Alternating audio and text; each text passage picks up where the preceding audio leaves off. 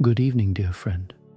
May this night find you calm, warm, and surrounded by peace. Thank you for being here. If this story brings you even a little comfort, remember to subscribe so that every evening you and I can share another quiet moment together. Tonight I'd like to tell you a story about faith. A story that begins in stillness and ends in peace. It was early morning in the small hill country of Galilee. The mist was still resting on the olive trees, and the sound of the first birds was soft, uncertain, like a prayer whispered half awake. From a distance came the faint clang of a pot being lifted, the creak of a wooden door, the first laughter of a child running to fetch water. It was an ordinary morning in an ordinary village. And yet beneath the quiet, something sacred was stirring. The villagers often said that time moved slower here. The sun took its time to rise, and people took their time to speak. They knew each other's names, the colour of each roof, the weight of every sigh, and when someone was missing, they noticed.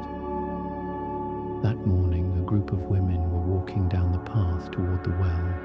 Their shawls pulled close against the cool air. They spoke softly of an upcoming wedding. The son of the carpenter, they said, was to be married. The whole village would come. There would be music, figs, laughter, and wine enough for all. At the far end of the village, a young man was mending a fishing net. He was quiet, his hands moving with patience and strength. He often paused to look toward the distant hills, as if listening for a voice that only he could hear. He did not know that soon that voice would speak through him, and through his kindness, hearts would awaken. As the sun lifted, its light spread like honey over the fields. The old fig trees shimmered in silver and gold. A shepherd passed, leading his flock toward the open valley. He hummed a small tune, one his father had taught him, and each note floated up like incense into the clear sky.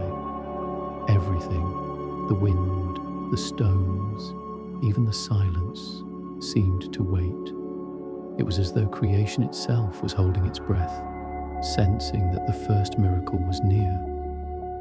The morning went on gently. Children played near the well, splashing their hands in the water. An old woman brushed dust from her doorway and whispered a prayer for her daughter who lived in another town. And from somewhere down the road, a mother's voice called, "Come home soon. There's work to be done before the feast." It was a world of small things, woven baskets, clay jars, sandals by the door. But inside those small things lived great love. Faith, you see, does not always announce itself with thunder. Sometimes it begins like this. A calm heart, a ray of light, the smell of bread baking nearby. It is born in patience, in quiet gestures, in eyes that choose to see goodness even when the world seems ordinary. As the day stretched toward noon, the sound of a distant harp drifted through the valley. Someone was rehearsing for the wedding celebration. The music carried over the rooftops, soft and fragile, until it reached the workshop where a woman was sweeping the floor. She stopped for a moment, leaning on her broom, and smiled. She remembered her own wedding many years ago, how nervous she'd been, and how the guests had danced under the stars. Now she was older, her hair touched with grey, but her smile still held the light of that long-ago evening. She turned her gaze toward the hills and whispered, almost to herself, "God has been good to us." Outside, a young traveller paused on the road. He looked up as a soft wind brushed his face. In that simple moment, he felt something, like a whisper that wasn't sound, like warmth that wasn't from the sun. He didn't know its name, but later he would call it grace. The world around him remained unchanged. The same hills, the same birds, the same laughter from the well. And yet in his heart, a light had been kindled. He felt he could walk anywhere and never be alone again. Evening began to fall. The first lamps flickered in the windows, and smoke curled from the chimneys. Someone closed a gate. Another sang softly while grinding wheat. The village slowed, as if exhaling after a long day. And there, under the faint glow of the stars, peace settled over the land like a soft blanket. No one saw the miracle that day, at least not yet. But something had already changed. The hearts of the people had grown quiet enough to listen. And when the time would come, at a wedding with laughter and song, they would recognize the voice that turns water into wine, sorrow into joy, and fear into faith. Tonight, as you close your eyes, remember this: the greatest wonders of God are often born in stillness, in the hush before dawn, in the pause between two breaths, and perhaps even now a quiet miracle is unfolding in your life, just waiting for you to notice. Good night, dear friend. May the peace of God, gentle and real, rest upon you tonight. The wedding at Cana. The sun climbed higher over Galilee, laying a path of gold across the quiet hills. By mid-morning, the village of Cana had awakened in full colour. Doorways open, laughter spilling into the streets, the air heavy with the smell of figs and newly baked bread. Today, there would be a wedding. People carried baskets of grapes and pitchers of water. Musicians tuned their instruments near the olive grove, their strings humming softly in the wind. Children followed them, clapping small hands, faces bright with excitement.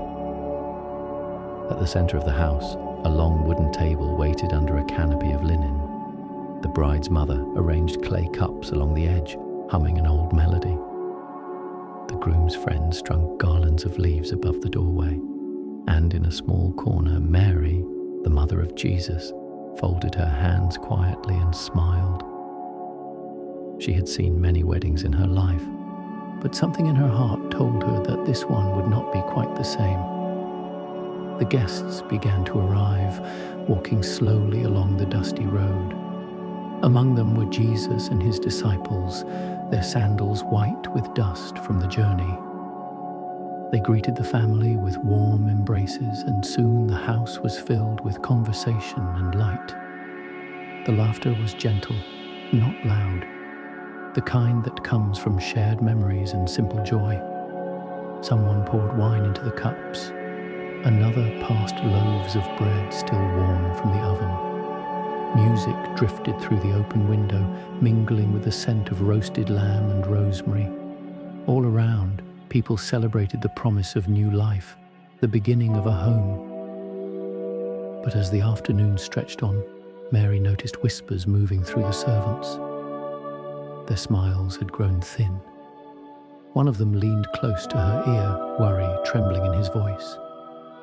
"The wine is gone," he said. She looked toward the empty jars, 6 great vessels of stone, dry and silent in the corner. The feast was not yet over, and already the joy of it was fading. Mary turned her eyes toward her son. He was speaking quietly with some guests, his expression calm and thoughtful. When she approached, he saw the question in her face before she spoke. "They have no wine," she said simply. For a moment he was silent, as if listening to something deeper than her words. Then he answered softly, "My hour has not yet come." Mary did not insist. She only smiled, a knowing mother's smile, and turned to the servants. "Do whatever he tells you," she said. Outside, the wind rustled through the olive trees, brushing the leaves like fingertips over an ancient harp. The world itself seemed to lean in closer, waiting. Jesus walked to the stone jars and placed his hand upon the nearest one. "Fill them with water," he said. The servants hesitated only a moment, then hurried to obey. They carried bucket after bucket from the well, pouring until the jars were filled to the brim. Their arms ached, their tunics damp with splashes. But something in his voice gave strength to their labour. When the last jar was full, Jesus looked at them again, he said. "Draw some out and take it to the master of the feast." One servant dipped a cup, his hands trembling. The liquid within glowed faintly in the light, not the clear hue of water, but a deep crimson, alive and fragrant. He brought it to the master, who tasted, then paused. His brow lifted in wonder. He called for the bridegroom, laughing in disbelief. "Most men serve the best wine first," he said, "and when everyone has drunk freely, the lesser wine after. But you have kept the best, until now." No trumpet sounded. No one shouted. The miracle passed quietly through the crowd like the warmth of a candle. Only the servants and Mary understood what had happened, and in their hearts rose a reverent joy too deep for words. Outside, the afternoon light mellowed to amber. The laughter returned, stronger now, and the music swelled once more. The jars stood in the corner, silent witnesses to a wonder that had come not through thunder or spectacle, but through simple obedience. Mary watched her son from across the room. His face was peaceful, yet his eyes seemed to look far beyond the feast, toward something no one else could see. She whispered a small prayer, not of request, but of gratitude. The guests continued to celebrate as the sky turned rose and violet. The first stars appeared above the hills. Lanterns were lit, casting halos of gold upon the walls. Somewhere a shepherd's flute played a tune both tender and timeless. It was as if heaven itself had joined the dance. Later, when the feast had quieted and the guests began to leave, one of the servants lingered near the empty jars. He touched the rim of one, half expecting the miracle to have vanished. But a drop of red still clung to the stone, glowing softly in the lamplight. He smiled to himself, whispering, "The best was kept for last." That night, long after the village had fallen asleep, the moon rose high above Cana. Its light touched the rooftops, the trees, the silent street. Inside one small house, Mary sat by the window, gazing into the distance. The miracle was not just wine, she thought, but the awakening of hearts, a promise that divine love could be found even in moments of need, even in a jar once empty. If this story has warmed your heart tonight, take a moment to subscribe, so that together we can keep these quiet evenings of faith and peace alive. The mother and the gaze of the sun, the feast at Cana had ended. Lanterns still swayed in the night breeze, their light flickering like fireflies above the quiet courtyard. Laughter and music had faded into the distance, leaving behind only the scent of crushed grapes and the memory of wonder. Inside, Mary sat alone beside the doorway. The last guests had gone. The servants were clearing the tables in hushed tones. She rested her hands in her lap, her fingers tracing the rim of an empty clay cup. There was peace on her face, not the peace of sleep, but the calm that follows when the heart finally understands something too deep for words. She looked across the room. Her son was there, speaking softly with a few of his friends. The oil lamp beside him burned low, casting a warm glow upon his features. He looked neither triumphant nor weary, but utterly still, as if the miracle had cost him nothing and everything at once. For a moment, their eyes met. It was not a long glance, yet in that silence, a world passed between them. The memory of Bethlehem, of flight and fear, of the manger and the stars. The same child she once held in trembling arms now stood before her as a man, calm as the sea after storm. She saw the boy who had built wooden toys for the village children, who had laughed with Joseph in the carpenter's shop, who had once fallen asleep with sawdust in his hair. Now, his eyes carried something she could not name. a sorrow beyond this day, a love that reached beyond this world. She wanted to speak, to ask if he was all right, if the weight of what had begun would be too heavy to bear, but she did not. Instead, she folded her shawl more tightly around her shoulders and whispered a prayer only God could hear. It was the prayer of every mother who has ever loved a child she must one day let go. Outside, the night deepened. The stars hung low over the hills of Galilee, their light trembling on the rooftops. Somewhere in the distance, a dog barked and then fell silent. The air smelled faintly of olive wood and dew. Jesus rose and crossed the room. His steps were quiet, deliberate. He stopped near her, and for a while they said nothing. Words were not needed between them. Then, gently, he reached to adjust her shawl, just as he had done when he was a child. "Are you cold, Mother?" he asked. She smiled, the kind of smile that holds both pride and grief. "No," she said, "I'm just remembering." He looked at her and she saw again the depth in his gaze. Not only the son of her body, but the heart of God himself. There was kindness there, and strength, but also something infinite, something that stretched beyond her understanding. And in that gaze, she knew the quiet miracle of Cana was only the first step toward a path that would lead far beyond joy and feasting, a road that would one day climb to a hill of shadows. But not tonight. Tonight there was only this moment, a mother and her son standing together in the soft silence after wonder. Jesus lifted the lamp and held it for her as she walked toward the door.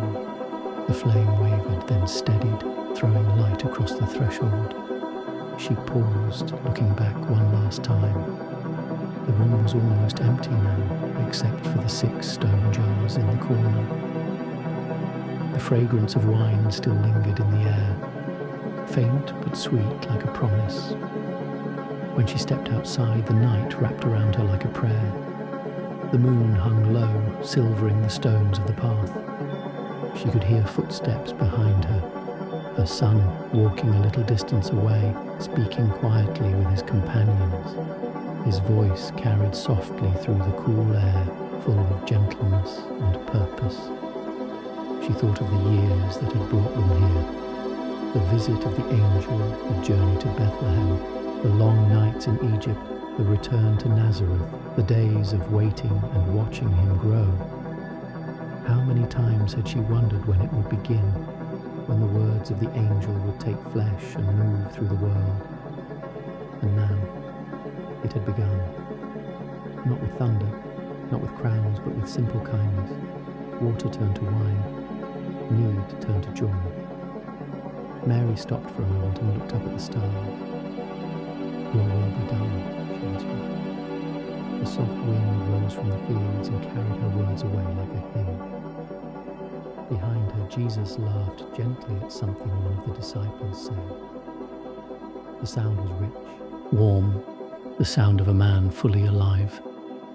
And though her heart trembled, she smiled. She knew there would be more miracles ahead, some bright with hope, others heavy with sorrow. But tonight, she would rest in peace, knowing that the hands she once held as a child now held the power to heal the world. When they reached the edge of the village, Jesus turned to her once more. "Go on ahead, Mother," he said softly. "I'll follow soon." She nodded. "Don't be long." He smiled, a small, quiet smile. And for a heartbeat, the light of the lamp caught his face, showing both the Son she knew and the Saviour she did not yet fully understand. Then she turned and continued down the path, the gravel whispering beneath her feet. The night closed gently around them. The stars above Cana burned steady and calm, watching over the road that led toward new beginnings. And somewhere in the distance, a rooster stirred, as if already sensing the dawn to come. Mary did not look back. She simply walked on, carrying in her heart the memory of his gaze, a gaze of love that sees beyond the moment, beyond the fear, beyond even time itself. That gaze would never leave her. It would return years later on another hill beneath another sky.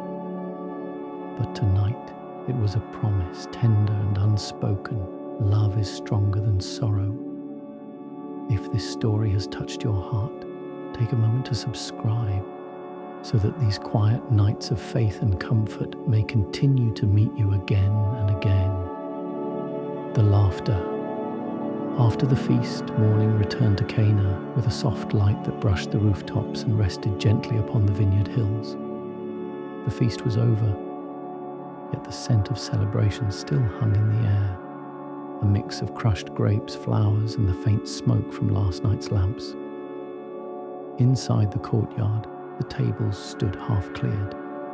A few chairs were overturned, a ribbon had slipped from the archway, and crumbs of bread dotted the floor like small forgotten blessings. The house was quiet now, except for the murmur of doves nesting in the rafters and the slow, steady sweep of a broom. The servants moved carefully, as if unwilling to disturb what remained of the miracle. Every cup they lifted, every dish they washed, carried a memory of what had happened the night before. They spoke in hushed voices, not from fear, but from awe. One young servant paused by the corner where the 6 stone jars still stood. The morning light shone across their rough surfaces, revealing faint traces of red along the rims. He reached out and touched one with the tip of his finger. It was cool, damp still, and the faint fragrance of wine lingered in the air. He smiled quietly. For the rest of his life, he would remember that scent. Outside, Mary walked along the narrow path that led away from the house. The dew was thick on the grass, soaking the hem of her robe, but she did not mind. Every few steps, she looked back, not in worry, but in wonder. The day before, she had come to this place expecting a wedding. She left it now, having seen the first spark of heaven unfold upon the earth. Along the road, an old man was gathering olives fallen from the trees. He greeted her with a nod and a smile. "It was a good day, wasn't it?" he said. Mary returned the smile.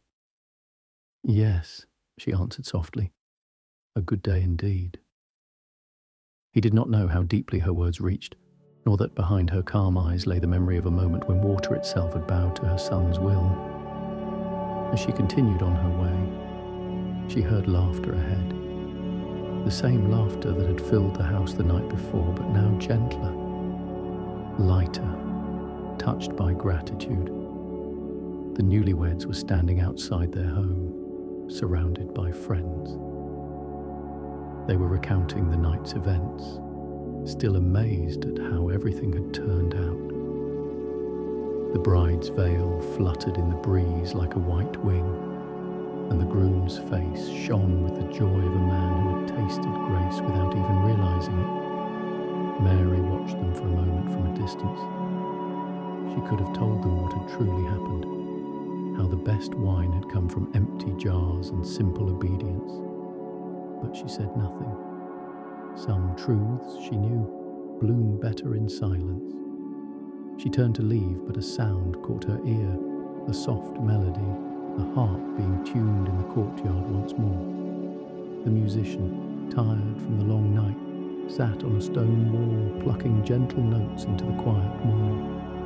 The tune was slow, like the echo of laughter remembered.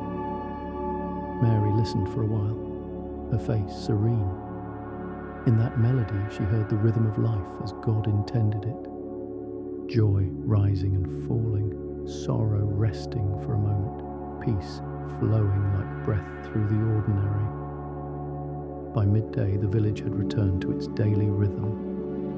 Fishermen mended their nets by the lake. Children ran barefoot along the dusty path, chasing each other through the reeds. The baker's oven glowed again. the smell of bread spreading through the air like comfort. Nothing extraordinary seemed to remain of the day before, yet everything was different. Something invisible had settled over the town, a gentleness, a new awareness that God might be nearer than anyone had ever dared to hope. Jesus and his disciples prepared to leave Cana that afternoon. They packed their few belongings, a cloak, a small loaf of bread, a flask of water, and thanked their hosts for the feast. When they stepped into the sunlight, the people greeted them with shy respect, uncertain how to speak of what they had seen. One woman pressed her hand over her heart and whispered, "Thank you." Another simply bowed her head. Jesus smiled at them, his eyes full of kindness. He said nothing more about the wine, nor the jars, nor the wonder of it all. The miracle had done what it needed to do. Faith had quietly taken root in the soil of ordinary hearts. They walked down the hill toward the valley, the sound of sandals brushing the earth, the air still carrying the faint laughter of the morning. Behind them, Cana shimmered under the sun, peaceful, unchanged, and yet forever marked by grace. When they reached the edge of the olive grove, Jesus paused and looked back once. Mary followed his gaze. The house stood small against the hills, a few doves circling above the roof. He turned to her with that same calm strength she'd seen the night before. "It begins," he said softly. She nodded, though her throat tightened. "Yes," she replied. "It begins." The wind stirred the trees, scattering olive leaves around their feet like tiny blessings. They continued walking until the village disappeared behind the bend of the road. The laughter faded, but the peace of it remained. The kind that lingers in the heart long after the music has stopped. As evening came, the first star appeared above the horizon. Mary looked up and thought of the same star that had shone over Bethlehem years ago. Different time, different place, yet the same light, the same promise.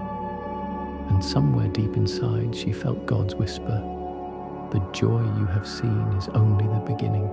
The best is still to come." She smiled, closed her eyes for a moment, and walked on. Her heart was quiet, her faith steady, her soul resting in the laughter that never truly fades.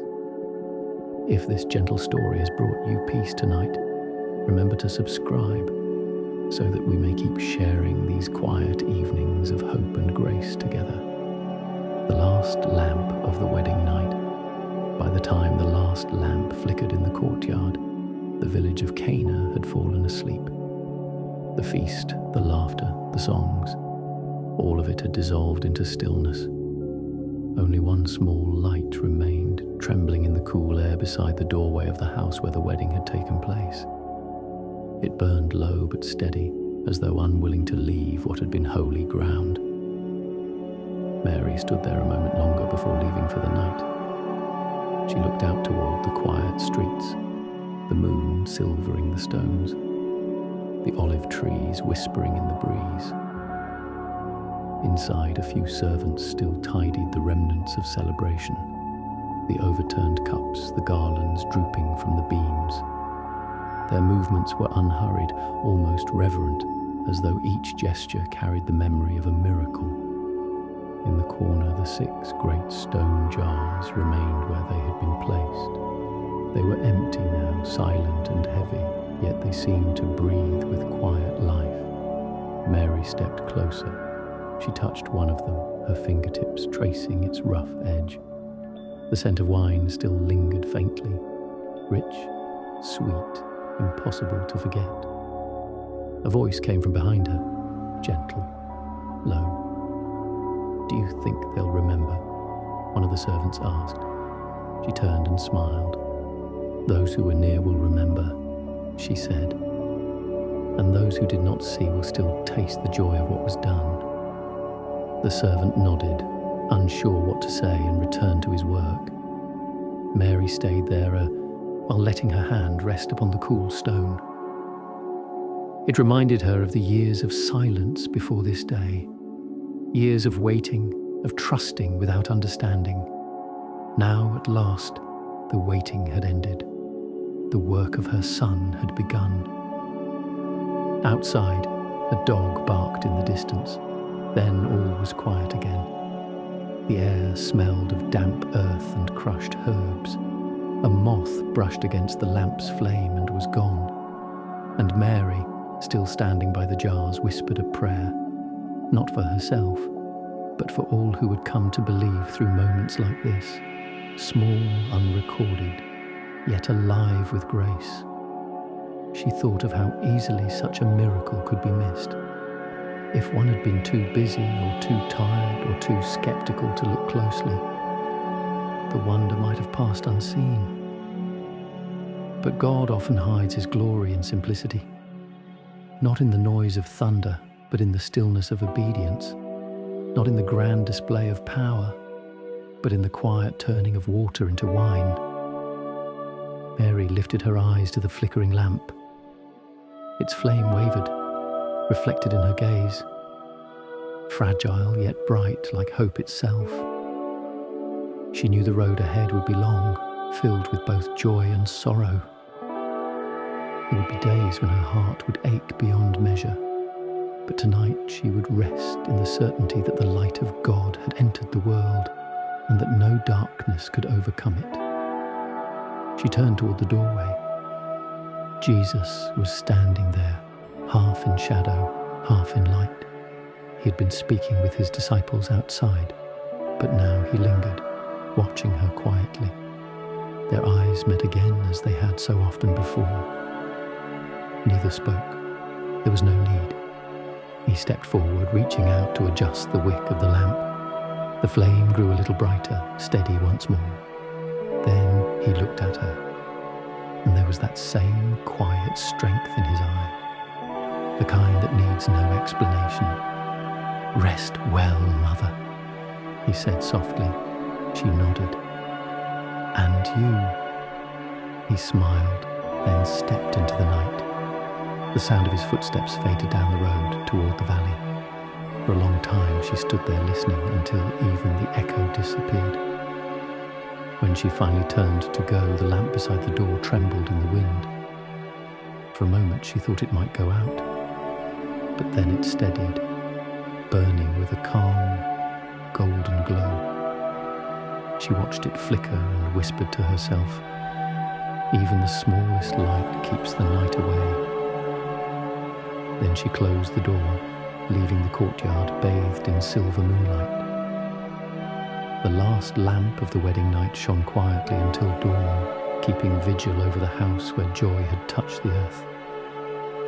And when the morning came, it was still burning, faint, faithful, and true.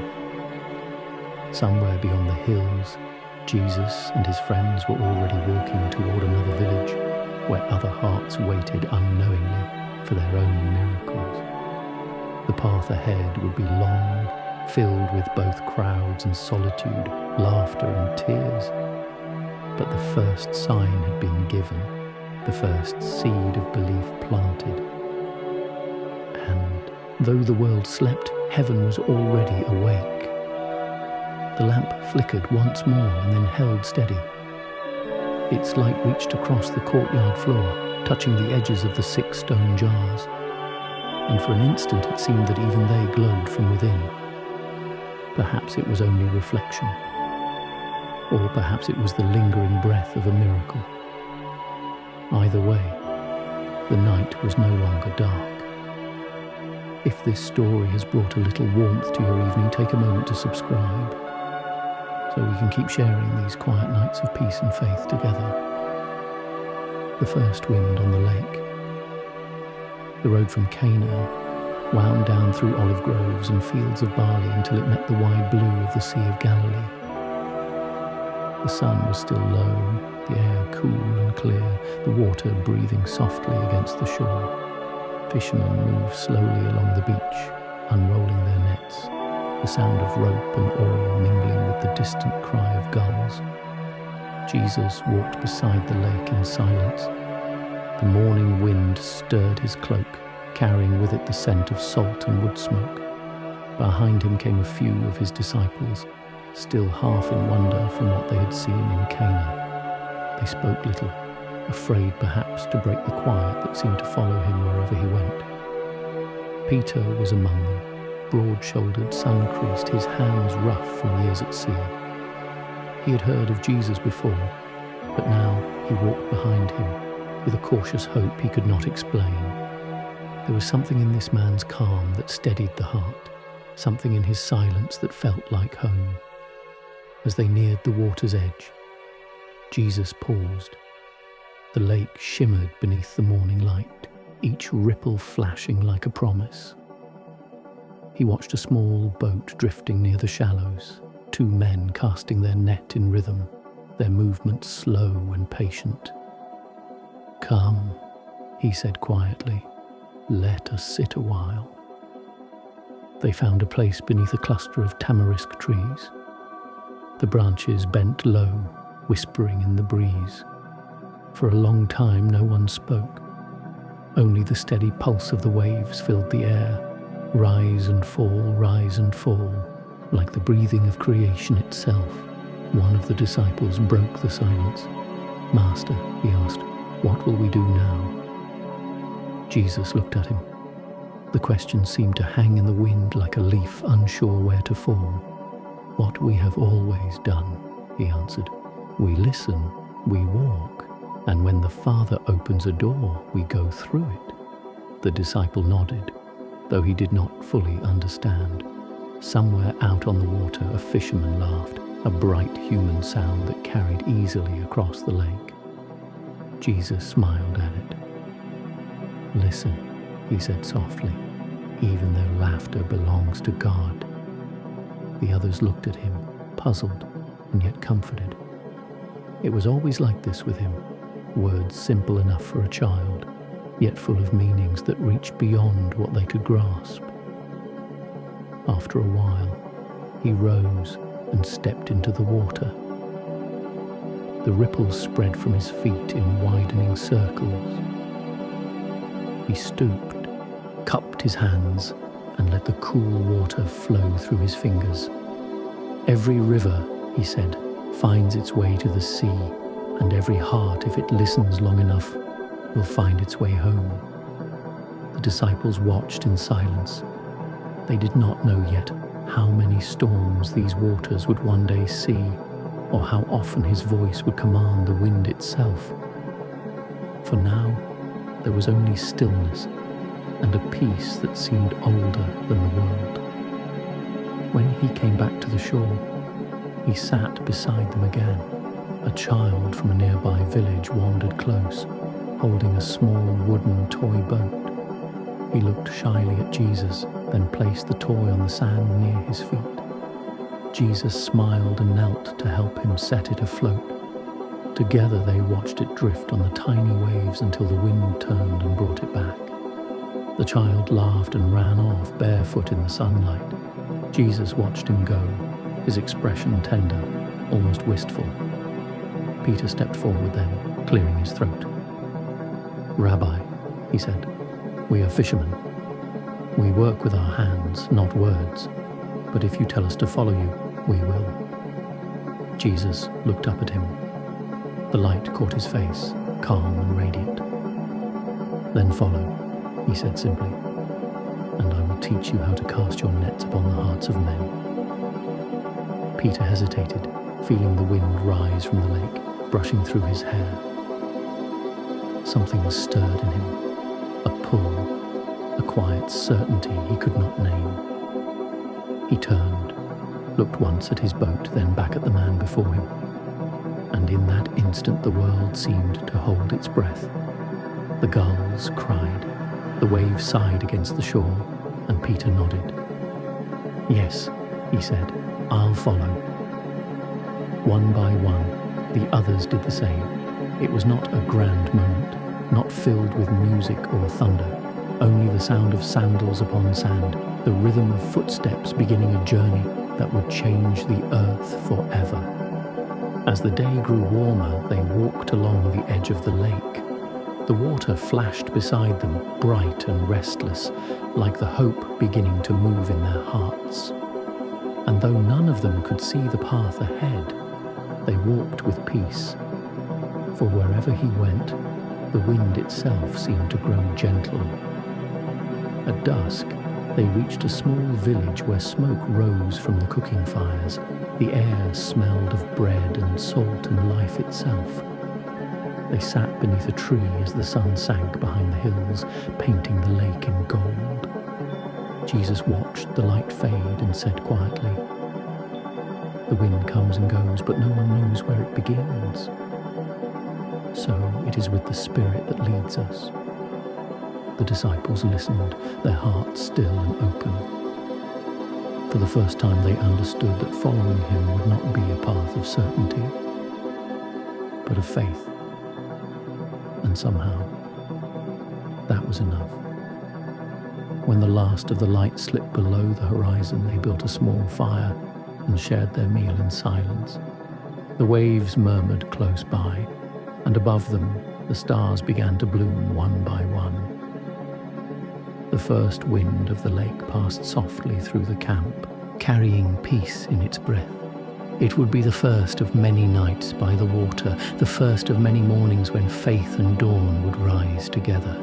If this story has brought calm to your evening, take a moment to subscribe, so we may keep sharing these gentle nights of peace and faith together. The carpenter's firelight evening folded itself over the lake like a shawl. A thin moon lifted above the hills, and the wind softened to a hush that let the water speak in small, patient syllables along the stones. The disciples gathered driftwood and dry reeds, their hands moving with the easy rhythm of men who had known long days and longer nights. Someone struck flint, a spark caught, then a thin wick of flame rose, wavered and steadied. Jesus sat close enough to feel the first warmth. He did not rush the light. He watched it take hold, little tongues of fire reading the grain of the wood, learning its lines the way a craftsman learns the truth in a board. The men settled around him, shoulders relaxed, eyes bright from the lake's reflection. It was a circle of tired joy. Bread passed hand to hand, a jug of water lifted and shared, simple words spoken and allowed to fade. Peter mended a torn place in a net, the coarse thread scratching softly as it pulled through. Andrew fed the fire with slivers, coaxing it rather than forcing it, breathing as if to bless and not to command. John sat slightly behind, as he often did, listening more than speaking. The flame climbed with gentle confidence until its glow rested on their faces and turned their shadows kind. Someone asked an ordinary question about the morning's route. Another asked if the wind would hold. Jesus answered in few words, each one calm. Then silence returned, not empty but friendly, like a familiar guest who knows the house and does not need to be entertained. A long coal cracked. Sparks rose in a brief constellation and disappeared into the night. Jesus watched them drift and settle, and his gaze softened as if a memory had come to sit beside him. Perhaps he was remembering a different fire years ago, in a small workshop where curls of cedar gathered on the floor like the shavings of a new moon. There the light was oil lamp gold, and the smell of wood was a kind of prayer. A younger Jesus had stood at a bench worn by the hands of a good man, Joseph, whose patience had shaped more than doors and tables. "Feel the line," Joseph would say, guiding young fingers along hidden ridges. "Do not rush the grain. It tells you where to cut and where to wait." There were lessons in the plane's singing pass, in a chisel's restraint, in the discipline of sanding until the surface answered with quiet. Some evenings, they did not speak at all. The lamp, the tools, the wood, these did the talking. and the boy learned that some truths polish themselves in silence. Now, by the lake, the disciples leaned nearer to the present fire. They did not know the workshop, but they knew what a steady hand felt like. They could sense it in the way he tended the evening. Nothing hurried, nothing wasted, everything given its right time. A child from the village, eyes wide, hair full of sleep, wandered to the edge of their circle, drawn by the light. Jesus gestured with a smile, and the child came to warm his hands, small palms opening to the glow as if receiving a blessing. James adjusted his cloak around the boy without a word. Someone tore a small piece of bread and offered it, and the child nodded solemnly before retreating to the safety of a mother's call in the dark. "Rabbi," Peter said at last, "the storms on this lake, they rise fast." He stared into the coals. "You were with us today, when the wind turned and then turned back. If it should rage, what should a man remember?" Jesus lifted a twig and drew a slow line through the ash, then another crossing it as if mapping the way a boat should cut the current. He blew gently along the edge of a dull ember until it brightened. "When the wind rises," he said, "remember who is in your boat." He let the ember glow, then added, "And remember the grain." "The grain?" Andrew asked softly. Jesus turned the twig in his fingers. "Every tree grows toward the light," he said. "The grain keeps that memory. If you push against it, you splinter what is good. But if you work with it, patiently, kindly, what was rough becomes smooth. Storms have a grain too, so do hearts." The men listened the way carpenters listen to a board, with care, with the willingness to be taught. They did not try to make his words into a plan. They let them settle like warm ash into the weave of their thoughts. The lake laid its silver path down the middle of the night. A fishing boat slid by at a distance. A lantern hung at its bow like a wandering star. Voices carried and then thinned to silence. "Master," John asked after a time, "do you ever miss the shop?" He smiled faintly, not out of doubt but of tenderness. "Not the work itself," he added quickly, "but the way the light fell in it, the way things answered to patience." Jesus rested the twig on his knee. "I do not miss it," he said. And then, as if blessing the memory rather than choosing between past and present, he added, "But I keep its lessons. A table is made for fellowship, a door for welcome, a yoke to make a burden kind. These are still my work." Peter tied off the mended seam. He ran his thumb along the knot and nodded, satisfied. "Then we will learn the grain," he said almost to himself. "Of storms," Jesus answered, "and of souls." Night deepened. They fed the fire once more, but sparingly, guarding the line between warmth and waste. The heat reached their hands, their faces, the places where the day had left its ache. One by one, shoulders loosened. The talk grew scant and then stopped. A peace too wide for language settled among them. The carpenter's old companion, familiar as the scent of cedar, faithful as the lamp that does not hurry the dark. When Jesus finally stood, the circle lifted with him. He pressed the rim of a coal back beneath a small cover of ash, teaching with the motion, care for what remains, do not scorch it or starve it. "Let it live," he said softly, "and it will warm the morning." They lay down near the fire's low glow. Beyond them, the lake breathed. Above them, the stars kept kindly watch. Jesus drew his cloak about his shoulders and looked once toward the far shore, as though he could see a weather not yet born, a storm that would one day test their hearts more than their hands. Even that thought did not trouble the night. The fire was steady, the men were near, and the grain of wood of wind, of the human heart, was still answering to patience. The last sound before sleep was a coal settling, a tiny fall, a tiny rise of light, the kind of thing a carpenter notices and loves. If this quiet moment by the fire has eased your evening, please subscribe so we can keep sharing these gentle nights of faith and peace together. The village of quiet hands. Dawn came slowly to the small fishing village east of the lake. A grey light seeped between the houses, turning the mist gold at its edges. Roosters called, water jars clinked against one another, and smoke began to rise from the clay ovens. Life returned as it always did, quietly, dutifully, like a prayer whispered under breath. Jesus and his disciples reached the village just as the first doors opened. The streets were narrow, the ground damp with dew. Children ran ahead, barefoot, their laughter scattering birds from the rooftops. Old women swept thresholds. A shepherd led his flock toward the fields, the bells on their necks chiming softly in the still air. It was not a remarkable place.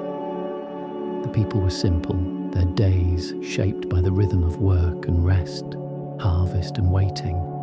Yet to Jesus, every corner of the earth was sacred. Every street, every face carried the breath of his Father. They passed a baker kneading dough beside his doorway. His hands were thick with flour, his brow beaded with sweat. When he saw Jesus, he hesitated, not out of fear, but as one startled by gentleness. "Good morning," Jesus said. The man bowed slightly. "The bread will be ready soon, Master." Jesus smiled. "Then your work is already a blessing." The baker laughed softly and continued kneading, the dough rising beneath his palms like something alive. A few steps further, they found a woman drawing water from the well. Her rope had frayed. Every pull took effort. Jesus took the rope from her hands without a word and drew up the bucket himself. The woman stared, unsure whether to protest. But when he lifted the jar and poured the water gently into hers, she simply whispered, "Thank you." Her voice trembled, as though unused. To being seen, small things, small mercies, began to gather around him like morning light. He healed no one that day. He preached no sermon. Yet by noon, every heart in the village had begun to steady itself, as if something long forgotten had returned. An old man, bent from years of labor, watched from his doorway as Jesus helped a child untangle a fishing net.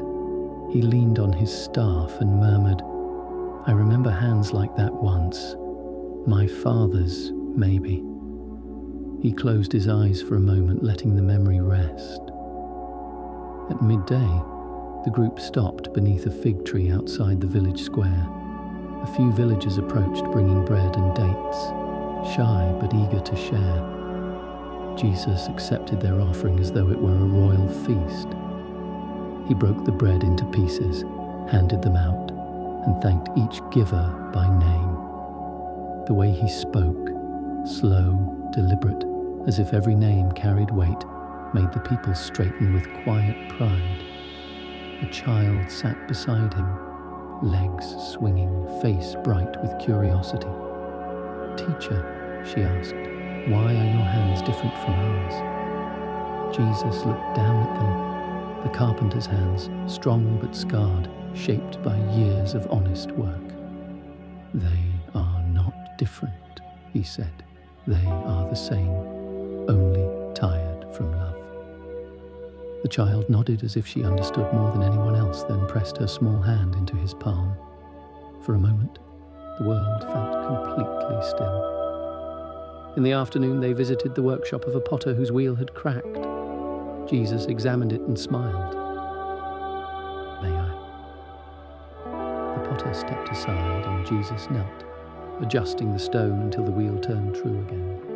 The sound of its spinning filled the room, a low hum like the sea far away. When the potter shaped the clay once more, he noticed how steady it felt beneath his hands. "Sometimes," Jesus said, The smallest repair brings back the song. The man looked at him, puzzled but moved. He had fixed the wheel countless times, but never with such peace. As evening drew near, the village seemed softer. Even the animals moved more quietly. The air carried the scent of baking bread and ripening figs. A mother sang to her child in the doorway, her voice low and tender. The disciples sat nearby, tired but content. Peter leaned toward John. "We've done nothing grand today," he said. John smiled. "Perhaps that's the point." Jesus, hearing him, said quietly, "The kingdom of heaven often walks on unnoticed feet."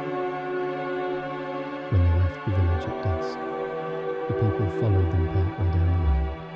No one wanted to say goodbye, though none could say why.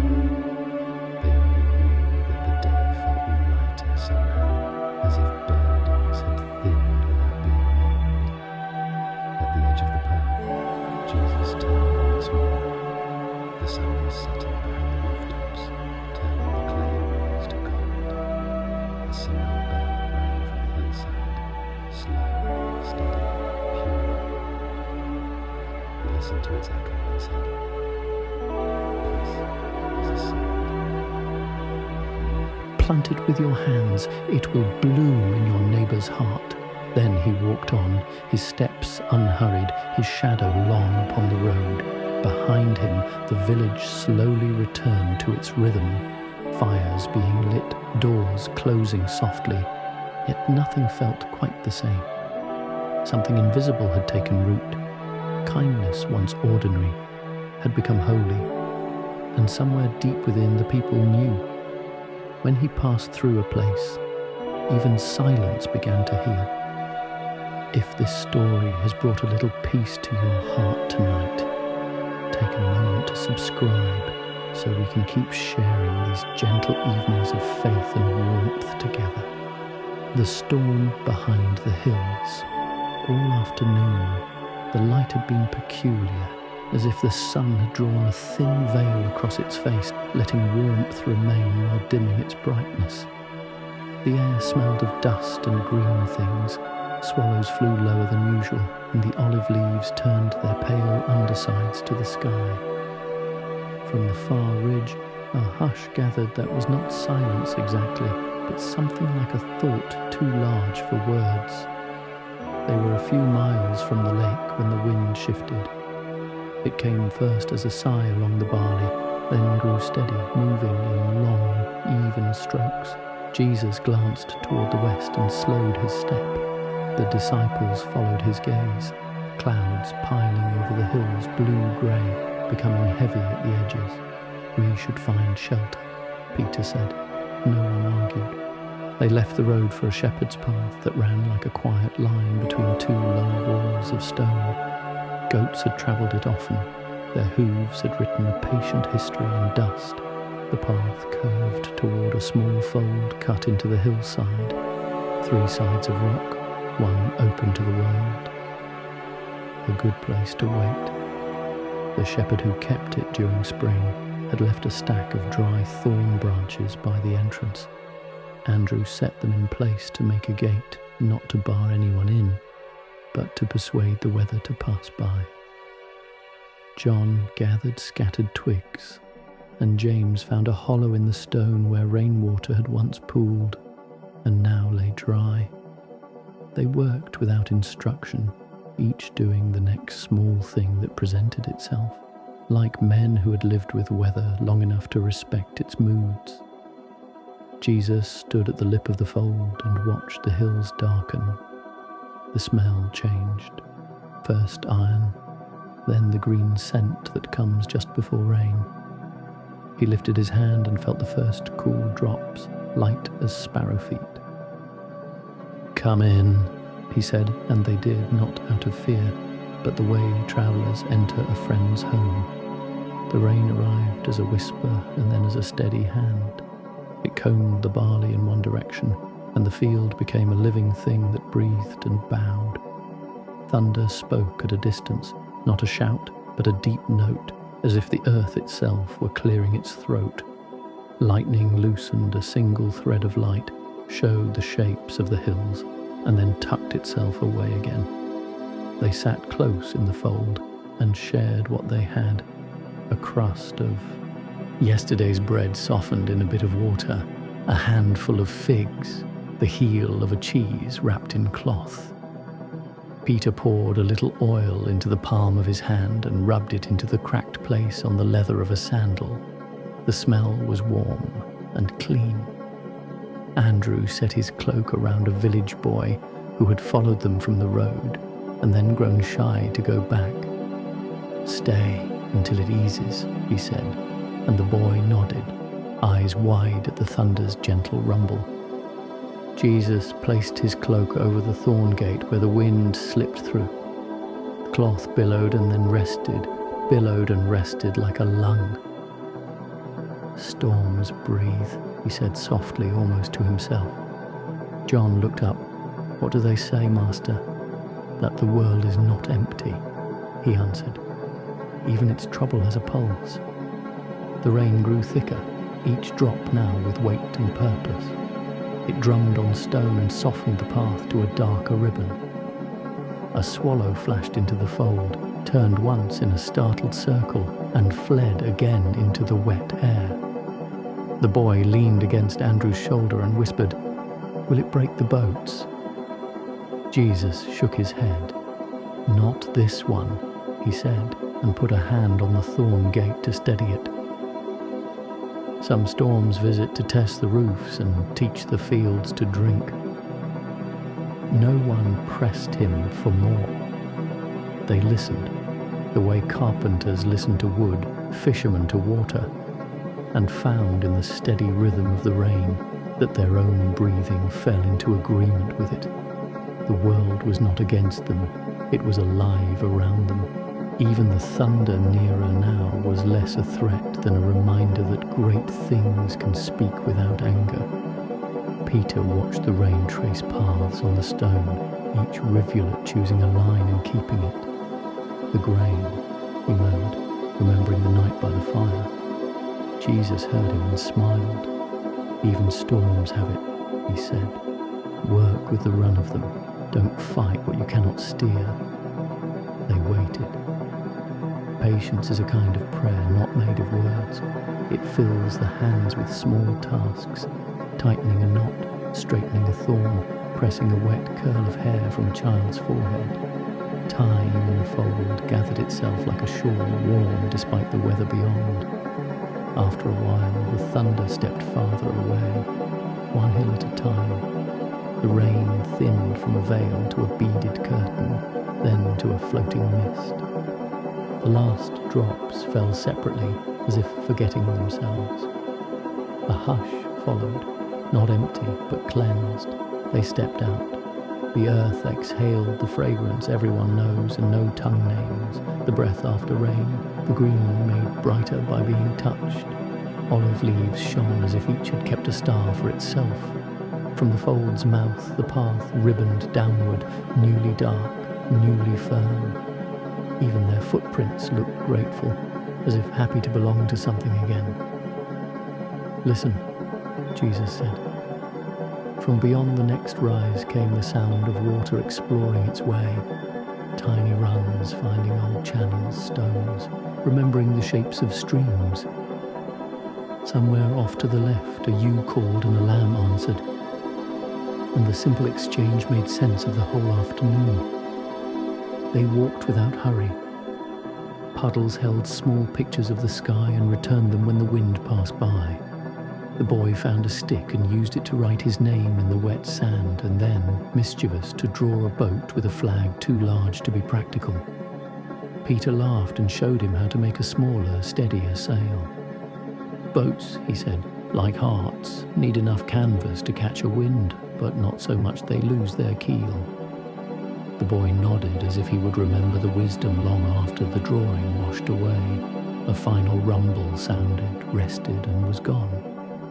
Behind the hills the storm kept its dignity and moved on. Before them a brightness began, not a sudden break, but a widening. the kind of light that decides gently to return. The clouds loosened and turned edges to silver. A bird shook itself dry on a branch and tested a quiet note. When the sun finally leaned through, it touched every wet thing until the world looked newly baptized. They came to a low rise above the lake and sat, water stretched wide and clean. Far away, a single boat worked the familiar margin where shallows give way to depth. The air was full of the small sounds that only come after rain, drips finding ground, leaves giving back what they cannot keep. Jesus closed his eyes, face lifted to the late light. "Dawn will be kind," he said, "and those who waited will know it." They made a small camp near a tamarisk, not far from where the path would rejoin the shore at morning. James set a handful of brittle grass beneath last night's ember, the one Jesus had buried in ash at the fire, and coaxed it to life with a steady breath. The coal remembered. Flame rose without struggle, as if glad to meet the world again. They ate in quiet, bread softened with rainwater, the figs they had saved, a pinch of salt. The boy, drowsy now, curled near the warm side of the stone and slept. The light lowered. The wet fields kept their glow a little longer, then gently gave it back to the sky. When night arrived fully, the stars came out clear and close. The storm had brushed the air clean. It felt as if a hand had wiped a window and left the glass new. Peter lay on his back, elbows tucked, and said, "I thought of the boats when the thunder spoke." Jesus turned his head. "And did you remember?" Peter nodded. "Who is in the boat?" he said, almost smiling. "Even when we wait on land." Jesus' smile answered the unasked. "Faith," he said, "is not always a shout over the wind. Often it is the quiet that keeps watch while the wind passes." They slept in turns. Those who woke for a while found the sky deeper than they remembered, and the earth steadier. The fold below them looked small in the dark, ordinary again, the kind of place a traveller might pass by and forget. And yet they knew it as a room where patience had taught them its slow grammar. Toward morning, the east turned the colour of a cut peach. A coolness moved across the plain and lifted the edge of every leaf, as if to show its underside had been safely kept. Birds began with single notes, then two, then many, until the air braided itself into song. The first sunlight found the last drops clinging to the grasses and hung there, bright as prayer beads on a green cord. They stirred, stretched, and stood. The boy woke smiling. The fire gave a last soft pop and settled into a friendly ash. Jesus looked over the lake and then up at the clear path of the sky where the storm had been. "There," he said gently, not pointing at the clouds now gone, but at the space they had cleansed. "Sometimes what passes leaves the world more ready." They shouldered their small bundles and turned toward the shore. Sand took their footfalls. Water answered the morning with small applause along the stones. Behind them, the fold waited, empty and calm, holding the lesson it had offered.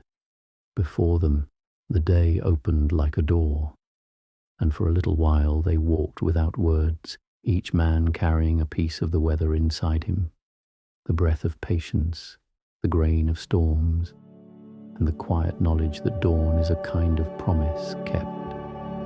If this gentle hour has brought you peace, please subscribe so we can keep sharing these quiet nights of faith and comfort together. The man by the shore. Morning lay calm upon the lake again.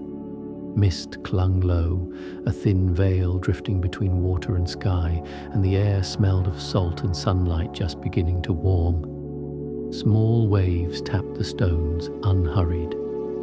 From the hills came the faint bleating of goats, and beyond them, the first hum of the waking village. Jesus and his friends walked along the water's edge. Their sandals left half prints that filled with silver as the tide lapped in. They spoke little. After the storm, words still seemed heavy, as if silence itself had something left to say. A figure appeared ahead, sitting where the reeds met the sand. He was a fisherman, older than the others, his face drawn and weathered, hands like driftwood polished by years of wind and rope. Beside him lay a broken net, tangled beyond hope. Each knot told a story of struggle and surrender. When Jesus came near, the man did not stand. He simply lifted his eyes, grey, clear, and tired. "Morning," he said. "Morning," Jesus answered. The man gestured toward the water. "Empty," he said. "All night, not a thing." His voice carried no bitterness, only the flat weight of weariness. Jesus sat down beside him on the sand. For a while they both watched the gentle waves come and go, the light sharpening across the surface. The others stayed a few paces back, uncertain if this was a lesson or merely rest. "Sometimes the lake gives," the man said. "Sometimes it keeps." He picked at a frayed cord, his fingers stiff. "My son used to mend these better than I can. He drowned here 3 winters ago." The disciples shifted, caught between compassion and helplessness. Jesus did not move. He leaned forward, hands clasped loosely, and said only, "Tell me about him." The man looked startled. No one had asked him that in a long time. "He was quiet," he said, "but when the nets tore, he laughed, said the fish would have their freedom today." A faint smile ghosted his lips. He laughed even as the storm rose. A small wave broke, spreading white lace over their feet. Jesus watched it fade, leaving the sand dark and shining. "The storm does not take what it cannot touch," he said softly. The man frowned, not understanding. "The storm may claim the body," Jesus continued, "but the love that shaped it, God keeps that for himself." For a long moment the only sound was the whisper of water returning to its source. The man's shoulders sank, he exhaled, and the breath seemed to carry years away. "I used to mend nets for the whole village," he said. "Now my hands tremble." Jesus reached for the torn mesh, turning it between his palms. "You still can," he said. "Your hands remember. Let them remember hope too." He began to weave the first knot, slowly, precisely. The man watched, then lifted his own hands to join him. Together they worked, not speaking. The pattern took shape, crossing, tightening, binding until the torn edge was whole again. When it was done, the man's eyes were wet. He whispered, "I had forgotten the feel of finishing." Jesus smiled. "Nothing finished is truly gone." The man looked out at the lake. The sun had risen fully now, scattering coins of light across the water. "Will the fish return?" he asked. Jesus glanced toward the horizon where the light met the deep. "They already have," he said. "You will see when you cast again." The disciples exchanged quiet glances. They had seen miracles before, yet none so still, none so human. This one asked for patience, not amazement. The old fisherman gathered his net, testing the new seam with cautious fingers. It held firm. He stood, straightened his back, and turned toward the water. "Thank you," he said, not loudly, but with a depth that reached the very air around them. Jesus nodded once, then rose and looked out across the lake. A wind stirred, small and sure. The surface shifted like breath. The man cast his net, and as it spread, the sunlight caught the cords, turning them to threads of gold. For a heartbeat, the whole scene hung suspended. The man, the net, the gleam of the water, the quiet figure beside him. And then the lake answered. The net trembled, heavy with life. He gasped, laughter breaking free like the cry of a child. "Look, they've come!" The disciples waded forward to help him pull it in. Fish shimmered in the mesh, silver and alive, water running from them like joy.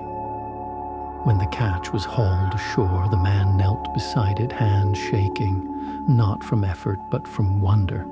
He looked up, searching for Jesus, but the teacher had stepped back into the crowd already forming along the beach. Peter placed a hand on the man's shoulder. "Keep mending," he said softly. The man nodded, eyes bright, the sea reflected in them once more. By noon the clouds had lifted. Boats dotted the horizon, sails filled with wind that smelled of rain long gone. Children shouted from the pier, chasing crabs and laughter, and the old fisherman sat by the shore, his nets drying in the sun, the ache in his chest replaced by something calm and clean. He thought of the stranger's words. "Nothing finished is truly gone." He whispered them to himself, letting them sink deeper than grief could reach. Then he looked to the sky and smiled. Far down the beach, Jesus and his followers moved on. The sand swallowed their footprints, yet their presence lingered in the air like a blessing that refused to fade.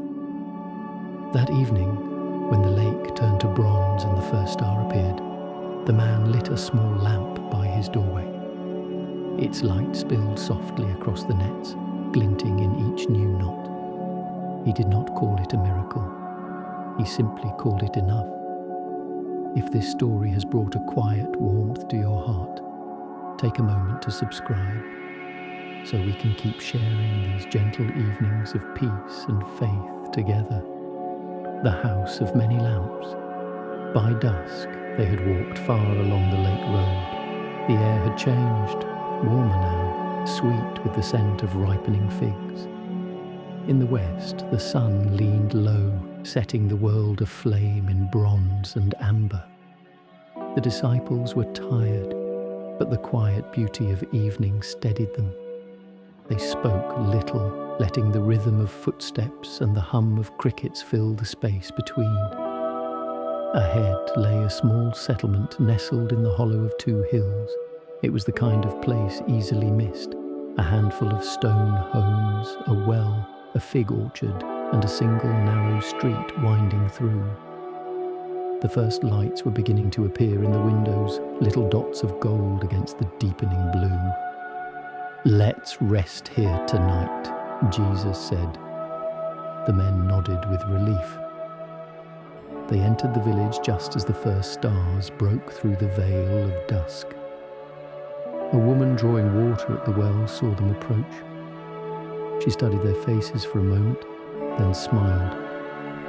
The sort of smile that comes not from politeness, but from understanding need. "There's room at my house," she said. "You'll find warmth and bread, though not much else." Jesus bowed his head slightly. "Bread and warmth are more than enough." She laughed softly. "Then follow me." Her home stood at the edge of the orchard, low-roofed and built of sun-baked stone. Inside, the air smelled of olive oil and clay. A small fire glowed in the hearth, and several lamps hung from the beams above, their flames gentle, their light trembling on the walls. The woman's husband greeted them, a craftsman by the look of his hands. He was mending a small stool when they entered, and he rose quickly, setting his tools aside. "Travellers," his wife said. "They'll share our table tonight." The man nodded and stoked the fire. There was no ceremony, no fuss. They ate together, coarse bread, dried figs, lentil stew. The children watched the strangers with wide eyes, whispering among themselves. Jesus smiled at them, and soon the shyness melted. A little boy crawled into his lap, and the others followed, sitting at his feet as if it were the most natural thing in the world. The mother whispered an apology. He shook his head gently. Let them stay. After the meal, the husband took one of the lamps down to refill it with oil. As he worked, the light dimmed for a moment. and the room seemed to lean into the shadow. Jesus looked around and said quietly, "You have many lamps." The man chuckled. "Yes, I make them for the neighbors when I can. No one should eat in the dark." Jesus' eyes softened. "Then your craft is holy." The man paused, surprised. "Holy? Every light that helps another see is holy," Jesus said. "Whether it burns in a temple or in a kitchen, it pleases God the same." The room fell silent, but the silence was kind. Even the children seemed to sense the weight of his words. The woman placed a hand on her husband's arm and whispered, "You see, I told you your work matters." He smiled shyly and his eyes glistened in the lamplight. After a while, Jesus stood and went to the corner where a lamp flickered weakly. Its wick had burned too short, its oil nearly gone. He adjusted the flame, trimmed the char, and poured a few drops from the fuller lamps nearby. The light grew stronger, steady once more. He turned back to them and said, "When one burns low, share your flame. That is how darkness forgets its name." No one spoke for a long time. The fire popped softly, and outside a night bird sang from the fig trees. The children had fallen asleep where they sat, heads resting against one another. The mother lifted them gently and carried them to the next room. The disciples sat still, their faces warmed by the circle of lamps. "Master," John asked quietly, "is this what the kingdom looks like?" Jesus looked around. At the table, the sleeping children, the humble light that filled the room. "It begins like this," he said, "in the sharing of bread, in the mending of stools, in hands that keep the flame alive." Peter nodded slowly. "And when the lamps go out?" Jesus smiled. "They don't. They move." He gestured toward the night beyond the doorway. "Every act of love sends light ahead of it. Long after we've gone, the path remains bright." The husband stood and took one of the finished lamps from the shelf, a small clay vessel, simple but well made. He held it out to Jesus. "Take this with you," he said, "for your road." Jesus accepted it carefully, cradling it as though it were made of something precious. "I will," he said, "and when I light it, I'll remember this house and the hands that made it." Later, when the fire had burned low and the village slept, Jesus stepped outside. He held the lamp in his hands and looked toward the stars. Their light shimmered in the oil like a reflection of heaven itself. He whispered, "Father, may every home that welcomes love become a house of light." A breeze stirred the fig leaves. In the window behind him, the husband and wife had left one lamp burning, just one, to watch through the night. Its glow reached the edge of the road, faint but steady, guiding any traveller who might come. When the disciples awoke before dawn, they found Jesus still sitting near that small flame. The sky was paling, and the air carried the hush before sunrise. He turned to them and said, "Let's go. There's another village ahead that waits for morning." They walked on, the new lamp in his hand, its light swinging softly over the road.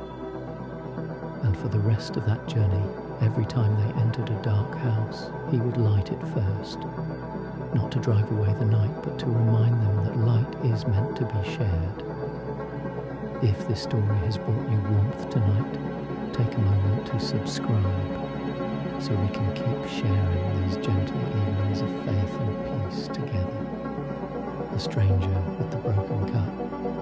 The next morning dawned soft and pale. A veil of mist lay over the road, and the air tasted of dew and wild thyme. The disciples walked quietly, still half dreaming from sleep. The lamp given by the craftsman swung at Jesus' side, its clay surface cool, its wick newly trimmed. They had not gone far when they came upon a crossroads where travel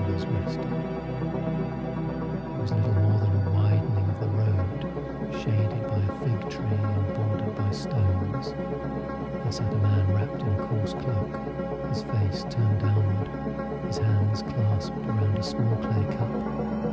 The cup was cracked. A thin line ran from the rim to the base, and each time he lifted it to drink, water seeped through, leaving dark trails down his fingers. He was poor, not simply in clothing or coin, but in spirit. There was a heaviness about him that silence could not lift. When he saw the group approaching, he shifted slightly, as if expecting them to pass without notice, almost dropped his step. Jesus slowed his steps. He looked at him and was more likely to be able to form to not yet recognized. Then he stopped. The disciples filled his gaze and welcome. Good morning, Jesus said. The man looked up startled. His eyes were pale and weary, the eyes of someone who had looked too long at the world.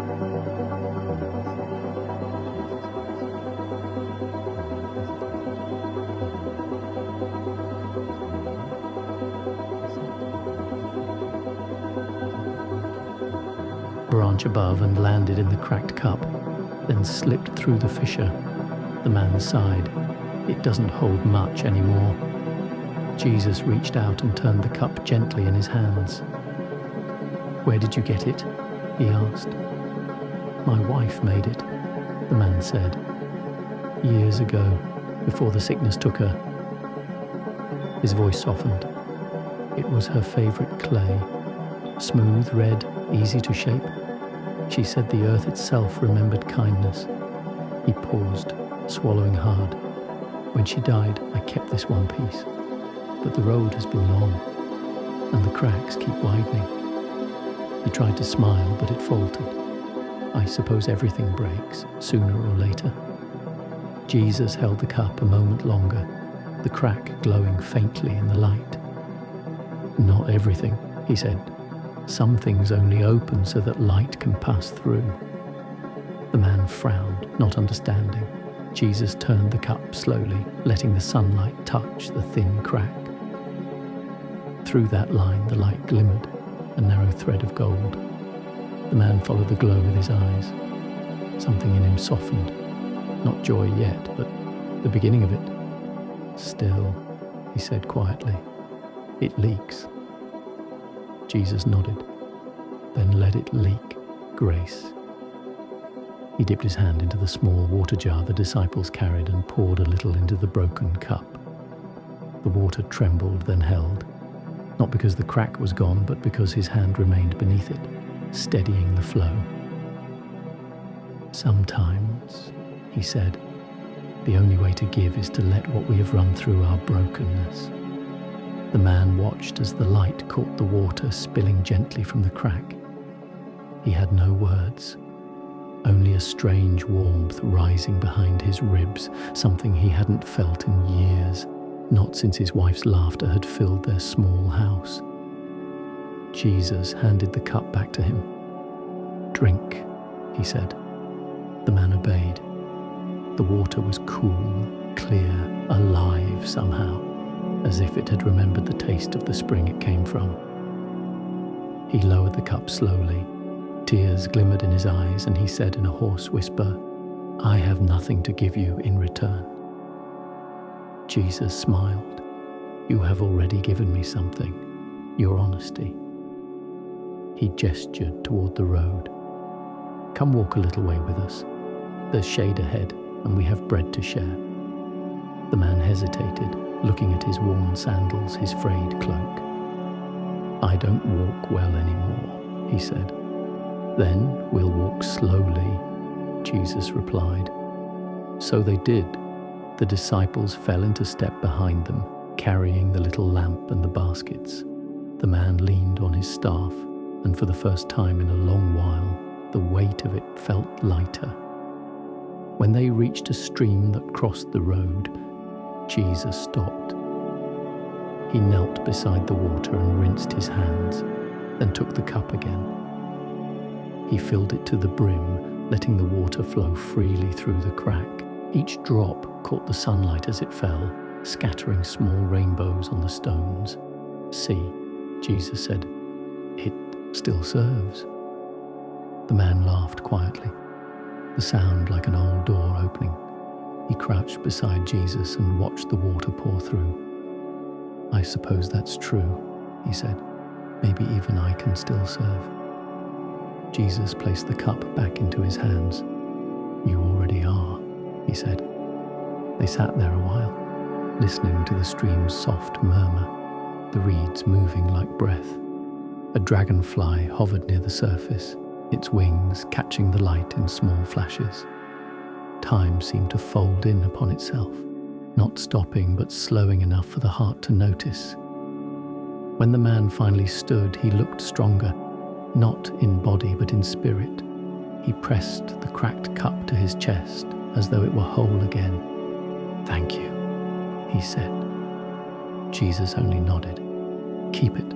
It remembers love." As the group continued down the road, the man stayed by the stream. He watched them grow smaller in the distance, the sun shining through the crack in the cup he held. The light followed him wherever he turned.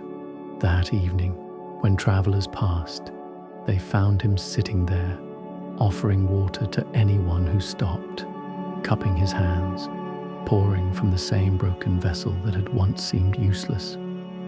He did not know why people smiled when they drank, only that something bright moved through them, as if each sip carried a secret peace. And if one looked closely, when the setting sun struck the clay just right, the crack itself glowed, a thin living line of gold, as if heaven had chosen that small imperfection to shine through. If this story has touched your heart tonight, take a moment to subscribe so we can keep sharing these quiet evenings of faith and warmth together. The boy who carried the bread morning unrolled over the lakeshore like a quiet ribbon of light. Beneath the tamarisk trees, the world stirred without hurry. A boat rope knocking softly against a post, a hen leading her chicks across the dusty lane, the hush of a broom sweeping a doorway clean. Jesus and his friends walked the narrow street between low stone houses, greeting whoever stood in a threshold. The air carried the fragrance of warm flour and olive oil from the baker's shop at the corner. The baker was a broad-shouldered man with a gentle mouth, dusted white up to his elbows. He lifted cooling loaves from the oven, set them on planks to breathe, and tapped each crust with a knuckle, listening for the hollow note that says enough. At his feet, a boy waited, thin but bright-eyed, a woven basket in his arms. The basket was old, mended with reed and patience, just wide enough for a morning's errands. "Off you go," the baker said, laying a cloth across the top.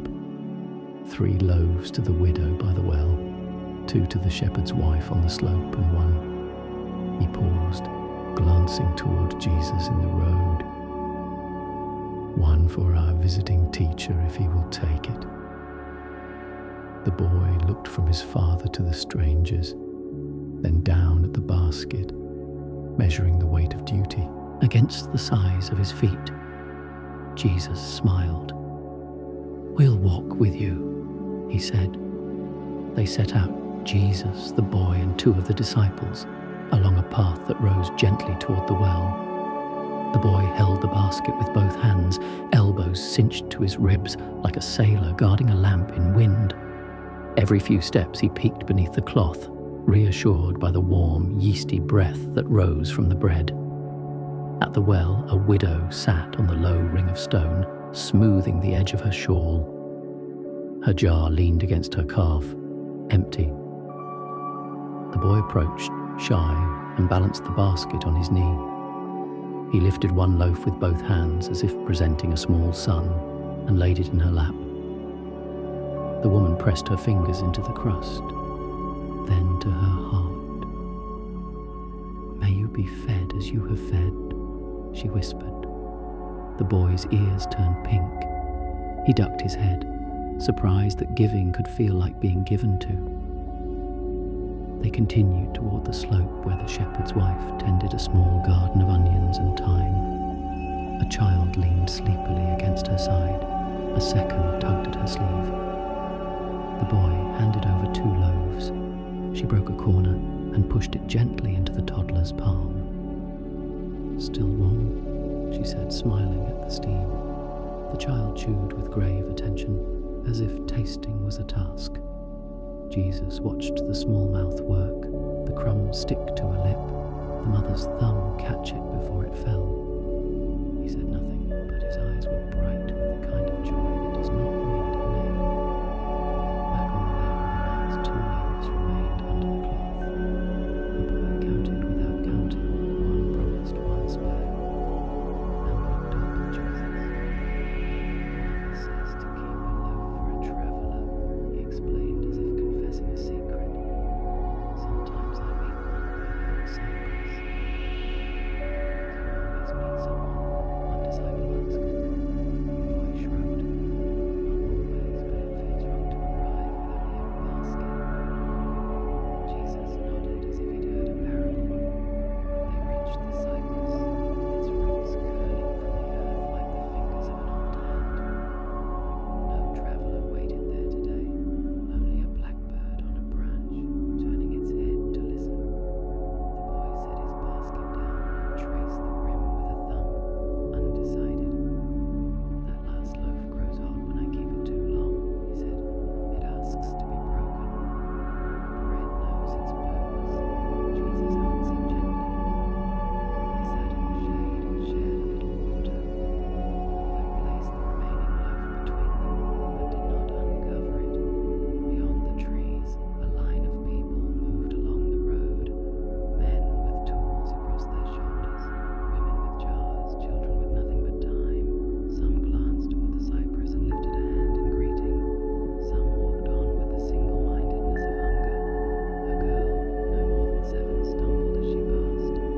Her sandal strap had frayed, the thong snapped, and she paused, frustrated, blinking away tears she did not want anyone to see. The boy sprang up, dropped to a knee, and threaded the broken leather back through the slit, tying it in a clever knot he'd learned from the fisherman. The girl watched, astonished by rescue in so small a thing. When he finished, he held the knot a moment longer, testing it, as a baker tests the crust. "It will hold," he said.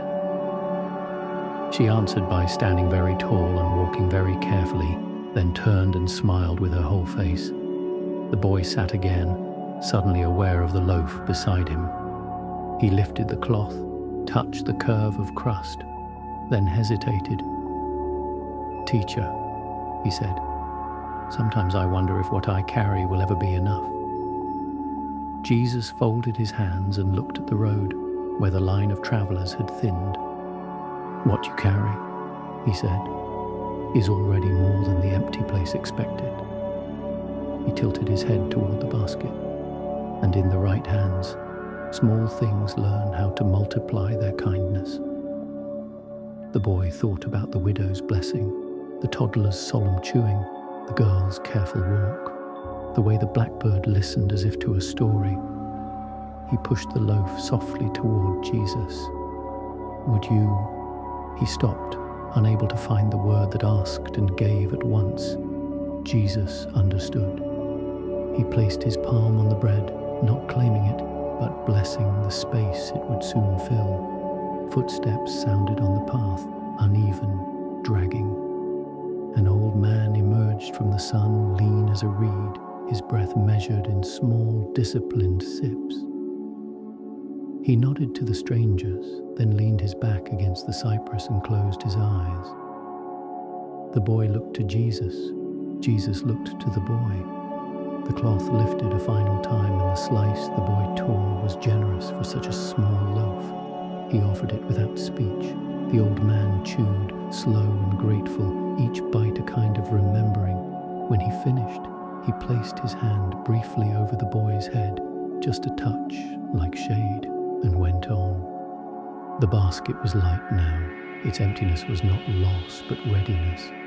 The boy traced the reed mends, the neat knots, the places where usefulness had outlived youth. Jesus stood and they walked back toward the village together, the road bright as a stream in noon's clear eye. At the baker's door, the father looked up from the peel and saw the basket nearly bare. He opened his mouth ready to ask whether the traveller had been found, whether the widow had smiled, whether the shepherd's children had eaten their fill. And then he saw the way his son held the empty basket, not as a vessel returned, but as a story finished. Questions softened to pride. He brushed flour from his hands and set a new loaf on the plank. Another day, the baker said, we'll bake more. Another day, Jesus answered, more will be hungry. He turned to the boy and added, and your hands will remember the way to carry. Late afternoon bent toward evening. The baker wrapped a small rag still warm and placed it in the boy's basket. Don't touch it, he said. The boy looked at Jesus, then at the lane where shadows had begun to pool. Tomorrow, the boy whispered almost to himself, I'll start earlier. I'll bring 2 extra in case the road is longer than I think. Jesus smiled, that quiet smile that has a way of lighting the room without brightening the lamps. Then tomorrow, he said, tomorrow will already be fed. They parted at the corner. The blackbird sang once more. Far off, the lake traded its noon sparkle for the softer silver that invites rest. And in a small house with a flour-dusted floor, a father watched his son wash his hands, dry the basket, set it by the door, ready, as hope is ready, to begin again. That night, Jesus and his friends made a little camp where the reeds hissed in the breeze. They broke the round the baker had sent. Its fragrance rose and settled on them like a blessing they could taste. No one spoke of tomorrow's crowds or distant hills. They ate what was given, and it was enough. Sometimes faith is only this, a boy who carries bread and a road that learns piece by piece how to be kinder. If this gentle chapter has brought you a little peace tonight, please subscribe so we can keep sharing these quiet evenings of faith and warmth together.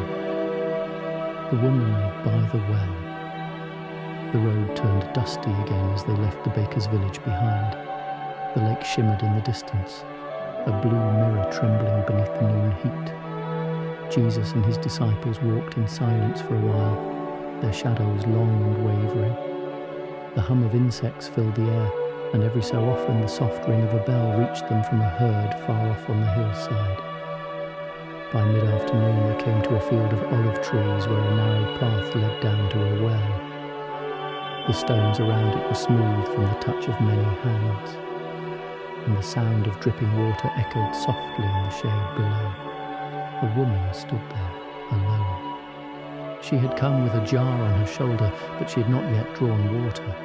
Instead, she stared into the well as if waiting for an answer to rise from the depths. Her shawl was worn, the edges frayed. Her face carried the story of someone who had waited too long for kindness to remember her name. When Jesus came near, she looked up quickly, her eyes bright with caution. Strangers, she knew, rarely spoke to women alone by wells. Jesus stopped a few paces away. He did not speak at once. He only looked at the bucket, at the rope, at the sunlight glinting on the stone rim, the simple tools of survival, the rhythm of everyday mercy. Then he said quietly, "May I have a drink?" The woman blinked, startled. Her lips parted, but no sound came. Finally she said, "You ask me for water."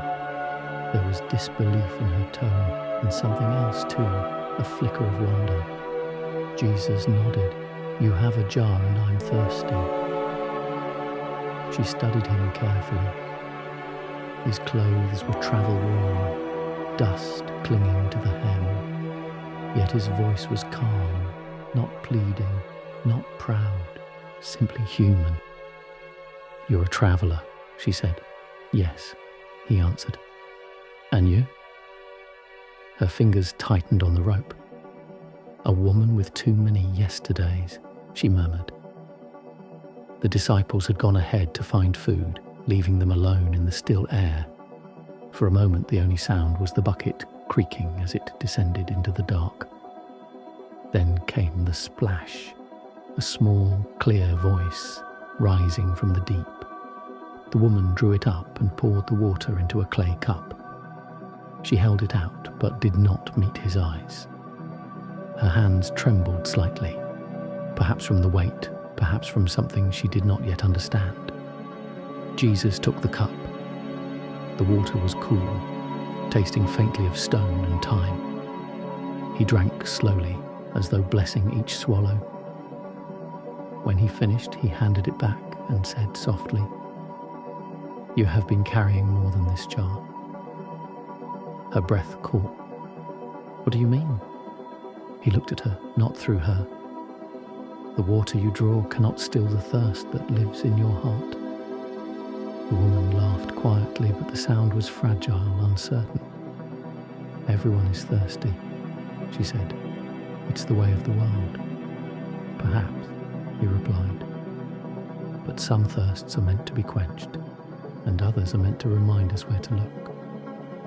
She stared at the surface of the well, her reflection trembling there, not as she was, but as she might have been long ago, when hope had not learned to whisper. Her eyes filled with tears she tried to hide. Jesus said, "The well runs deep, but the heart runs deeper. Drink from what endures, and you will never be empty." The woman looked up slowly, and in his gaze she saw something she had never seen before. Not pity, but recognition. It was as if he knew the sound of her silence. She whispered, "I used to pray once, when I was a girl." He smiled gently. "Then your heart still remembers how?" Her hands loosened around the cup. She dipped it again, filled it to the brim, and set it before him. "Take it," she said, "for your journey." Jesus shook his head. "Keep it. There will be others who come thirsty." She hesitated, then looked toward the road where the dust shimmered like a veil of light. "I have nothing else to give," she said.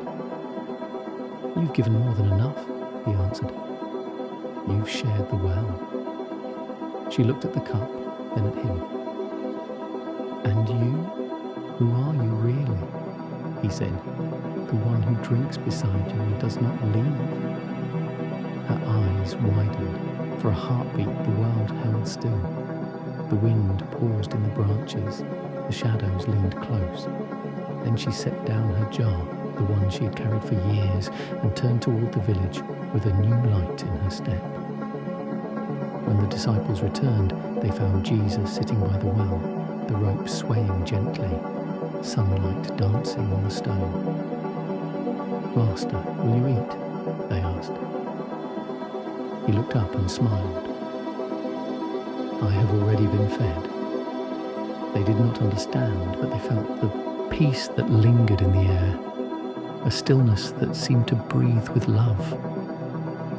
Later that evening, when the woman reached her home, she found herself speaking with an ease that startled her.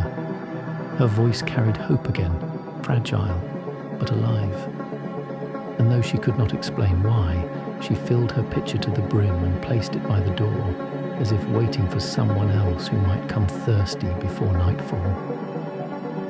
If this story brought a bit of light to your heart tonight, please subscribe so we can keep sharing these quiet evenings of faith and peace together. The night of the fisherman's fire evening came slowly over the Sea of Galilee. The light, once golden, deepened into copper and violet, and the water caught each colour like a mirror of living glass. Along the shore, the fishermen were gathering, men with calloused hands, voices worn by salt and wind. They were mending nets, coiling ropes, and patching the small wooden boats that had served them since their father's time. Jesus and his friends came down the slope and found a place among them. It was the kind of night that invited quiet company. No crowds, no teaching, only the rhythm of labour and the nearness of the sea. The scent of tar, fish and smoke mingled with the cool breath of the waves. Peter crouched beside an old man repairing his net. The man's fingers were bent like driftwood, his eyes half clouded with age. Yet his touch on the cords was gentle, sure. He worked by instinct, knot after knot, as if each strand were a prayer whispered through his fingertips. "Does it hold?" Peter asked. The old man smiled faintly. "It holds because I mend it every night," he said. "Nothing endures unless it's tended."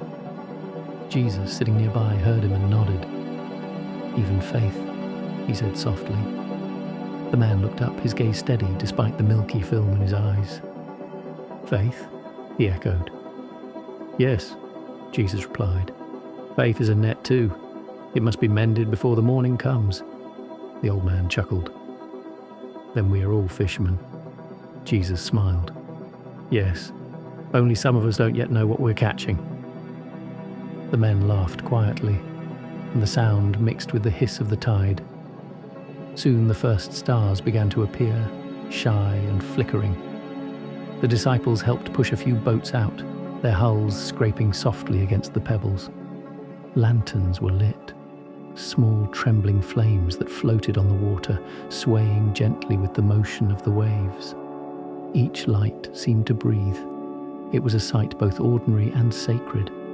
A handful of boats rocking on a sea dark as ink, each carrying its own fragile star. Jesus watched them drift farther out.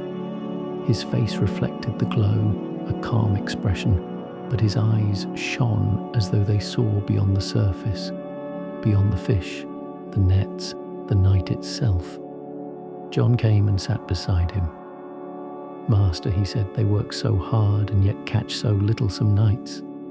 Jesus turned toward him. "The sea gives in her own time," he said. "So does the heart."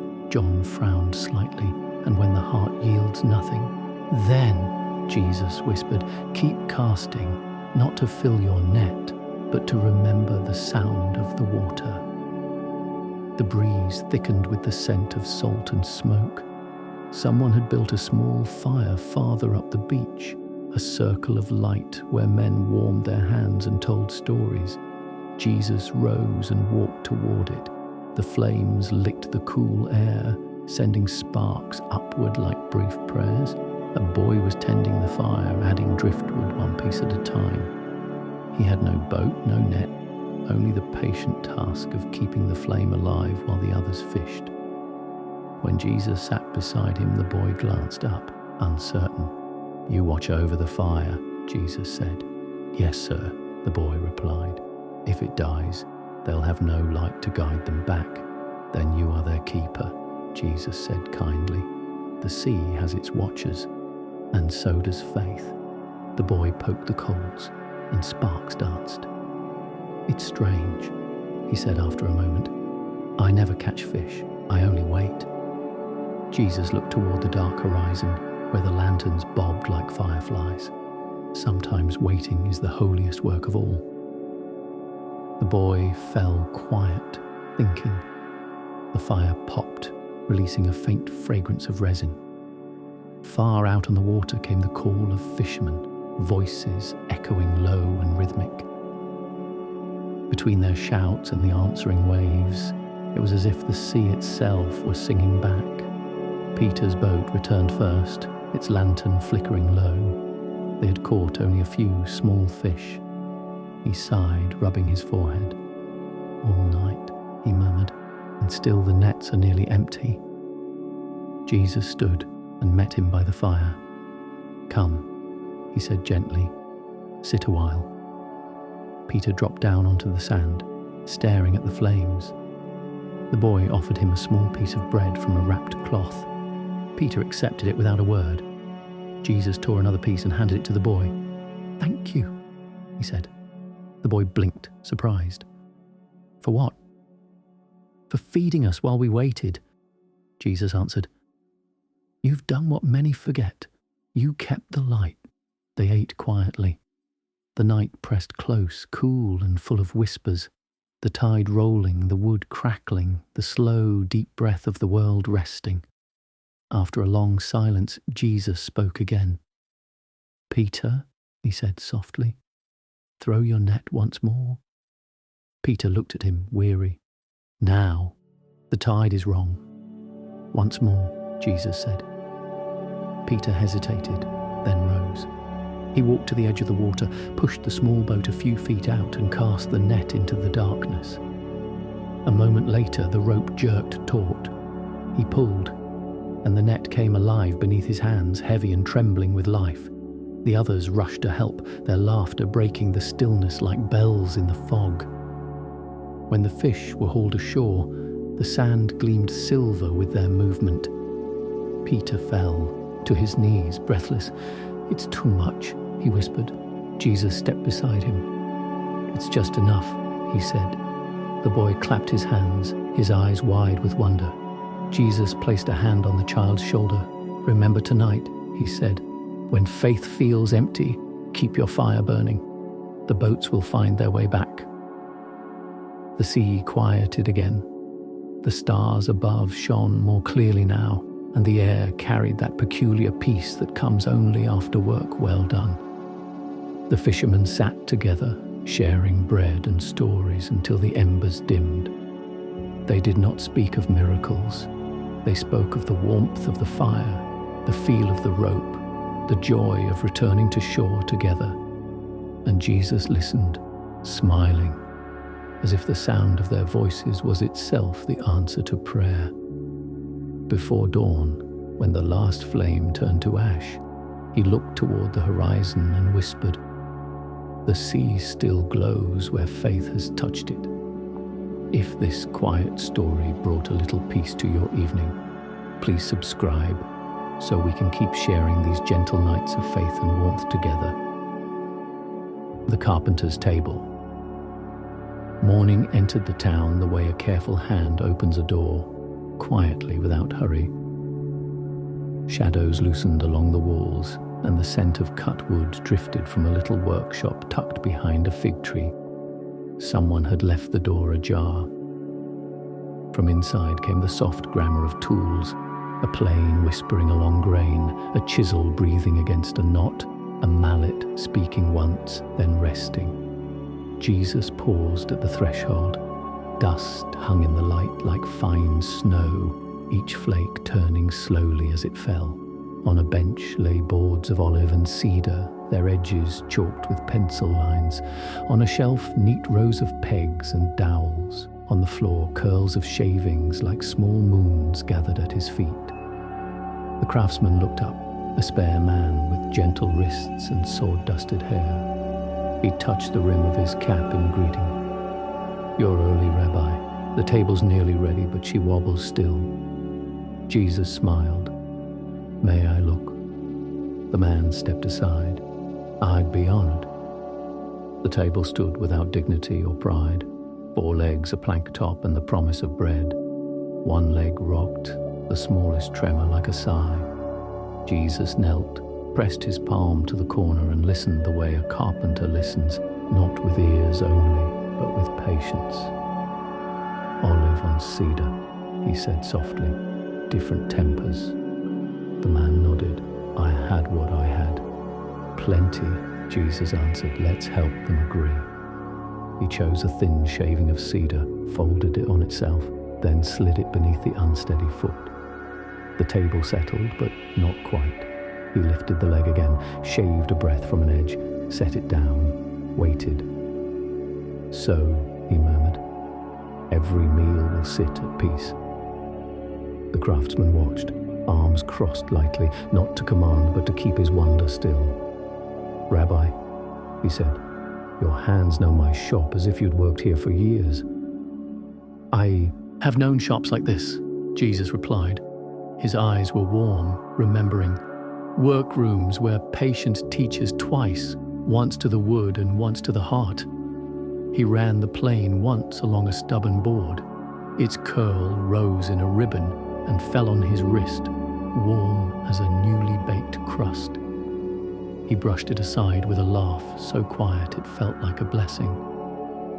Outside, children's voices stitched the lane together, little threads of joy passing window to window. A neighbour arrived, balancing a chair with a broken rung. She hesitated when she saw the visitor. "Come," the craftsman said, "you're among friends." Jesus took the chair, turned it in the light, and touched the brake with his thumb. "Dry," he said. It asked for oil and was refused. He fetched a pot, warmed a drop between his fingers and rubbed it into the grain until the starved wood drank and answered with colour. A small dowel, a press of the heel, a quiet persuasion. Then the chair stood again whole, ordinary as sunrise. The woman sat cautiously, waiting for a complaint that did not come.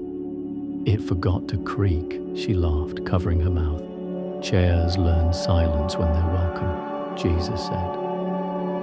By mid-morning, the lane outside had taken on the hum of a weekday.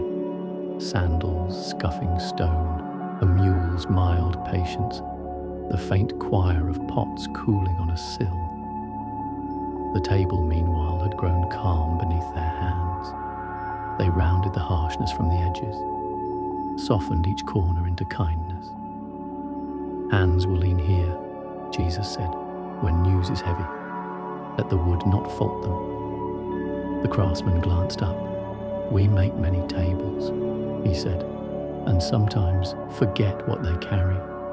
"Bread," Jesus answered, "and sorrow and laughter and children's elbows and the last words of the day." He set the plane aside and smoothed the top with his palm until the grain spoke back in silence. A boy stood in the doorway, hair wild from running. "Mother says the rabbi is here," he announced to the street, and then softening, "May I help?" Jesus nodded toward the shavings. "Gather the moons," he said, "and give them to the goats. They love cedar stories." The boy laughed, filled his arms, and vanished like a bird. When the table was ready for oil, the craftsman lifted the pot as if it were a lamp. "Would you?" he asked. Jesus dipped 2 fingers, held them above the wood. A scent rose, amber and green, spring remembered. He laid the first thin line along the grain. The top drank slowly, colour deepened. A quiet glow woke from inside the board, as if the tree had found its voice again. They oiled in long, patient strokes, down the length, never across, staying with the memory the wood kept of light. Outside, the neighbour returned with a loaf wrapped in cloth. "For the table's first meal," she said shyly, "every table deserves a beginning." They laid the loaf on the new surface. It waited with the seriousness bread deserves. Jesus broke it in the middle. The crust sighed, fragrance gathered and stayed. He passed the first piece to the craftsman, the second to the neighbour, the third to a child who had edged in with wide, careful eyes.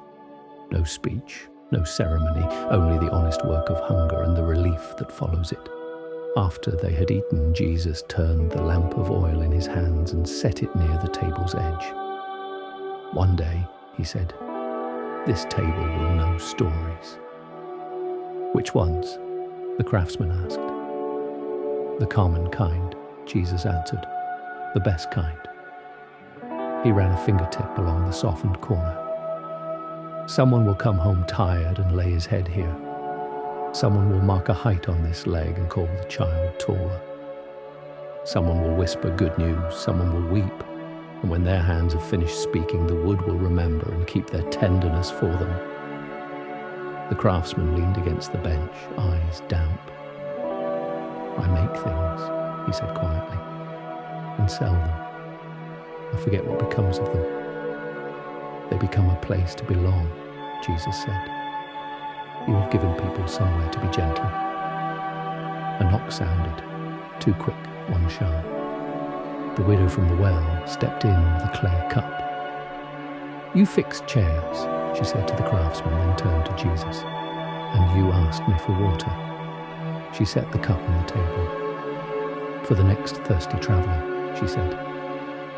The craftsman bowed his head. then the table is blessed." They sat a while longer, saying little. Dust motes drifted through the shaft of light. The fig leaves tapped the window like patient knuckles. From the yard came the contented tearing of a goat discovering cedar shavings. A breeze found the room and stayed. At last, Jesus rose. He took a small peg from the shelf and pressed it into the underside of the table where no one would see. "For steadiness," he said with a smile. The craftsman understood. Even the unseen has its work. He wrapped the table in a cloth to keep the sun from drinking the oil too quickly. "By evening," he said, "it can be carried to the widow's house. She has eaten at her doorway long enough." Jesus nodded approval. "A table is a promise," he said. "It tells a person, you have a place in this world." They walked out to the lane. Children were chalking lines on the stone and trying to balance along them without falling into laughter. A woman hummed a tune while rinsing figs. Somewhere a bell spoke 3 gentle notes and went quiet again. "Rabbi," the craftsman called from the doorway. "When it wobbles, if it ever does, what should she do?" Jesus turned, sunlight catching the sawdust in his hair like a simple crown. "Fold a thin kindness under the shortest leg," he said. "Most unsteadiness yields to mercy." The day had climbed to its warmest hour. They thanked him, and he thanked them, as neighbours do when gratitude is nobody's alone. Then Jesus and his friends moved on, their footsteps carrying the smell of oil and cedar into the noon. Behind them, the table rested, new and quiet, already learning the weight of cups and elbows. That evening, when it reached the widow's home, she set her bread on it and a cup of water and the smallest dish of olives she could spare. She laid both hands flat upon the wood and closed her eyes. In the soft light, the oiled grain looked like water moving under wind. She could feel it steadying her, not with loud promises, but with the simple strength of 4 legs planted and a top that did not flinch. Some nights are mended the way a table is, by patience, by oil, by a corner made kind. If this quiet chapter has brought you a little peace, please subscribe so we can keep sharing these gentle evenings of faith and warmth together. The quiet after-supper night settled over the town, 1 lamp at a time. The alleyways thinned of footsteps, shutters drew in, and a soft hush gathered along the clay walls. In the little house near the fig yard, the evening meal had ended. The last bowl was empty, the last story told. Laughter still clung to the beams like steam, then drifted upward and was gone. They had not feasted richly, they had simply eaten together. A tax clerk with ink on his knuckles, a widow who smelled faintly of lavender and flower, a fisherman whose palms were mapped with rope, 2 boys whose knees were green from climbing, an old woman with a voice like warm linen, and Jesus quiet among them, as present as bread. No one asked who deserved a place. The table had answered that before anyone sat down. Now came the ordinary holiness of after. Someone folded the rough cloth that had served as a table cover, pressing the creases slowly with the flat of a hand. Someone rinsed bowls under a trickle of water, turning each vessel until the sheen returned. Someone shook crumbs onto the sill for the sparrows who would arrive in the grey of morning. Small things, unremarked, unhurried, were putting the day back where it belonged. Jesus blew gently across a wavering lamp. The flame steadied, drawing itself small and bright. He moved through the room with the care of a craftsman tidying his bench, straightening a stool, righting a cup, laying a spoon where a hand would find it without searching. His touch did not announce itself.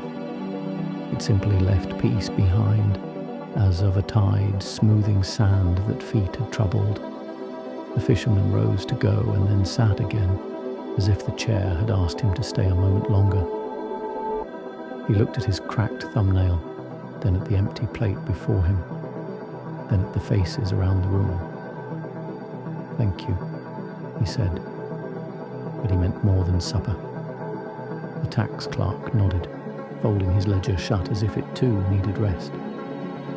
By the door, the widow gathered the small remnant of bread into a cloth. She tied it with a thread and slipped it into her apron. "For the gatekeeper," she murmured. "He walks the night and forgets to eat." Jesus heard her and smiled. "When you carry a gift across a threshold," he said, "a house becomes larger than its walls."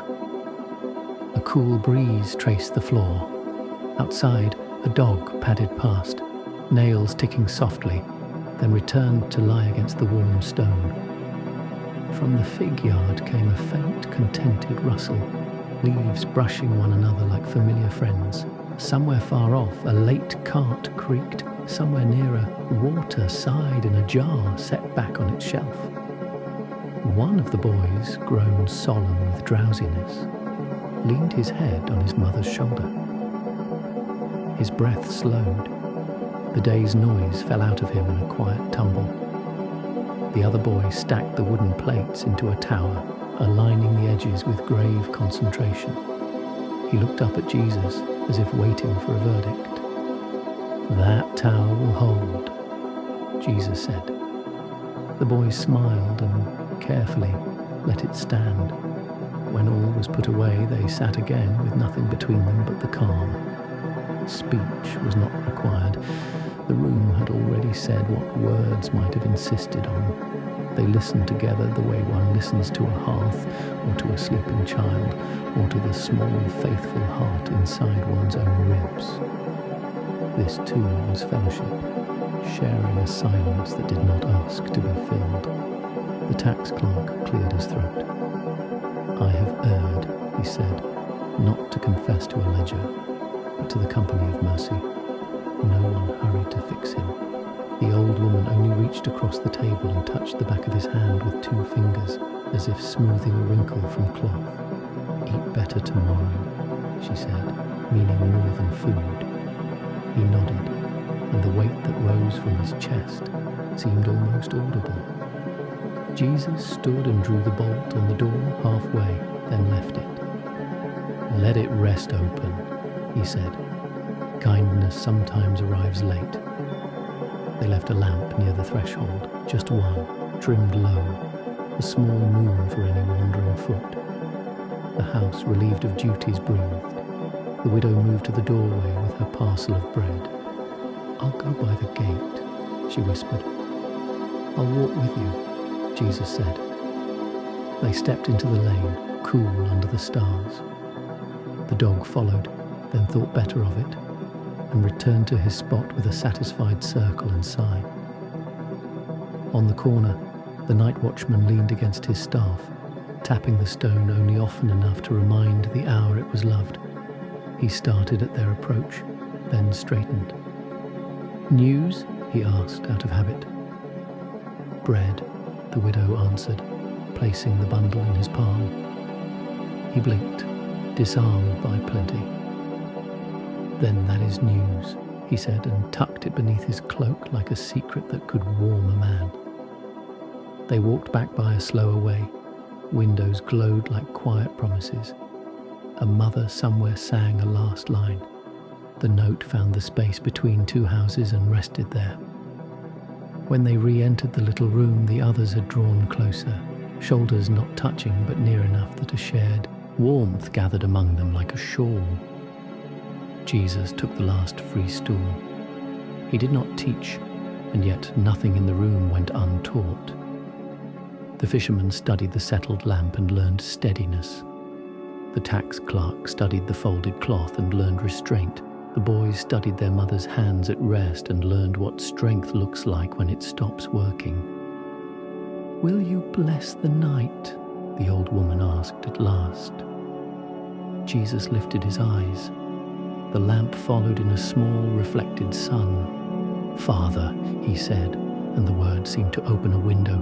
"Thank you for a table that didn't ask who we were before it welcomed us, for bread that yielded and wine that remembered joy, for work given and forgiven, for rooms that grow larger when love crosses their doors, teach our sleep to mend what our waking frayed. He lowered his gaze. No one said, Amen. They didn't need to. The room itself answered by becoming softer, like cloth warmed by the body. The widow rose first.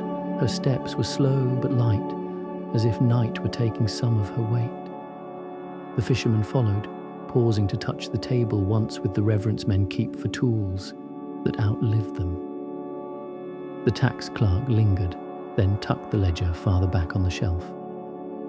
Tomorrow, he said to no one and to God, I'll write straighter. The boys were last to go. At the door, one turned and waved awkwardly, embarrassed by his own affection. The tower of plates still stood. He pointed, grinning, as if leaving a friend in charge.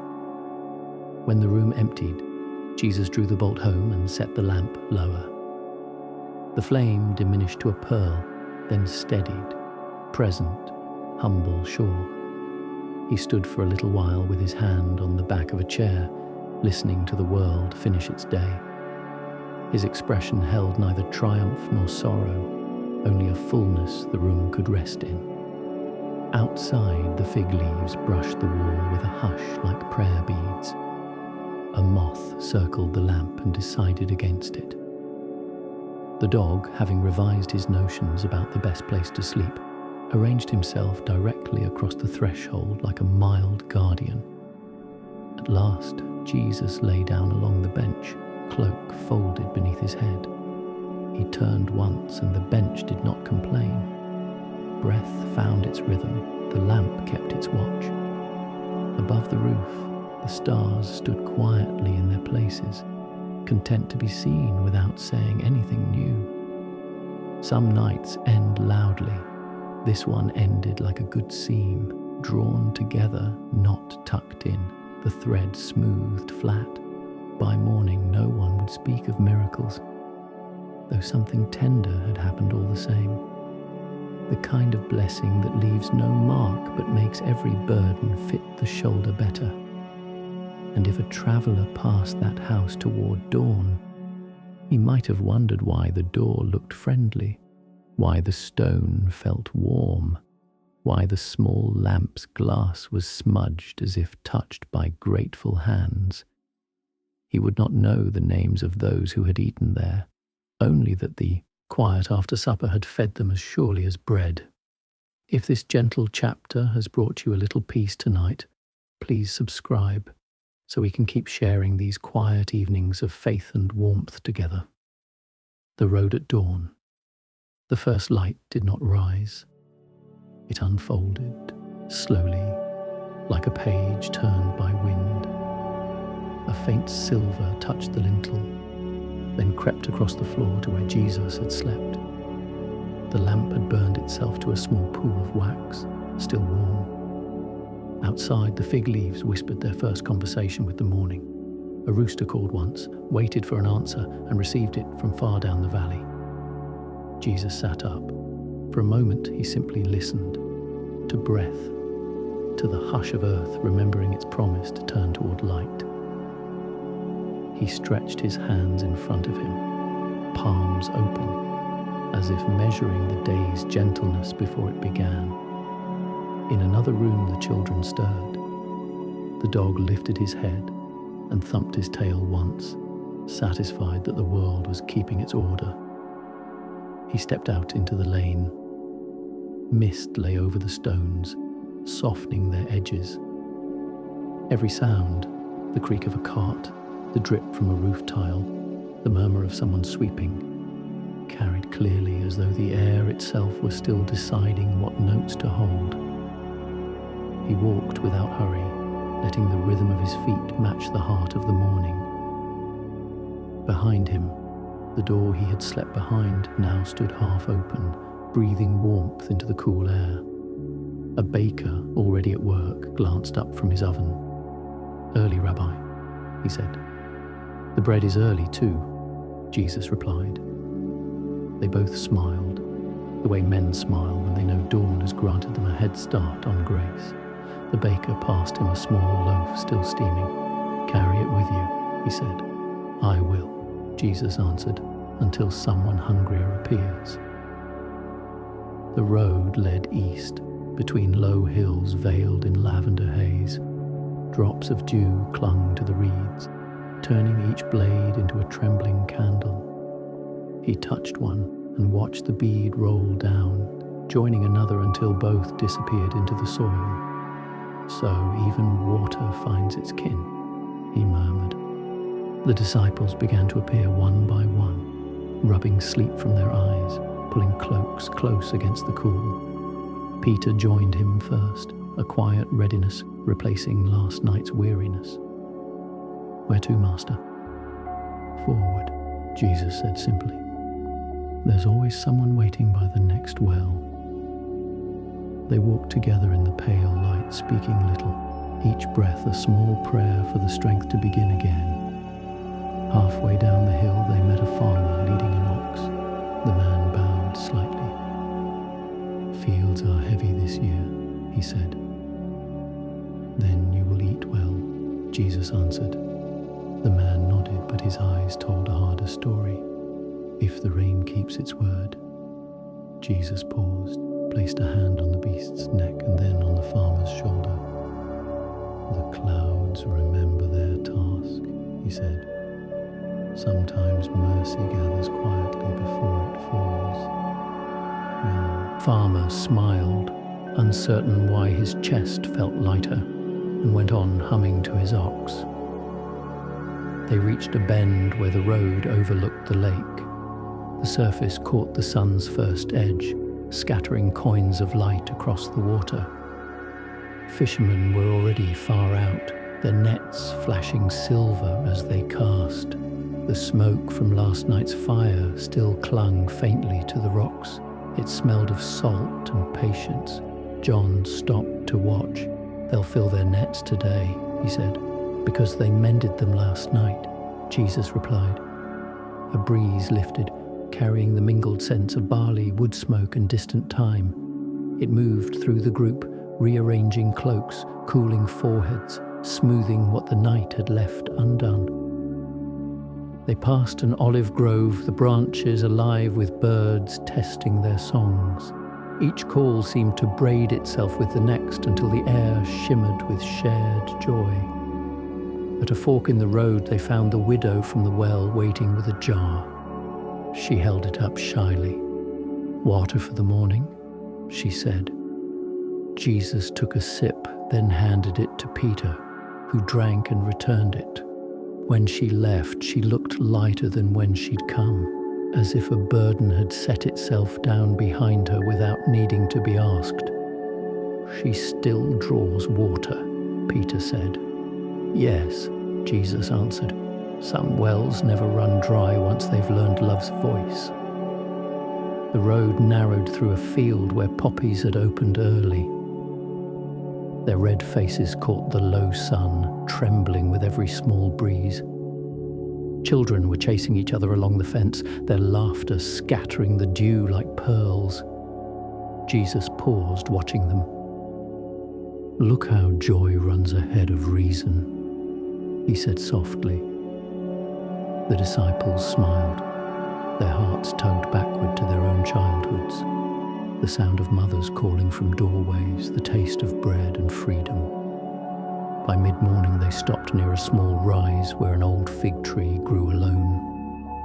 They sat beneath it, breaking the baker's loaf into even pieces. The crust crackled, the inside steamed. No one spoke for a while. They chewed slowly, tasting more than wheat, tasting the memory of last night's laughter, the echo of the woman's prayer, the warmth that lingered in their palms from passing the cup. Bread, once again, was not merely bread. It was belonging. When the meal was finished, Jesus brushed the crumbs from his robe, then gathered them carefully in his hand. He scattered them on the ground. "For the birds," he said. They sing for free. They might as well eat for free. The smallest sparrows descended, fearless, their wings quick flashes of brown and gold. One landed near his foot. He watched it hop, peck, and look up. "See," he whispered, "how trust finds its meal." A long silence followed, the kind that does not feel empty. The disciples leaned back against the roots, eyes half closed. The world was large again, yet tender.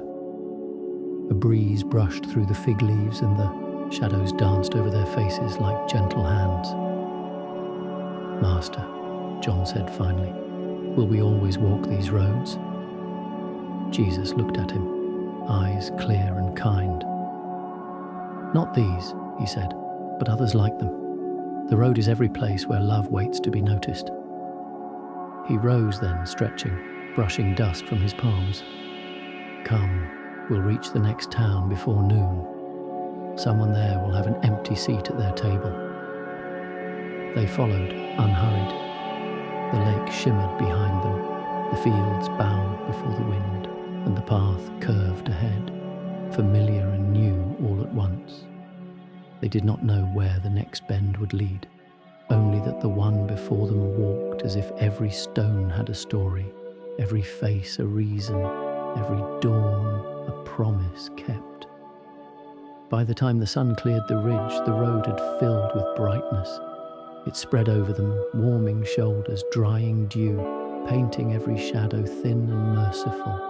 Jesus turned once to look back at the quiet town they'd left, the small house, the mended table, the well, the smoke rising from the fisherman's fire. Each thing still lived in its place, faithful as breath. He whispered, "All things mended remain whole." Then he faced the morning and continued. The sound of sandals over dust became the day's first hymn. The horizon opened, wide and waiting. And somewhere far behind them, in a house by the fig tree, the lamp that had burned through the night caught the new light of dawn. Its flame wavered once, then joined it, not ending, only becoming brighter.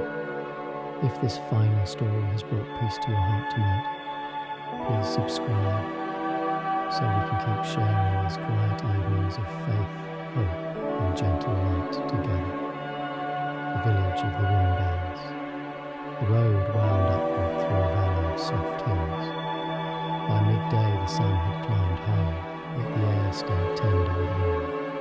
It moved like water through the grass, stirring each stalk until the whole hillside shimmered.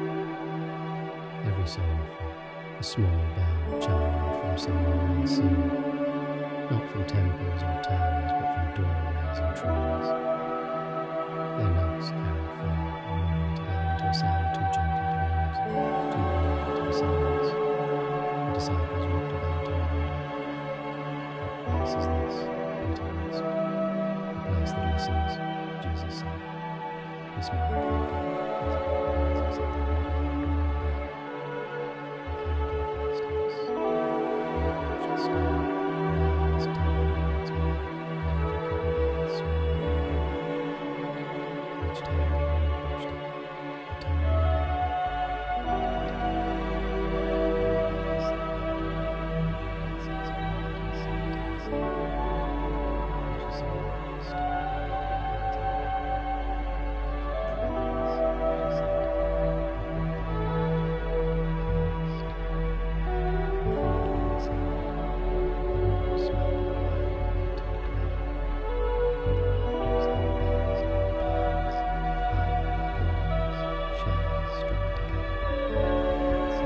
Glass shaped like leaves. Each moved with the faintest breath, filling the air with soft, overlapping hums. It was as if time itself had decided to speak quietly for once. The woman poured water into earthen cups. "You'll find every house here keeps one bell," she said. "It reminds us that the wind is free and we should be too." Jesus nodded, tracing a finger over a bell made of pale glass. "Who began this custom?" "My husband," she said, her eyes warming. "He was a potter. When he died, I hung his favourite bowl in the tree. The wind struck it one night and it rang. It sounded like forgiveness. She looked toward the doorway where the light poured in thin and gold. Since then, we've all made bells for those we miss. When they ring, we remember love hasn't gone far, only turned invisible. The disciples listened, moved by the simplicity of it. Jesus said softly, "The wind is a patient messenger. It carries what hearts cannot say." He turned to her and asked, "Do you still make them?" "Each spring," she answered. "The children help. We hang new ones for the living too, to remind them they belong to the same air." Outside, the wind rose and fell like breath. The bells answered with their small silver voices, and the sound filled every hollow of the valley. It wasn't loud. It was the kind of sound that heals what shouting breaks. They stayed to eat bread, olives, honey from the village hives. The old woman's hands moved without waste, steady as prayer. When the meal ended, Jesus stepped outside. The wind met him with its 1,000 invisible fingers playing softly against his robe. Children ran past, holding long reeds strung with shells that clinked together as they ran. One tripped and dropped hers. Before she could cry, Jesus picked it up, blew gently over it, and the shells rang clear again. The girl laughed, the sound high and bright as morning. Peter joined him under the fig tree. "Every place we go," he said, "feels different when you're there." Jesus shook his head. "No," he said, "every place feels different when you learn how to see it." A man approached carrying a bell whose clay surface had cracked. "Can it still sing?" he asked the old woman. She turned it gently in her hands, studying the split. "Let's find out," Jesus said. He took the bell, pressed the halves together, and tied a strip of linen around it. When the wind came again, the tone was deeper, more fragile, yet more beautiful. "It sings through its wound now," he said, "as we do." The man lowered his eyes, overcome. He bowed and whispered, "Then even my sorrow can praise." As afternoon faded, the villagers began lighting small lamps outside their doors. Each lamp flickered beneath its hanging bell, flame and sound sharing the same small rhythm. The air smelled of baked earth and evening blossoms. The disciples sat along a low wall, watching. The valley filled with soft movement and softer music. No one hurried. The bells did not compete. They spoke in turns, like friends who understood when to yield. A little boy climbed onto the wall beside Jesus. "Will you make one?" he asked. Jesus smiled. "If you'll help." Together they molded a small bell from clay. The boy pressed his thumb into the side to mark it. "What does that mean?" Peter asked. Jesus held it up so the sunlight caught its curve. "It means even the wind will know who loved it." They set the bell to dry near the door. When it hardened, the woman would fire it in her kiln and hang it above her gate. The boy ran off, already imagining the sound it would make. As the first star appeared, the valley quieted except for the whisper of bells. The tones drifted upward, joining the wind, the leaves, and the slow hum of the earth. It was music born of surrender, of breath meeting breath. Jesus stood and looked out across the fields. "Do you hear it?" he asked softly. John nodded. "It sounds like prayer." Jesus smiled. "It is prayer, without asking, without words." He turned toward the path that led out of the village. "Come, night will walk with us." The disciples rose, gathering their cloaks. The old woman pressed a small bell into Jesus' hand. "For your road," she said. He thanked her and tied it to his belt. As they walked away, the wind moved again, and a chorus of notes followed them. 100 voices, light and clear, blessing their steps. The sound faded slowly behind them, but every now and then, when the breeze turned, they could hear it again. Not as farewell, but as accompaniment. The night spread wide, calm and starlit. The new bell at his side rang faintly, as if reminding the dark that even silence has music. And so they walked, carrying with them the song of the village of wind bells, a hymn of breath, of mercy, of wounds that had learned how to sing. If this quiet story has brought you peace tonight, please subscribe so we can keep sharing these gentle evenings of faith and hope together. The tree beside the river. By late afternoon, the land sloped toward water. Not the wide shoulder of the lake this time, but a river, narrow, clear, and quick with light. It threaded the valley like a silver ribbon, murmuring to stones that had learned its voice. On the near bank stood a great terebinth, roots braided into the earth as if the soil were a prayer it had been repeating for 100 years. Jesus led them down the path. The heat that pressed upon the road lifted at the river's edge. Air moved freely here, touched by coolness and green. Olive leaves whispered. The shade gathered like a shawl put round the shoulders of the day.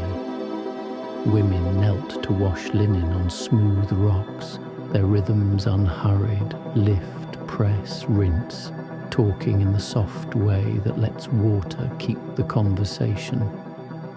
A boy tried to coax a reed into becoming a flute.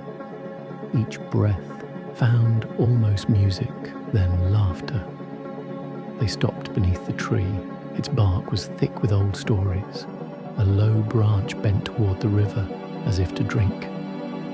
Jesus laid his hand on the trunk and closed his eyes a moment. "Steady," he said, "not to them, not even to the tree exactly, but to the life that moved invisibly from root to leaf." A cart came along the far bank and stuck where the earth gave way. The wheel sank. The mule, patient, waited for wisdom.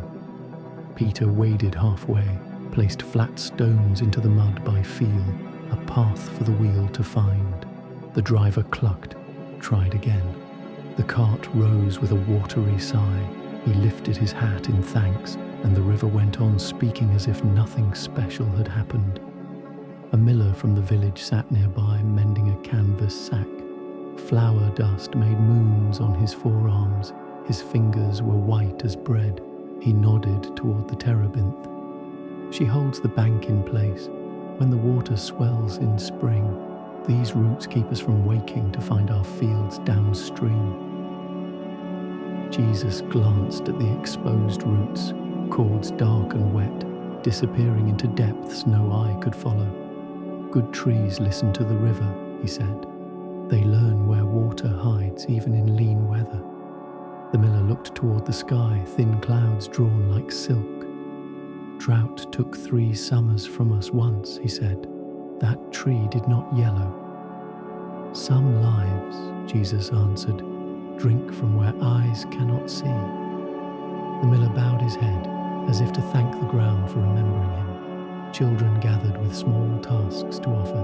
One brought twine, another figs warm from the sun, a third a handful of smooth river stones for no reason at all. Jesus cupped the stones, let their cooled weight rest in his palm, then set them in a ring at the tree's foot. "A small altar to quiet," John said, smiling. "Or a seat for tired birds," Jesus replied, and they all laughed softly. A woman rinsing linen paused, pressing water from cloth with patient hands. "Rabbi," she called, "my mother says this river is old enough to have known the first songs." "Then let it keep playing them," Jesus said. She smiled at the way the answer fit the day. On the low branch above, a nest had slipped crooked. A gust had loosened its careful weaving. 2 chicks peeped, unsure of the world's intentions. Without hurry, Jesus climbed onto the root, steadied the branch with his forearm, and with his free hand tucked the nest back into the fork, firm and safe. The mother bird returned, made a small circle in the air, then settled, heart hammering and home reclaimed. "Even the wind learns kindness," Andrew murmured. "It learns it from those who practice," Jesus said, stepping down. A scribe with ink on his sleeves arrived and sat in the shade, washing the stain from his fingers in a dish of river water. He watched the current, brow furrowed by thoughts that would not quiet. The letters are faithful, he whispered. Without greeting, but my heart is restless. Jesus took the wet hand, turned it gently palm up, and traced the faint map of lines. Hold the pen as this tree holds the bank, he said. Let roots steady the flow, not stop it.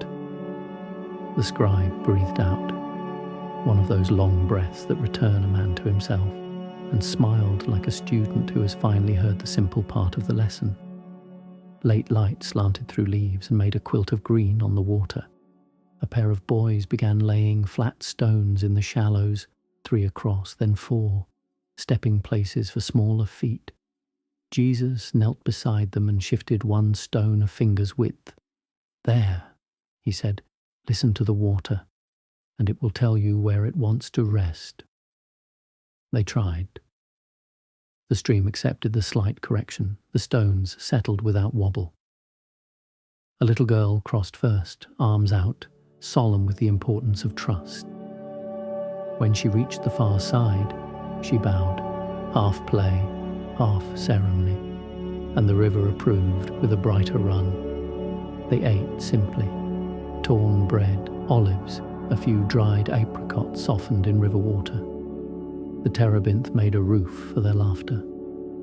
Now and then Jesus was quiet, looking not into the distance but into the near, at the line where water met stone, at a dragonfly halting and hovering, at sunlight deciding whether to stay 1 moment longer on a leaf before sliding away. Master, Peter said, what makes a life like this tree, green when it's dry, steady when the bank slips? Jesus brushed crumbs from his hands and considered the question as if it were a bird he did not wish to startle. Stay by living water, he said at last. Take root in what does not go away. Bend when wind has work to do. Give shade to those who forgot they were weary. And keep your leaves honest. Turn them toward light. The words went to ground in them. They did not answer. They let the river carry the answer through. A shepherd waded in to clean a wound on a lamb's leg. The lamb trembled. The river cooled. The shepherd hummed without thinking. Jesus watched, kneeling, asked for a strip of cloth and wrapped it with a tenderness that taught the water its own gentleness back to itself.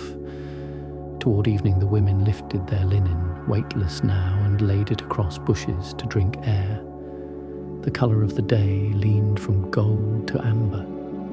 Shadows lengthened in polite agreement. Someone brought a jug of milk, someone else a story of how the river once rose and the village sang to keep fear from learning their names. The song had only 1 line. Stay with us, water that remembers us. And they sang it now for memory's sake, smiling to hear their grandparents' voices living in their own. As the sun tipped, Jesus stood and laid his palm once more against the trunk. Thank you, he said simply. The tree kept its counsel. The leaves answered with a hush like yes. They followed the path along the bank a little way. Fireflies woke in the reeds. First 1, then many, lamps without smoke, patient stars practicing near the ground. Behind them the stepping stones waited for morning feet. Ahead the river curved out of sight, but its voice remained faithful as breath. At the bend, Jesus stopped and turned, as if to make sure the valley had stored up enough peace to last the night. He tied the small wind bell, gift from yesterday's village, on a twig above the water. A breeze moved, the bell found its note, the river kept time. Even the current loves a companion, John said. So do we, Jesus answered.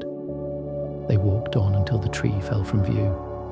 Still, they carried it, the shade, the patient roots, the steady green that did not argue with the season. Somewhere a dog barked, then decided against it. Somewhere a door closed with mercy. The first star took its place. and the river went on holding its simple vow to move and to bless, to shine and to serve, to bear away what should not stay, and to leave behind what should. If this quiet chapter brought a little peace to your evening, please subscribe so we can keep sharing these gentle nights of faith and warmth together. The weaver's loom evening followed the river until it found a village of blue doorways and low white walls. Indigo hung from lines like small squares of twilight, dripping slowly into clay jars below. A soft tapping carried through the lanes, wood upon wood, steady as a heartbeat. The looms, someone said, and the word itself seemed woven from patience. They turned a corner and came to a courtyard shaded by a vine. There, a woman worked at a tall loom, her hair bound with a simple band, her hands moving like memory. A child sat nearby, winding thread onto a bobbin, tongue between her teeth in careful concentration. Each pass of the shuttle made a sound that settled the air, hush, tap, like waves remembering shore. The woman looked up as Jesus entered. "You're travellers," she said, smiling the smile of those who have welcomed many and lost none of their warmth. "Rest here. The cloth needs witnesses as much as hands." They sat along the wall where the shade was kind. A jug of water waited in the cool. A plate of figs breathed sweetness into the room. The child offered the bobbin to Jesus with both hands. He accepted it solemnly, as if taking a small bird that had decided to trust. "What pattern are you making?" John asked. "A plain weave," the woman answered. "Plain is what people live in. If the cloth is honest, their days will be easier." She sent the shuttle across. The warp lifted and lowered, opening its little mouth for the weft to pass through. "See," she said, "threads that never would have met. Find they can live together after all." A quiet squeak complained from the loom's frame. The woman grimaced, as one does with an old friend's stubbornness. "It talks when it's tired." Jesus rose, lifted the beam and pressed his thumb along a warm place. He took a drop of oil from a small dish, warmed it between his fingers and touched it to the wood. The squeak gave one last sigh and fell silent. "Mercy," he said, "is the oil of old things." The child giggled, then grew solemn again, returning to her work. She wound until the bobbin was full, then held it to the light. "Good," Jesus murmured. "The thread has learned not to hurry." The woman nodded toward a folded piece of pale cloth resting on a stool. "For my neighbor," she said. "Her son was born small. He needs gentleness more than blankets." Peter touched the hem. "It's light," he whispered. "Light lets warmth do its work," the woman replied. She wove a few more inches, then stopped. A warp thread had snapped, one thin line but enough to stall the whole. She sighed, reached for a hook and tried to coax the broken ends into marriage. They refused, shy as strangers. Jesus watched a moment, then asked, "May I?" He took the two ends between finger and thumb. He did not tug. He breathed once and slow, as if telling the threads there was time, and made the smallest knot, invisible unless you knew where to look. The loom accepted it. The tension returned like a song remembering its next note. The woman blinked, and a little water gathered at the rim of her patience. "That knot will wash out," she said. "It will wash into the cloth," Jesus answered. "Strength is good at hiding where it begins." A man entered the courtyard carrying a bundle wrapped in cloth. He lifted the corner. Inside lay a piece of weaving bleached by years. "It was my mother's cloak," he said softly. "My daughter will marry. Can you make it new?" The woman unfolded it, ran her palm over the frayed edge. "We cannot unwear the years," she said, "but we can teach them to lie down tenderly." She looked to Jesus. He nodded. Keep what remembers her. Mend only where love has rubbed thin. They worked side by side in the long, honeyed light, the woman joining worn to strong, Jesus trimming a stubborn end, the child winding without complaint. The shuttle crossed and returned, the rhythm steadied everyone's breath. Even the street beyond seemed to walk more quietly. Master, Peter said at last, what is warp and what is weft in a life? Jesus stood with his hands on the loom, feeling its faithful pull. Let truth be the warp, he said, tight and straight, anchored high and low. Let mercy be the weft, passing through again and again, softening what would otherwise be rigid. And let patience be the frame that holds them until they become cloth.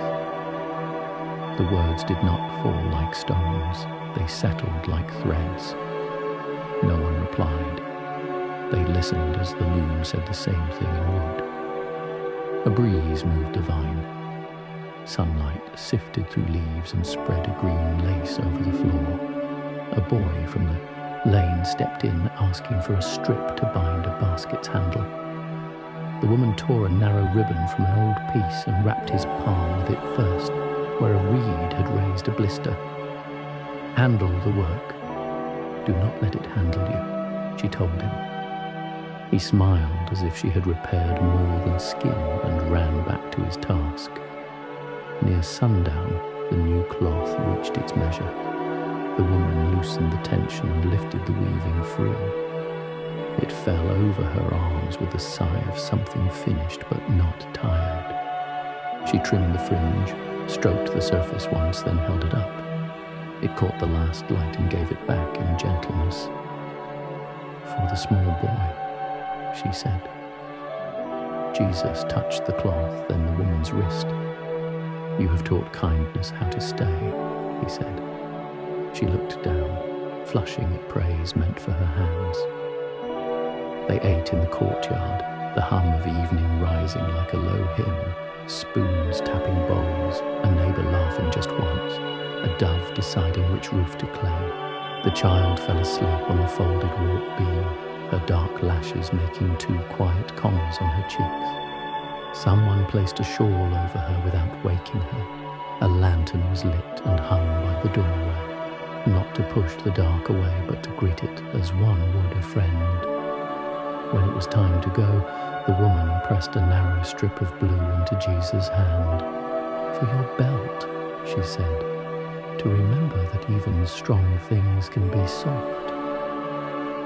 He tied it there, a small river against the brown of his robe. It will remind me that mercy travels, he said. They stepped into the lane. The tapping from other courtyards faded, then stopped like rain deciding the ground had had enough. Above, the first stars appeared, thread by thread, until the sky learned its pattern.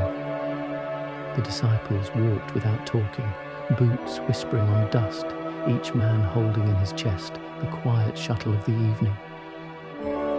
At the corner, Jesus paused. Through a window they could still see the loom, empty now, the warp released, the weft at rest.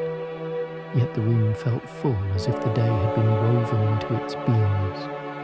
He lifted a hand in blessing, not grand, only grateful, then turned toward the dark road that waited, generous as uncut cloth. And somewhere behind them, the new blanket covered a sleeping child. The mended cloak remembered a mother in the way it warmed a bride, and the small knot hidden within the weave held like a promise kept. If this gentle chapter brought a little peace to your evening, please subscribe so we can keep sharing these quiet nights of faith and warmth together. The potter's kiln. The road from the weaver's courtyard narrowed between stone fences where wild thyme grew in the cracks and perfumed the dusk. Beyond a bend, the village opened into a small square where a fig tree kept watch over a low shed of sun-baked brick. From within came a hollow living sound, the slow turn of a wheel, water whispering in a shallow bowl, and a soft thud as wet clay met patient hands. A potter stood at the wheel. His hair held flowery dust. His forearms were ringed with slip, and his eyes were calm in the way of a man who has learned to let the hours teach him. A boy, no more than 10, sat on a stool nearby, grinding dry pigment with a round stone, circling and circling as if smoothing the day itself. "Welcome," the potter said, without stopping the wheel. "The kiln will be ready by night. If you've no hurry, you can rest where the clay remembers being river." Jesus smiled and stepped nearer. On a shelf, rows of bowls and jars waited, their damp surfaces breathing quietly. On another, older pieces gleamed with the sheen of glaze, their colours deep as rain-wet leaves. The air carried heat from the kiln's mouth, a steady, breathing warmth you could lean toward and be forgiven for needing. The boy lifted his head.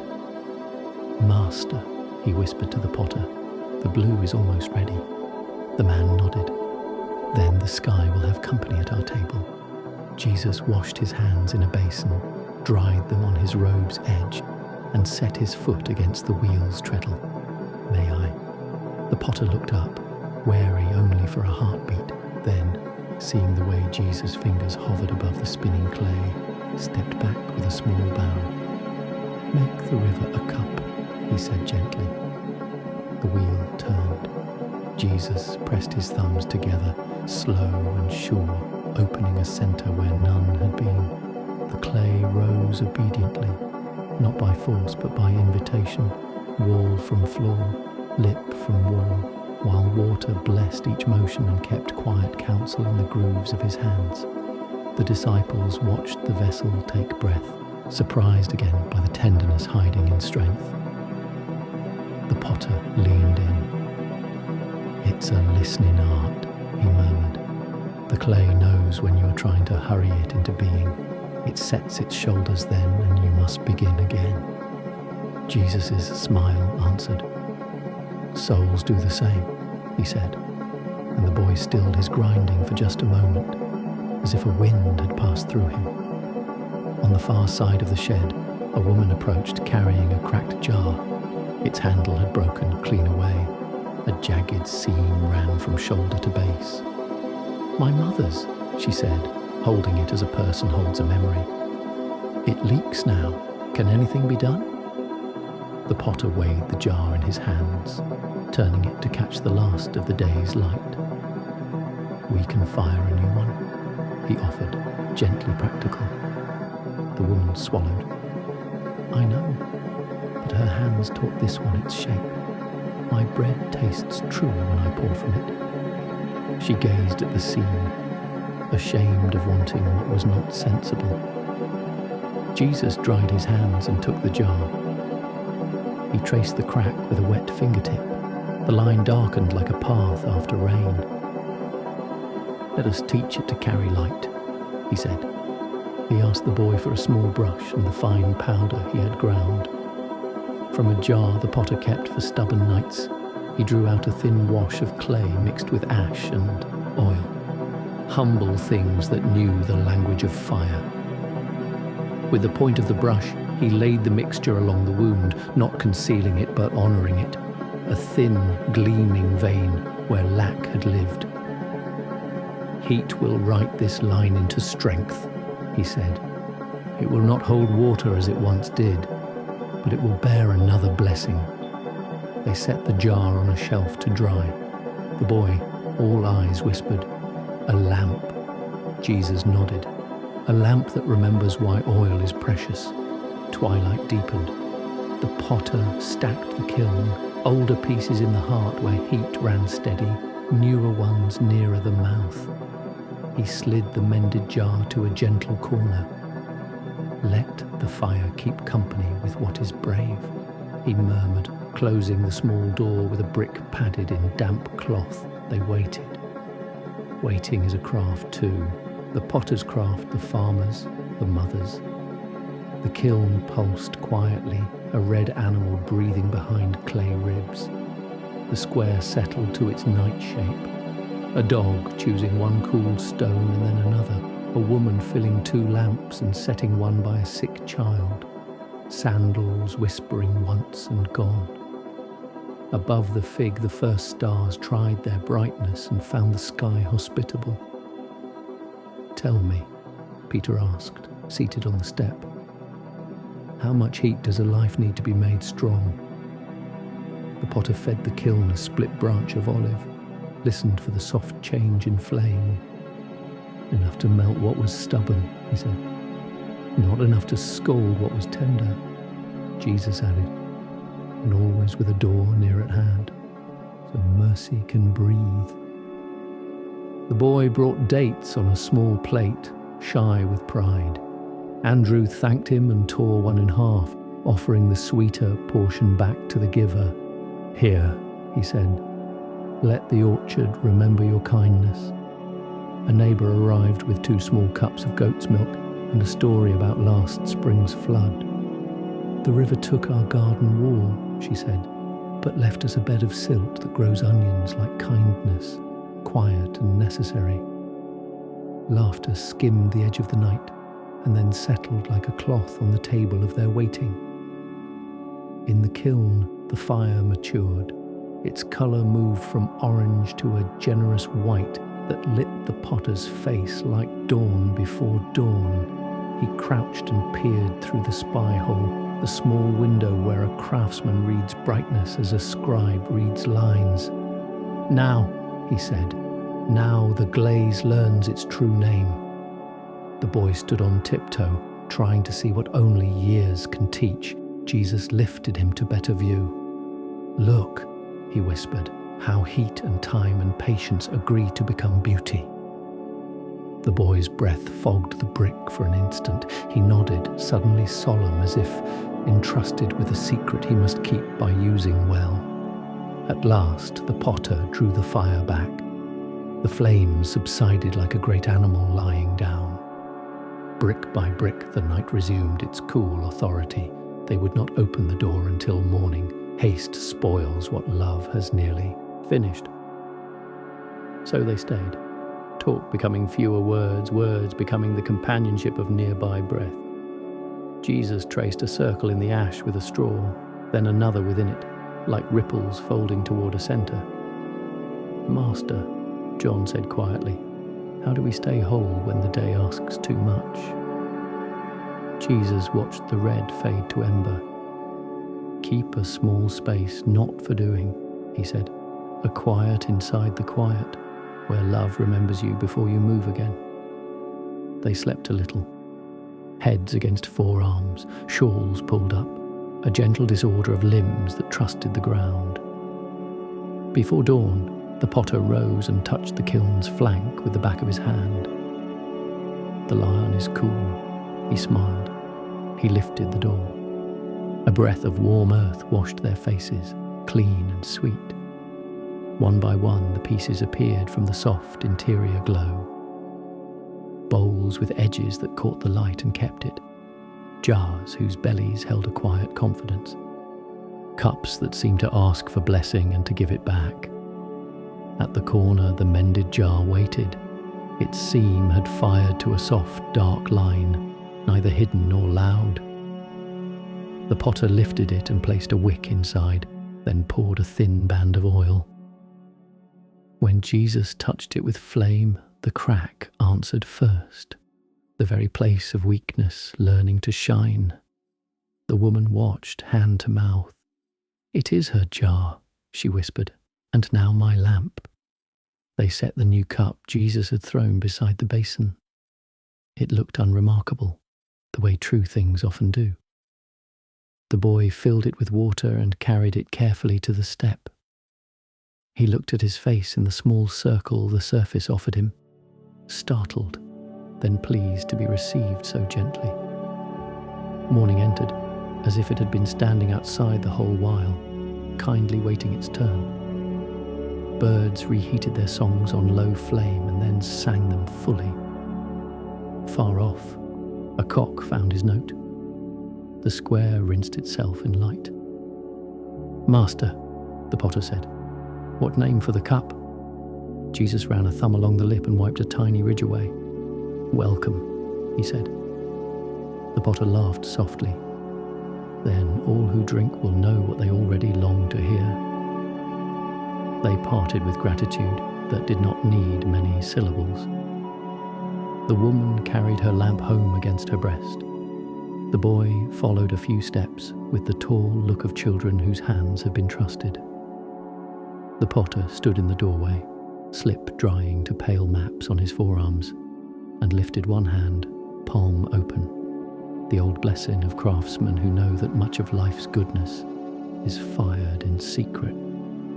As they walked, Jesus glanced back once. Through the kiln's dark mouth, a last small ember woke and turned as if remembering a promise. He nodded, answering the memory with his own. And later, when night returned to the village, a thin, bright line could be seen in the window of the woman's house. A lamp burning through its seam, teaching the street that some vessels shine most truly where they were mended. If this quiet chapter brought a little peace to your evening, please subscribe so we can keep sharing these gentle nights of faith and warmth together. The Healer's Bench. The road left the Potter's Square and drifted toward the hills, where thyme and wild marjoram stitched their scent into the air. By late morning, the sun walked softly, and a breeze from the river found them again, carrying a faint chiming from somewhere ahead. A wind bell, small and patient, greeting those who remembered to listen. They followed the sound into a courtyard shaded by a mulberry tree. There, under the leaves, stood a bench worn smooth by years of use. Beside it, shelves of clay jars, some new, some old as lullabies, held sprigs of dried mint, folded leaves of fig, a little honey sealed against ants, a coil of clean bandage torn from pale cloth. A lamp rested in the window, its light thin even in the day. Along one side, a dark seam glowed faintly where it had once been cracked and made whole again. An old woman sat at the bench. Her hair was the colour of quiet. Her hands, lined as riverbanks, moved with the certainty of someone who had learned to trust small remedies and long patience. She looked up, smiled with her whole face, and touched the bell's cord so that it answered in silver. "Welcome," she said. "If you've brought your weariness, you've come to the right place." "Are you a physician?" Peter asked. She laughed softly. "No, only a neighbour who remembers what our grandmothers knew. The Lord made herbs before he made our eggs." She gestured to the bench. "Sit, the bench likes company." Jesus sat first, as if greeting an old friend. He laid his palm on the wood. The bench gave back its warmth. "Many have rested here," he said. "Many," she nodded. "Some to be mended, some to remember they do not need mending, only a slower breath." A boy limped into the courtyard then, shy but determined. A thorn had found his heel on the path above the vineyards. He stood very straight, as boys do when they wish to be brave. The woman washed her hands in a bowl, added a drop of oil, and motioned him to sit. "Show me the trouble," she whispered, as though the thorn might be listening. She lifted the foot, and the boy clenched his jaw. Jesus placed his hand over the boy's knuckles, not pressing them down, only lending steadiness. The woman tilted the heel just so. The tiny black point revealed itself like a star at dusk. With the corner of a clean cloth and the patience of rain, she drew it out. The boy's breath left him all at once. He laughed, embarrassed at his own relief. "A thorn is small," she told him, "but so is mercy." She washed the place with cool water, patted it dry with a strip of fine blue, the same shade a weaver in the next village favoured, and tied the band snug but kind. "Walk?" she said. He did, carefully at first and then freely, circling the mulberry twice as if to make sure Joy had learned the way. "Leave the bandage till evening," she called after him, "and be good to your feet. They carry stories." When he had gone, she turned to the shells. Her fingers hovered, choosing a pinch of thyme for breath, mint for the low sadness that sometimes visited mothers at dusk, fig leaf for a poultice, honey for a wound that asked to heal sweetly. She moved like a prayer, no hurry, no waste. A woman entered carrying a baby with a red cough. She looked older than her years, the corners of her mouth tugged down by a worry that had worn them thin. The healer set a pot on the coals, dropped in leaves, and let the steam rise until the room smelled like a field after rain. She lifted the baby close to the gentle cloud. The small chest loosened, the little mouth opened in surprise, and the cough softened to a sigh. The mother's shoulders sank, unburdening themselves without permission. Tears found her without shame. Jesus reached for the lamp with the healed seam and set it nearer, though day had not ended. "Light helps breath remember its work," he said. The old woman glanced at the lamp's line of mending and nodded. "Some houses," she said, "learn to glow from what once threatened to break them." They rested in the shade while she saw to others. An old shepherd with a nicked palm, a girl whose headaches came when the noon bells struck, a man who had forgotten how to sleep since his brother drowned last winter. For each the healer had small counsel, baths for feet, lamps dimmed earlier, a cup of warm milk with honey and a shred of fig bark, a song sung softly while shells chimed at the doorway. And for each Jesus had what seemed like nothing at all, an attentive eye, a hand on a shoulder, a question asked once and then left to breathe. "Master," John said at last, "does healing always taste like herbs and honey?" "Sometimes," Jesus answered. "Sometimes it tastes like being seen." The wind shifted. A whiff of river. The bell answered. The healer lifted her head and smiled toward the doorway before anyone appeared. "You hear people coming?" Andrew asked. "I hear their need," she said. "It rings first." A tall man in a worker's tunic stopped under the mulberry and stood uncertainly. His hands were whole, but something in his gaze stumbled. "I have no wound," he said, "only a noise in my heart." The healer patted the bench. He sat, and the bench offered him the same welcome it had given 1,000 small and large troubles. She poured water, set the cup in his hands, and said, "Hold this until it stops shaking."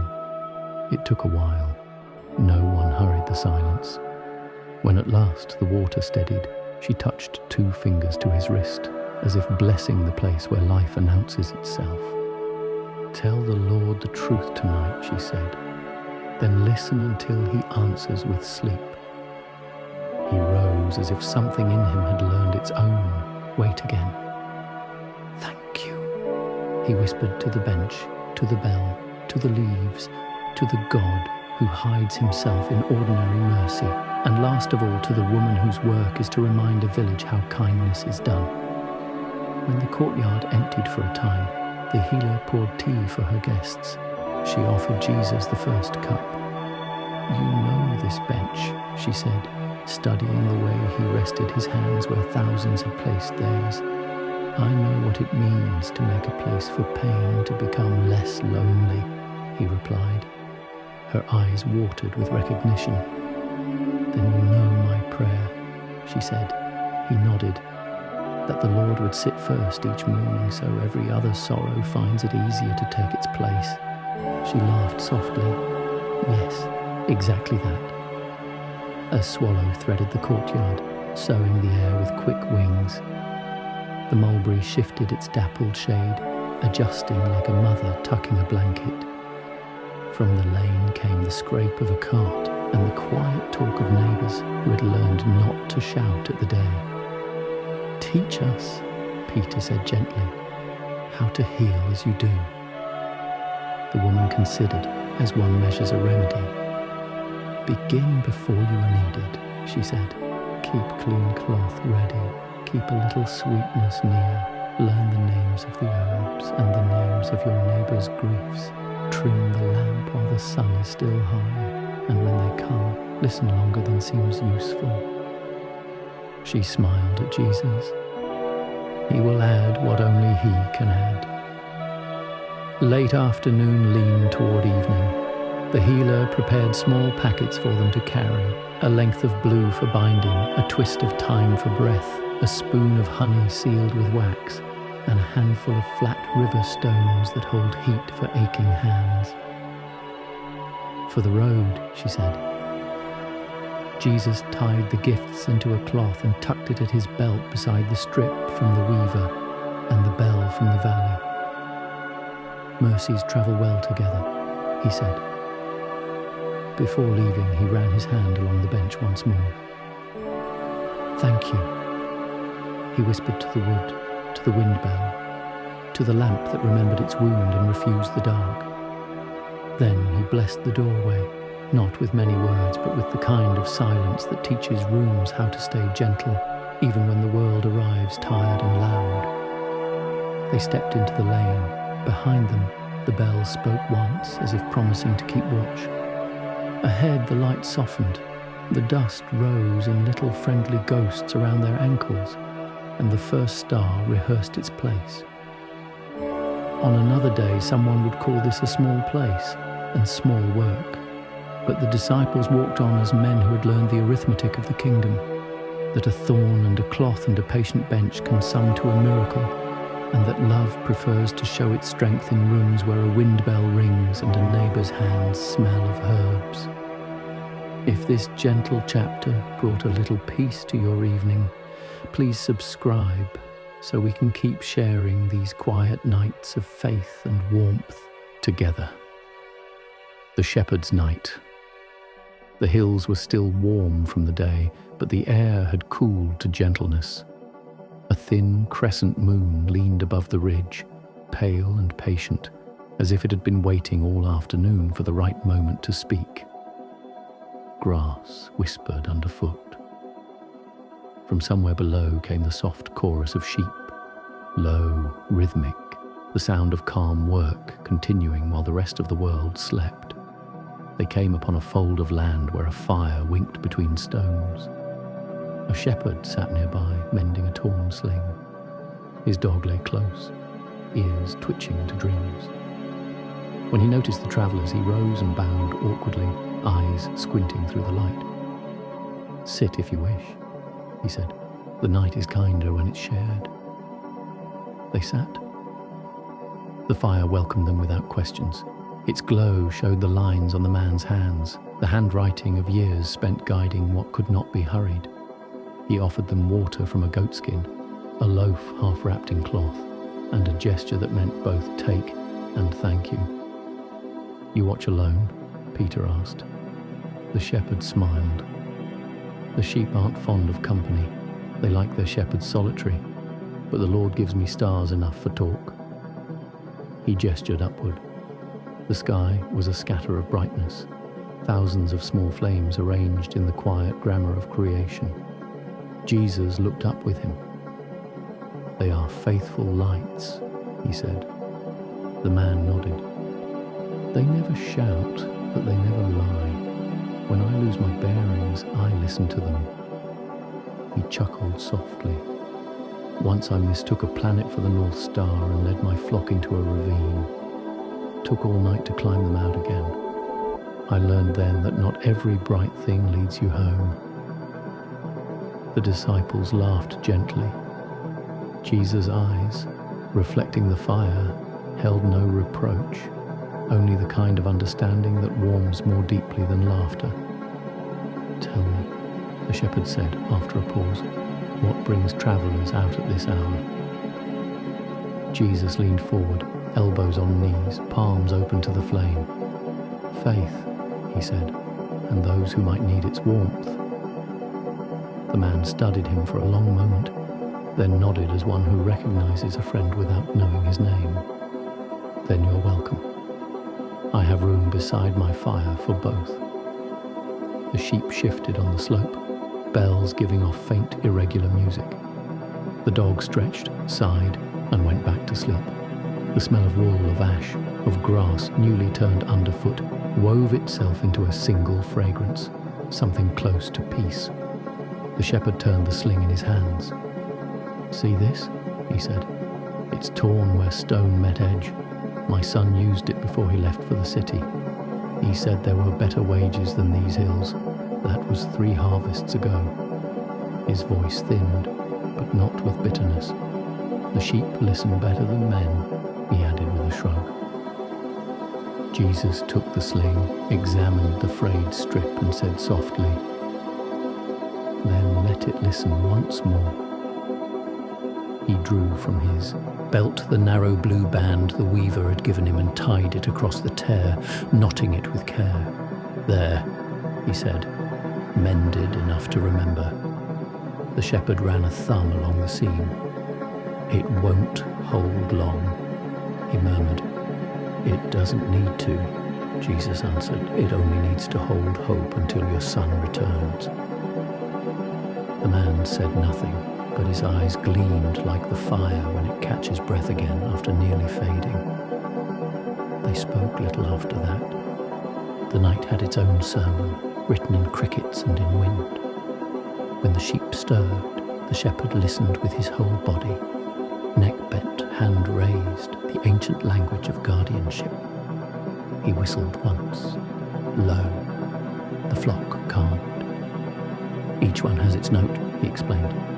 "You learn them by losing sleep." "Do you count them often?" Andrew asked.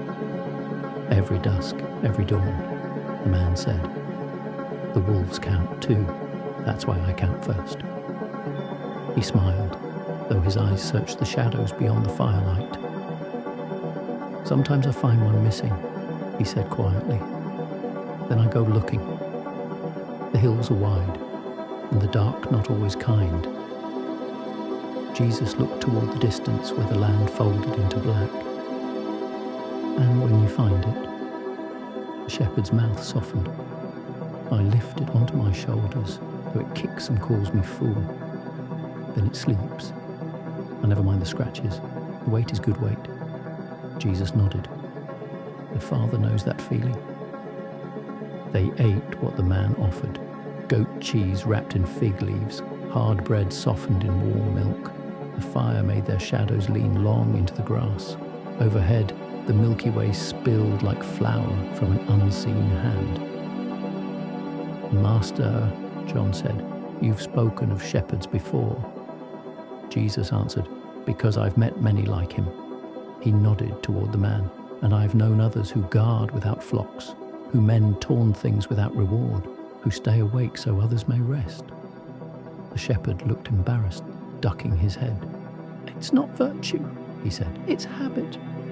"Then blessed are good habits," Jesus replied, smiling. The wind freshened. The dog lifted its head, ears pricked. Far off, a fox barked once and was answered by silence. The shepherd threw another stick on the fire. Sparks rose and joined the stars. He leaned back, gaze lost in the dark, voice thoughtful. "Do you think," he asked, "the Lord ever tires of watching his flock?" Jesus said, "He rests in their safety, not from their noise." The man exhaled through his nose, slow. Then he must rest well on nights like this. They sat a while longer, the kind of stillness that holds meaning without words. The dog's breathing matched the rustle of grass. A lamb bleated softly in its sleep. From somewhere near the ridge, the moon freed itself from cloud and laid its light gently across them all. When the first line of dawn began to dilute the stars, the shepherd stood. "I'll drive them to water before the day gets hot," he said. He looked at Jesus, hesitated, then added, "If your road ever brings you back, there'll be coals waiting and milk warm." Jesus clasped his forearm. "Then my heart already knows the way." He glanced once more at the sling in the man's belt, blue knot catching new light. "It will hold longer than you think," he said. The shepherd followed his eyes, then smiled, half faith, half gratitude. "Then may your road never lose the wind," he answered. They turned down the slope, the fire behind them fading to ember. The flock moved, a tide of wool catching morning's first gold. Jesus paused to watch them. A single lamb had strayed a little way, uncertain. The shepherd whistled, gentle and sure, and the lamb turned, running awkwardly back toward safety. The disciples walked on, carrying the scent of smoke and wool, and the memory of a man who waited with stars for company. No one spoke until the valley opened wide again. Then Jesus said, "Every watch kept in love is part of the same night." The others did not quite understand, but they felt their hearts rest in the sound. Behind them, the shepherd's dog barked once more, not alarm, but greeting, and the blue ribbon on his sling fluttered in the early wind, the color of heaven, remembering the earth. If this quiet chapter brought you a little peace tonight, please subscribe so we can keep sharing these gentle evenings of faith and warmth together. The inn by the road. By the time the hills flattened to plain, the road had turned to dust fine as flour. The sun slid behind the ridge, leaving the sky in a long sigh of rose and violet. A faint smoke rose from ahead, thin as a thread of grace. The travellers followed it until they came to an inn, its walls the colour of baked bread, its door open to the scent of lentils and firewood. The sign above the door swung gently. "Rest for the road." Inside, the air was dim and kind. A woman stood behind a counter polishing a copper lamp until it glowed like late afternoon. She looked up as they entered. "You're travellers," she said. "We've kept the pot warm." Her voice had the rhythm of one who had spoken such welcomes 1,000 times and never grown tired of them. A boy brought bowls, clay, uneven, honest. Steam rose. The smell of onions and herbs greeted them first, then the quiet gift of bread still breathing from the oven. "Sit where you like," the woman said. "The chairs don't mind strangers." They took their places around a rough wooden table. A cat slept near the hearth, one paw across its face. From a shelf, the faint creak of bottles and the hush of settling air joined the small orchestra of peace. It was an ordinary room, but every ordinary thing seemed to have remembered how to be gentle. Jesus thanked her. She waved it away with a hand flower white. "Thanks are best saved for hunger," she said. "Eat first." They did.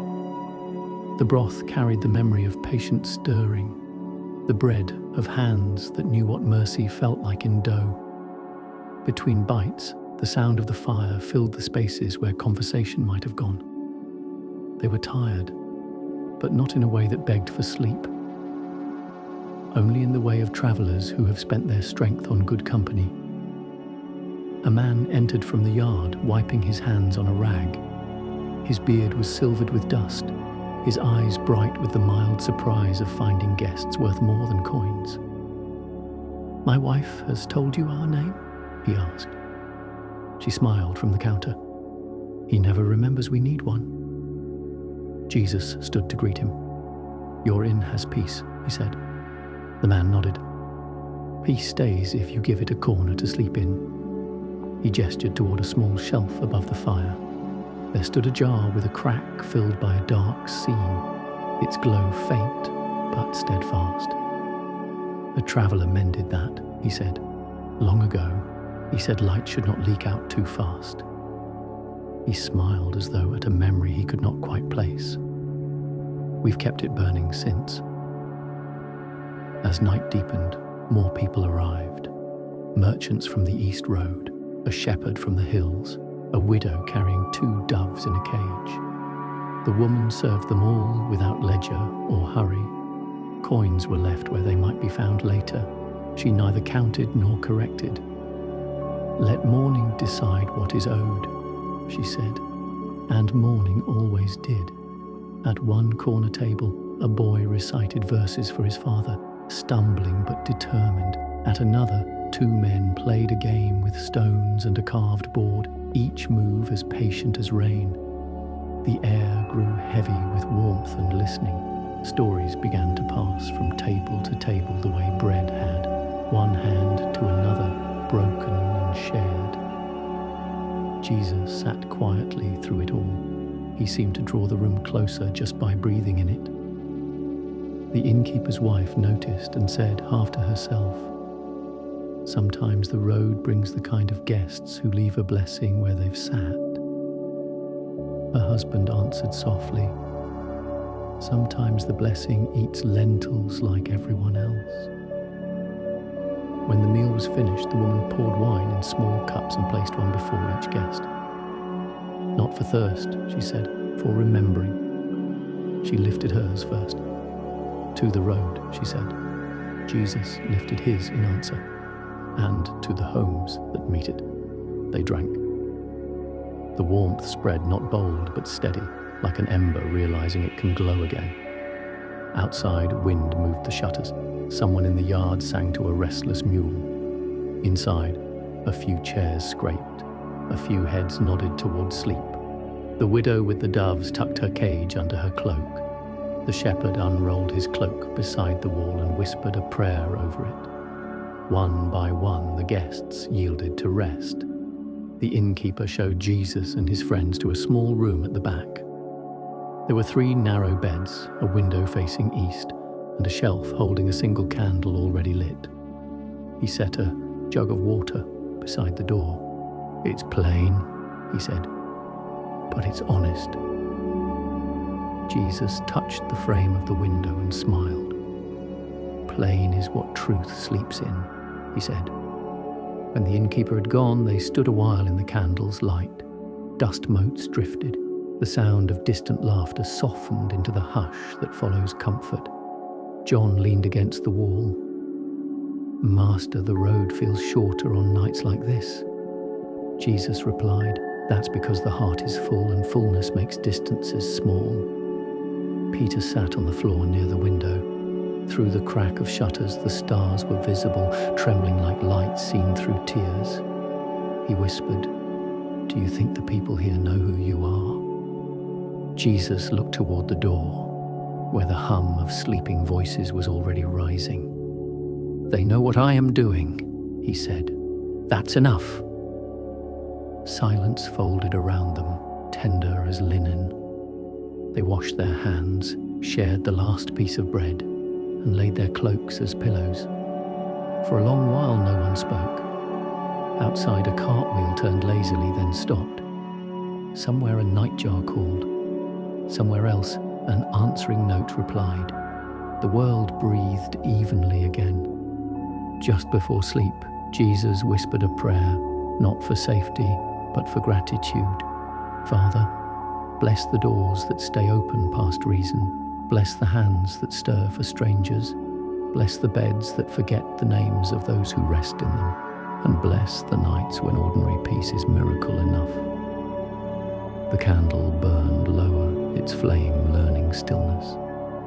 Shadows shifted like thoughts finally settling. Each man slept, shoulders easing, hearts unburdened by the road's long dust. The inn itself seemed to breathe in rhythm with them, walls sighing gently, beams creaking like an old friend's laugh. Before dawn, the woman rose to knead new bread. Her husband lit the same old lamp.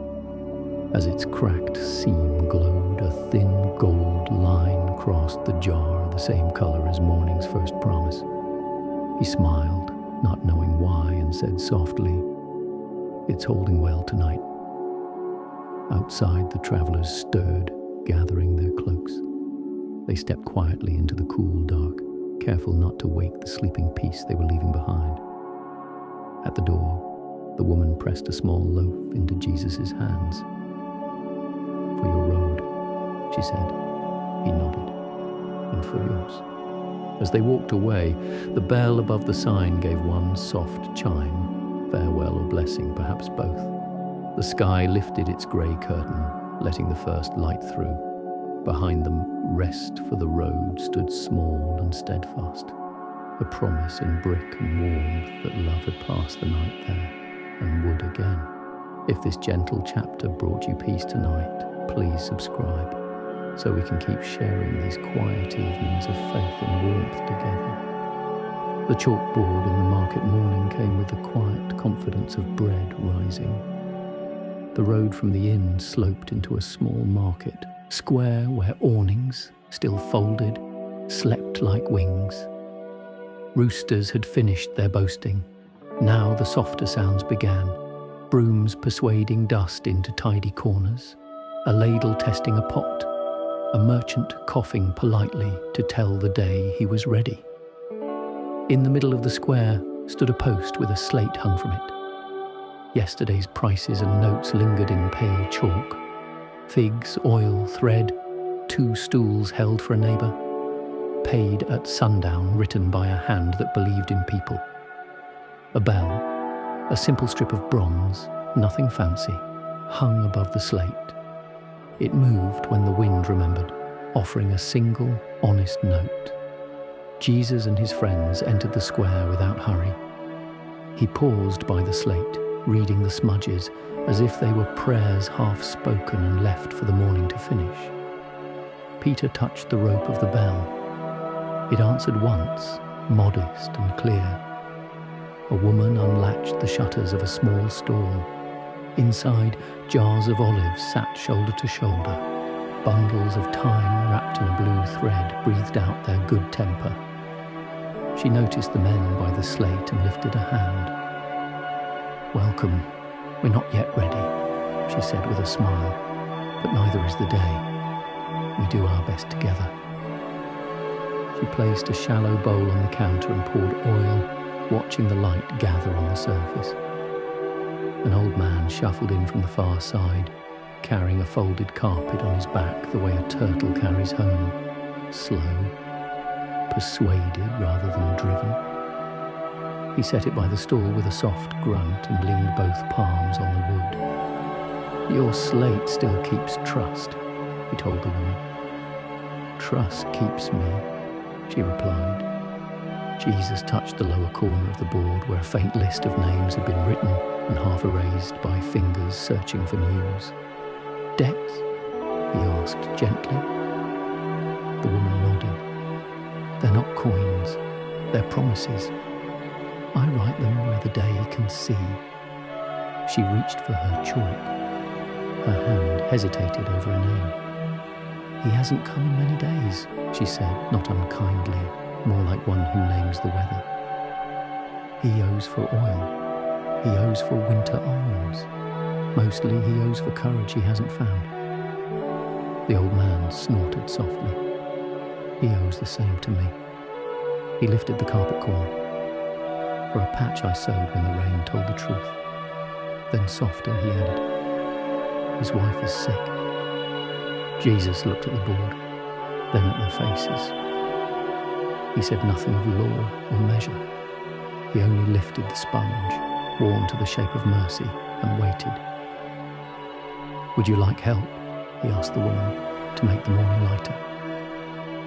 She studied him, dust at his hem, a strip of blue at his belt, a small bell tied near his hip that sang when it remembered the wind.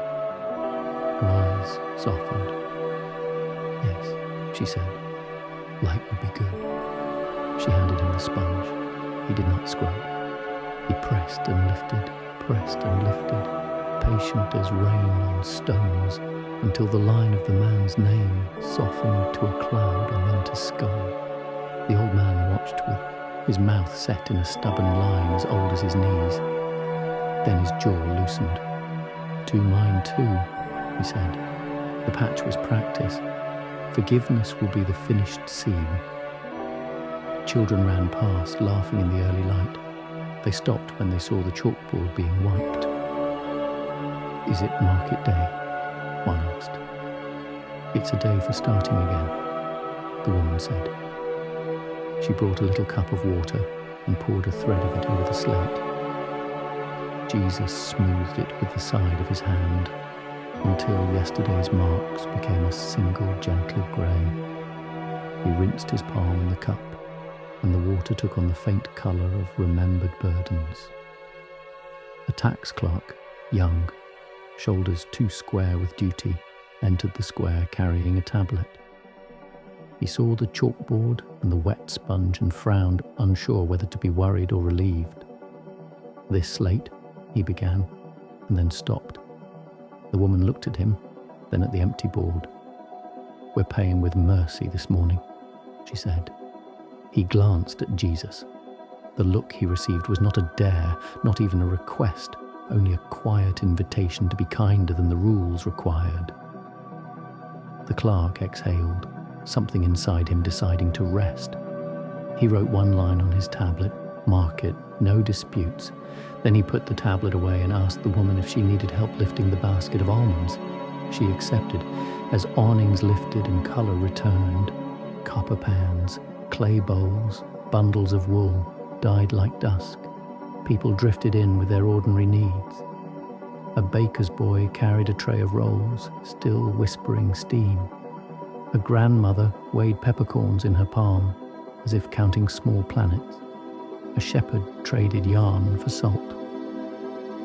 They all checked the chalkboard, as they always did, expecting the usual, a list of owing, a map of lack. Instead, they found a blank field, newly rained. "Who paid?" someone asked, half suspicious, half hopeful. "Love," said the woman with a twitch of mischief. "Must be rich," the old man muttered, but his eyes were brighter. A young father arrived late, hair uncombed, child on his hip. He moved like a man learning to carry two lives at once. He looked at the board, swallowed, and began to speak an apology that had practiced itself in the night. The woman shook her head. "Today, you take what you need and bring me a story when you can." "A story?" he asked, startled. "Tell me what the child says when she wakes from a good nap," she said. He blinked back relief. "She says, 'Again dawn,' as if morning were a friend who kept a promise. Then bring me that next time," she smiled. "It will sweeten the almonds." Jesus watched the exchange with the kind of joy that keeps its voice soft. He reached for the chalk and wrote a single word along the top of the slate. "Welcome." The bell above it, feeling brave, offered its one note again. By late morning, the square had found its steady hum. A blind man tapped gently along the awnings. A girl guided his elbow without, telling him she did. Two boys argued about the weight of a fish until the fish settled the matter by leaping once and declaring itself. The tax clerk returned the woman's empty cup and, out of habit, tried to calculate the cost of forgiveness. He failed, but he failed with a smile. Near noon, the cart broke a wheel at the edge of the square. Peter and Andrew crouched together with the driver, shoulder to shoulder, laughter covering the grunts. The old man brought a wedge. The woman brought water.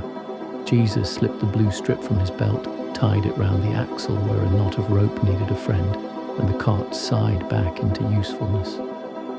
The driver looked at the ribbon, unsure whether to return thanks to cloth or company. "Both," Jesus said. When they paused to eat, bread divided by honest hands, olives that shone as though the day had polished them, the woman sat with them, apron folded, back straight as someone who has earned her chair. "Will the board stay empty?" she asked. "As long as it can," Jesus answered, "and when names appear again." He looked toward the hills and back toward the slate. "Then we remember what morning felt like and start from there." She considered that, the way a trader tests the weave on a length of cloth. "Starting from morning," she moaned. "That's a good price." He stood and returned the sponge to its hook. The bell gave a small sound, almost a laugh.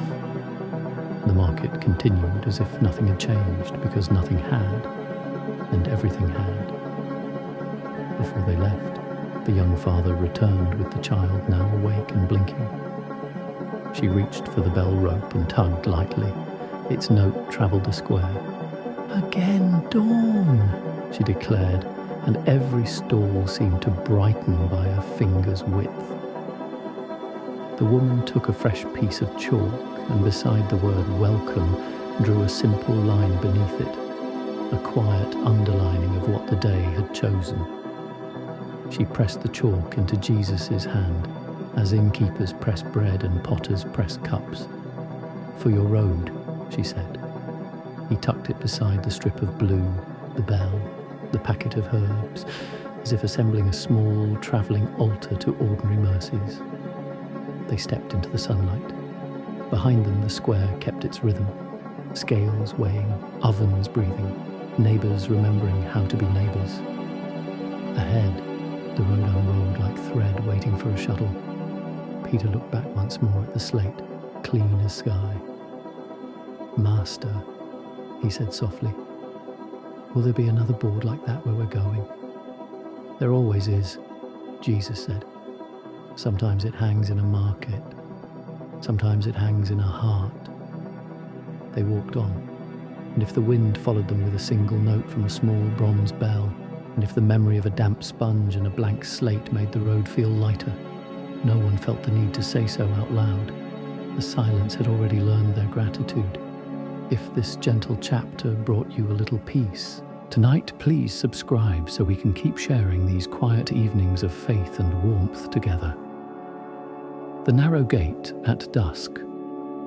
The road left the market and climbed into stony country where time grew short and the wind learned to walk softly. Afternoon thinned by degrees until shadows were longer than their owners. A red kite traced slow circles above the ridge, patient as a thought that refused to hurry.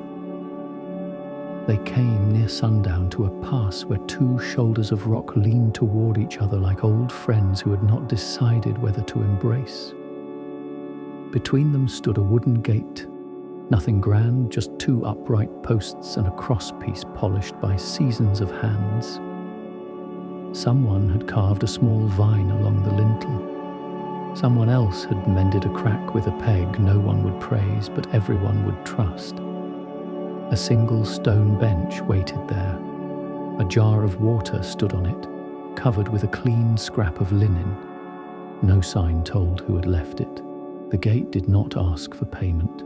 It asked for something else, something the day had been teaching them without speech. Jesus paused. He rested his fingertips on the wood, the way a carpenter greets a threshold. The wind lifted and set down the little bell at his belt. It answered with one clear note that did not rush to fade. Peter squinted through the gap. "Only one at a time," he said, half statement, half question. Jesus' mouth tipped toward a smile. "Only one at a time," he agreed. They drank in turn. The water tasted faintly of stone and of care, the kind of care that wakes early and leaves gifts without waiting to be thanked.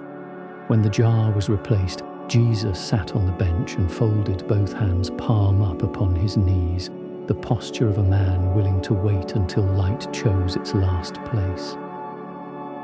A shepherd's boy came down from the slope with 3 sheep ahead of him and 2 behind. He nodded to the men, lifted the latch and stepped sideways through the gate so the flock would learn how to follow. He did not hurry the smallest lamb.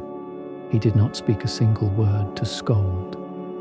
When they passed, he set the latch gently, as one blesses a child's sleeping breath, and went on. Andrew watched him disappear into the bluing distance.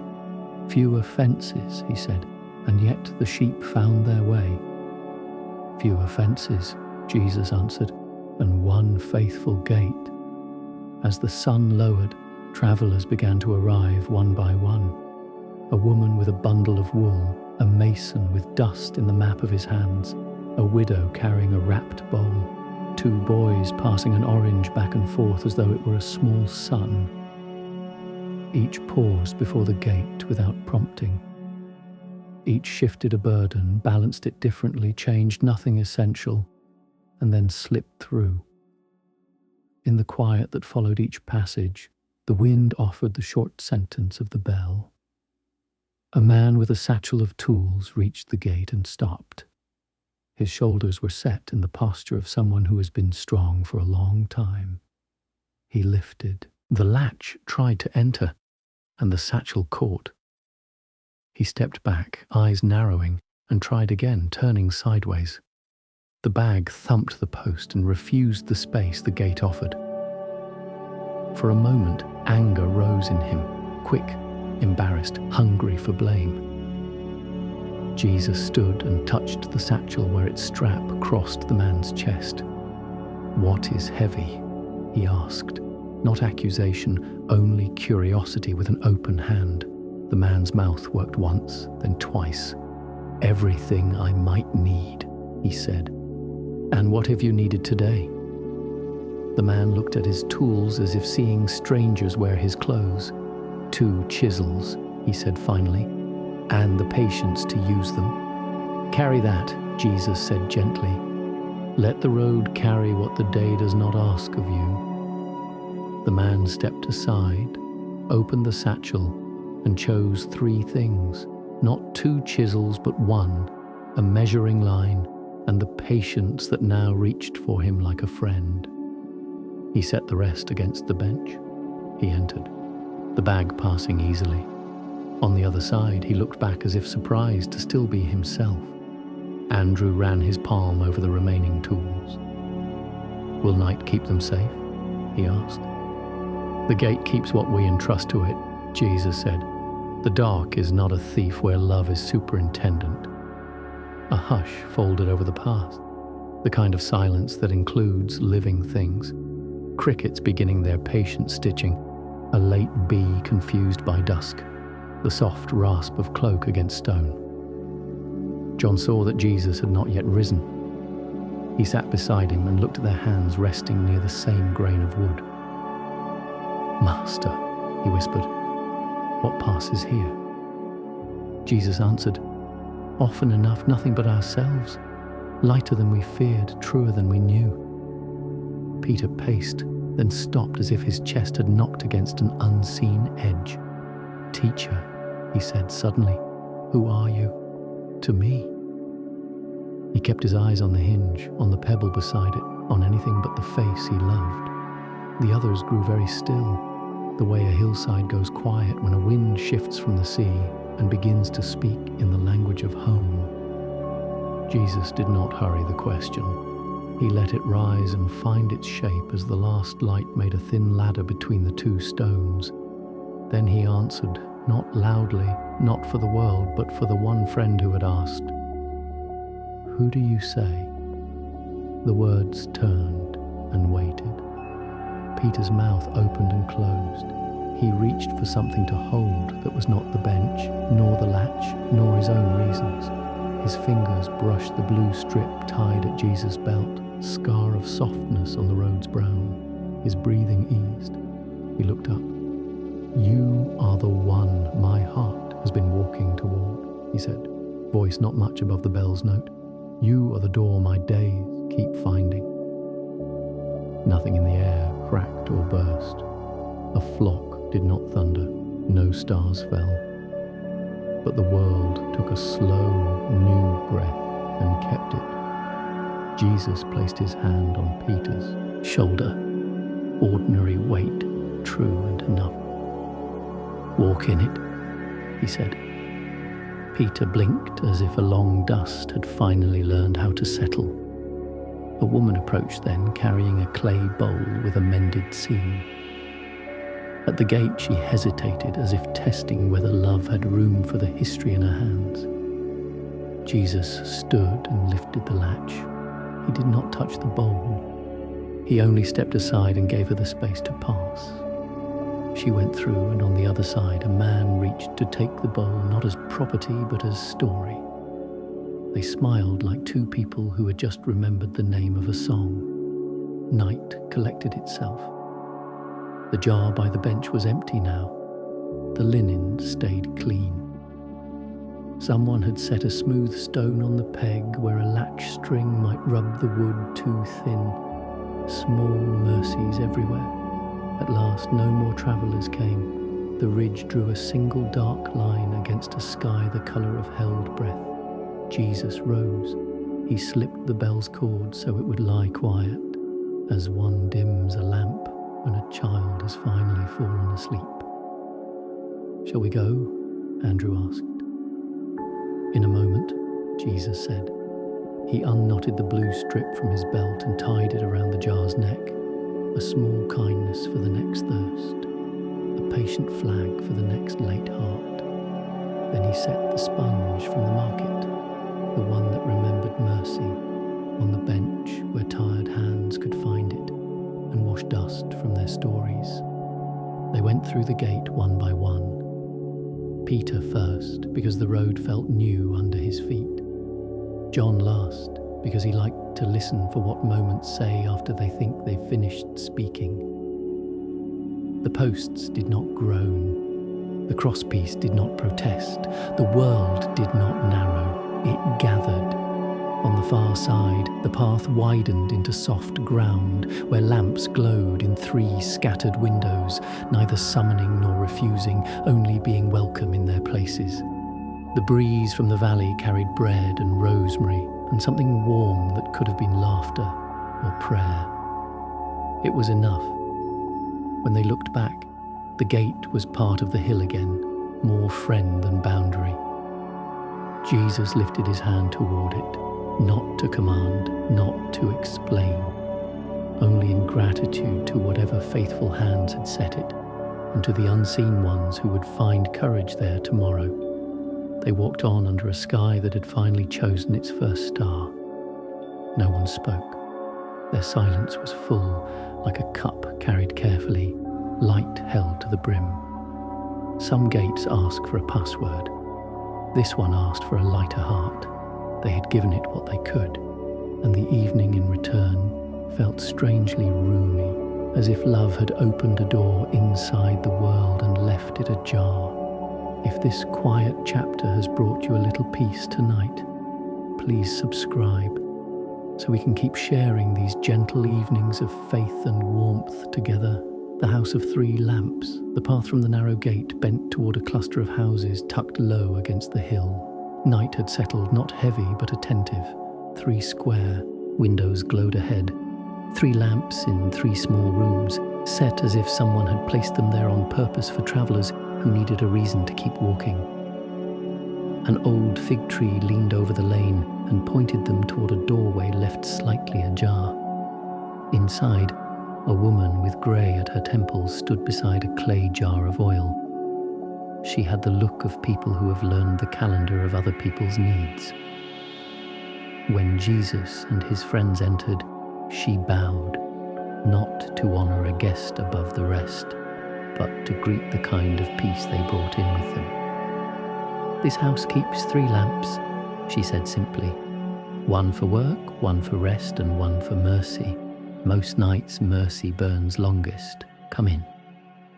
They stepped into the main room. The first lamp, work, stood near a low table where bread had lately been sliced. Crumbs lay like small stars. A knife rested with its blade turned toward the wall, the old courtesy that tells a room it is safe. The second lamp, rest, watched over a bench with folded blankets. A cat slept there, having chosen to trust human promises. The third, mercy, was set by the door itself, so that anyone still outside could borrow a little courage from its light.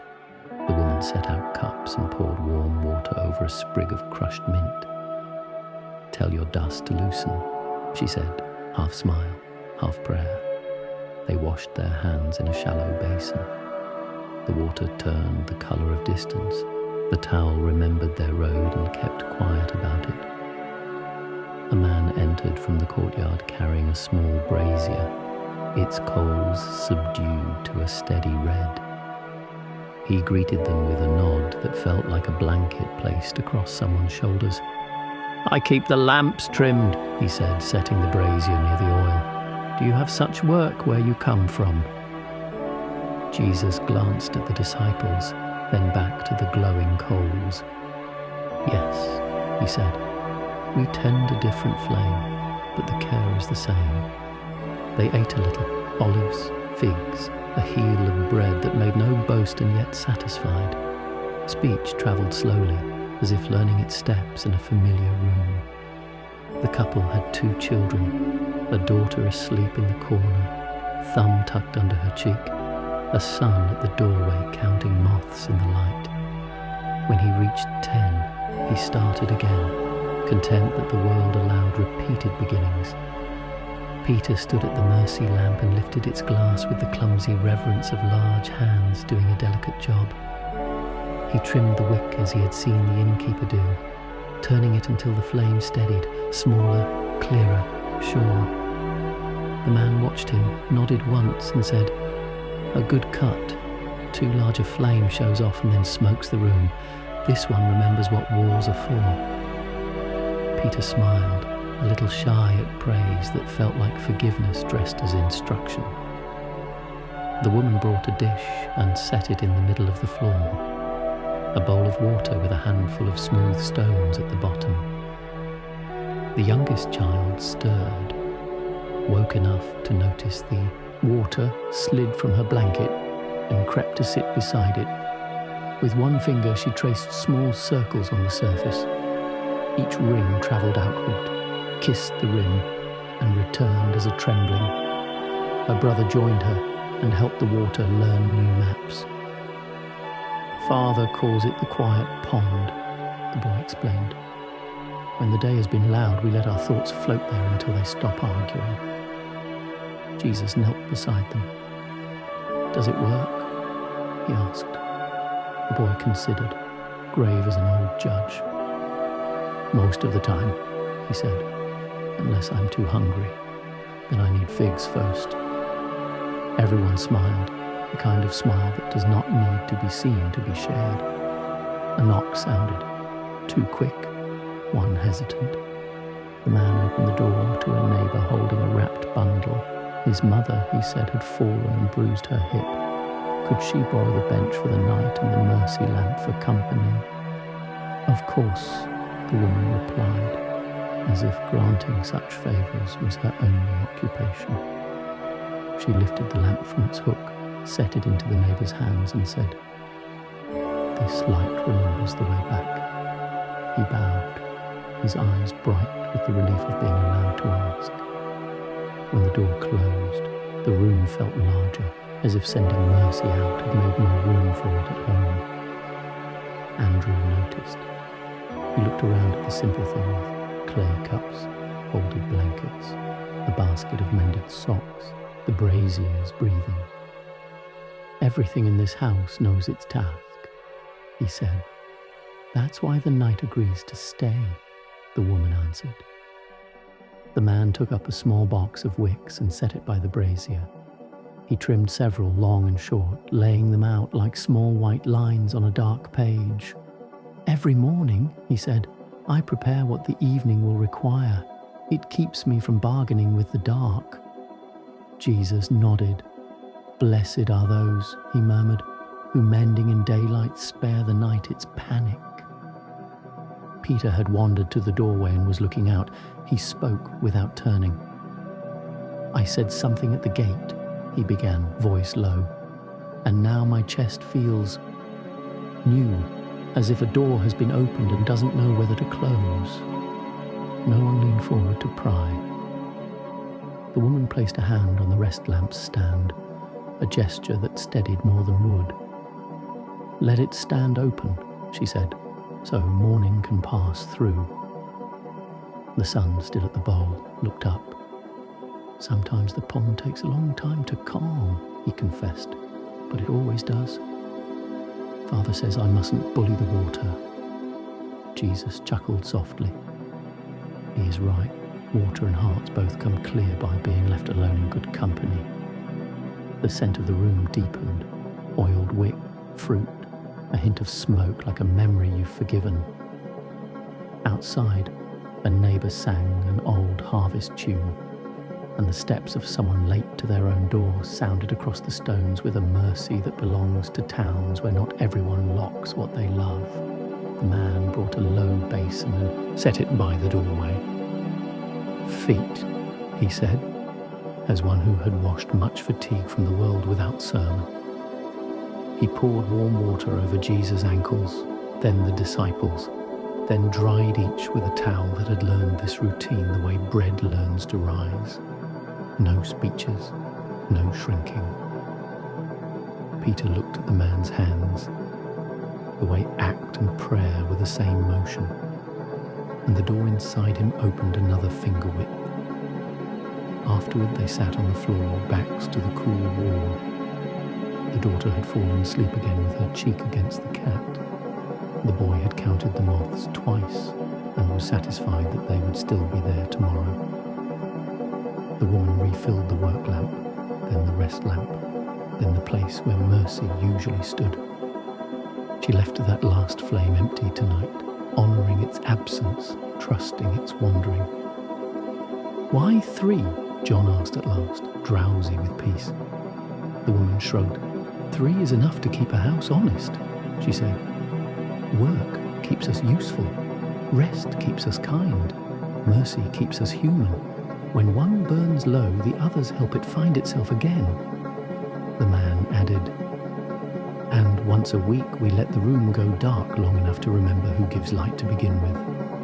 He smiled as he said it, as if recalling evenings when the children had discovered stars continued to exist, even when no one was watching.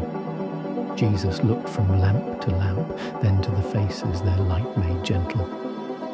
"Faith, hope and love," he said very softly, almost to the flames themselves, as a shepherd might say the names of sheep he knows without looking.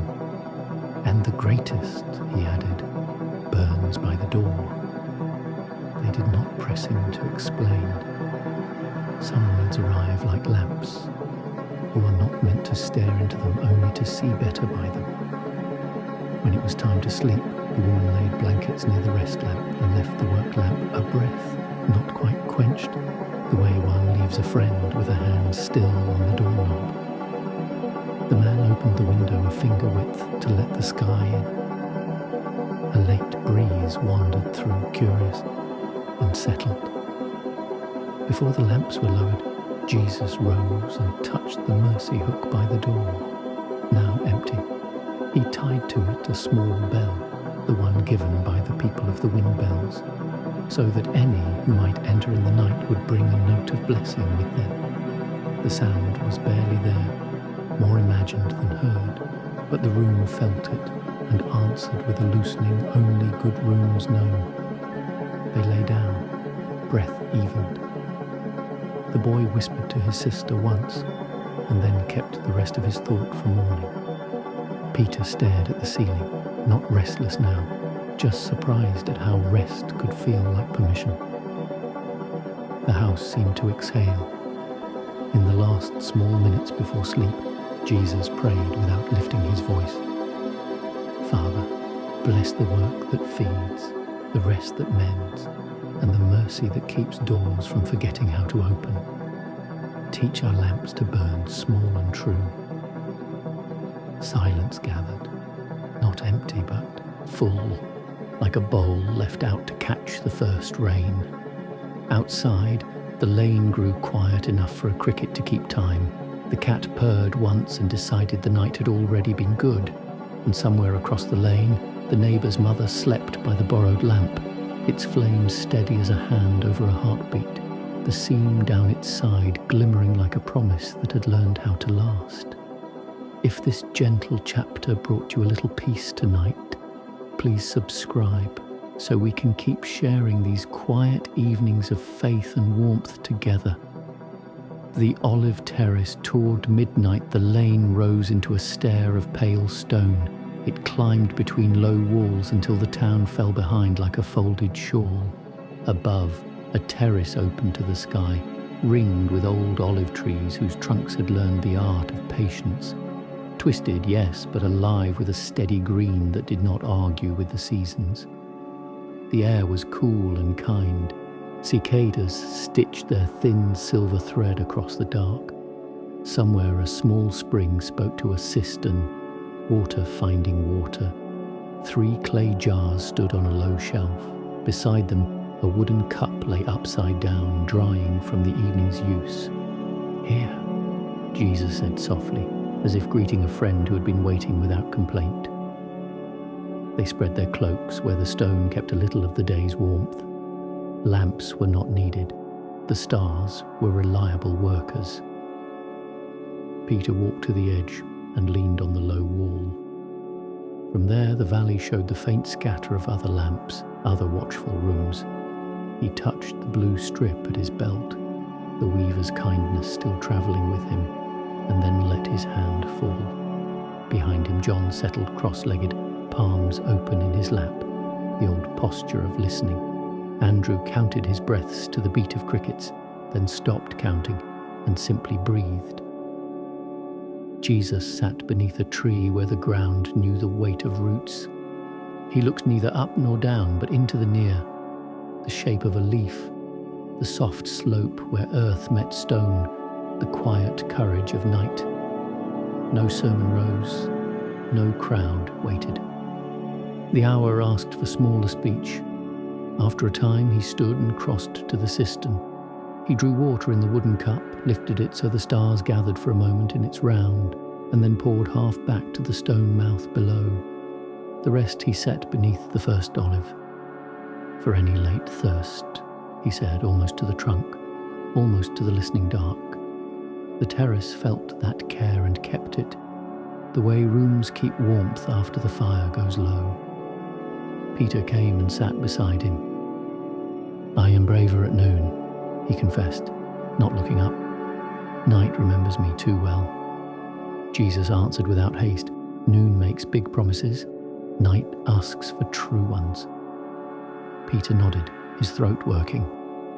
"I said a true thing at the gate," he whispered, "but I do not know how to carry it."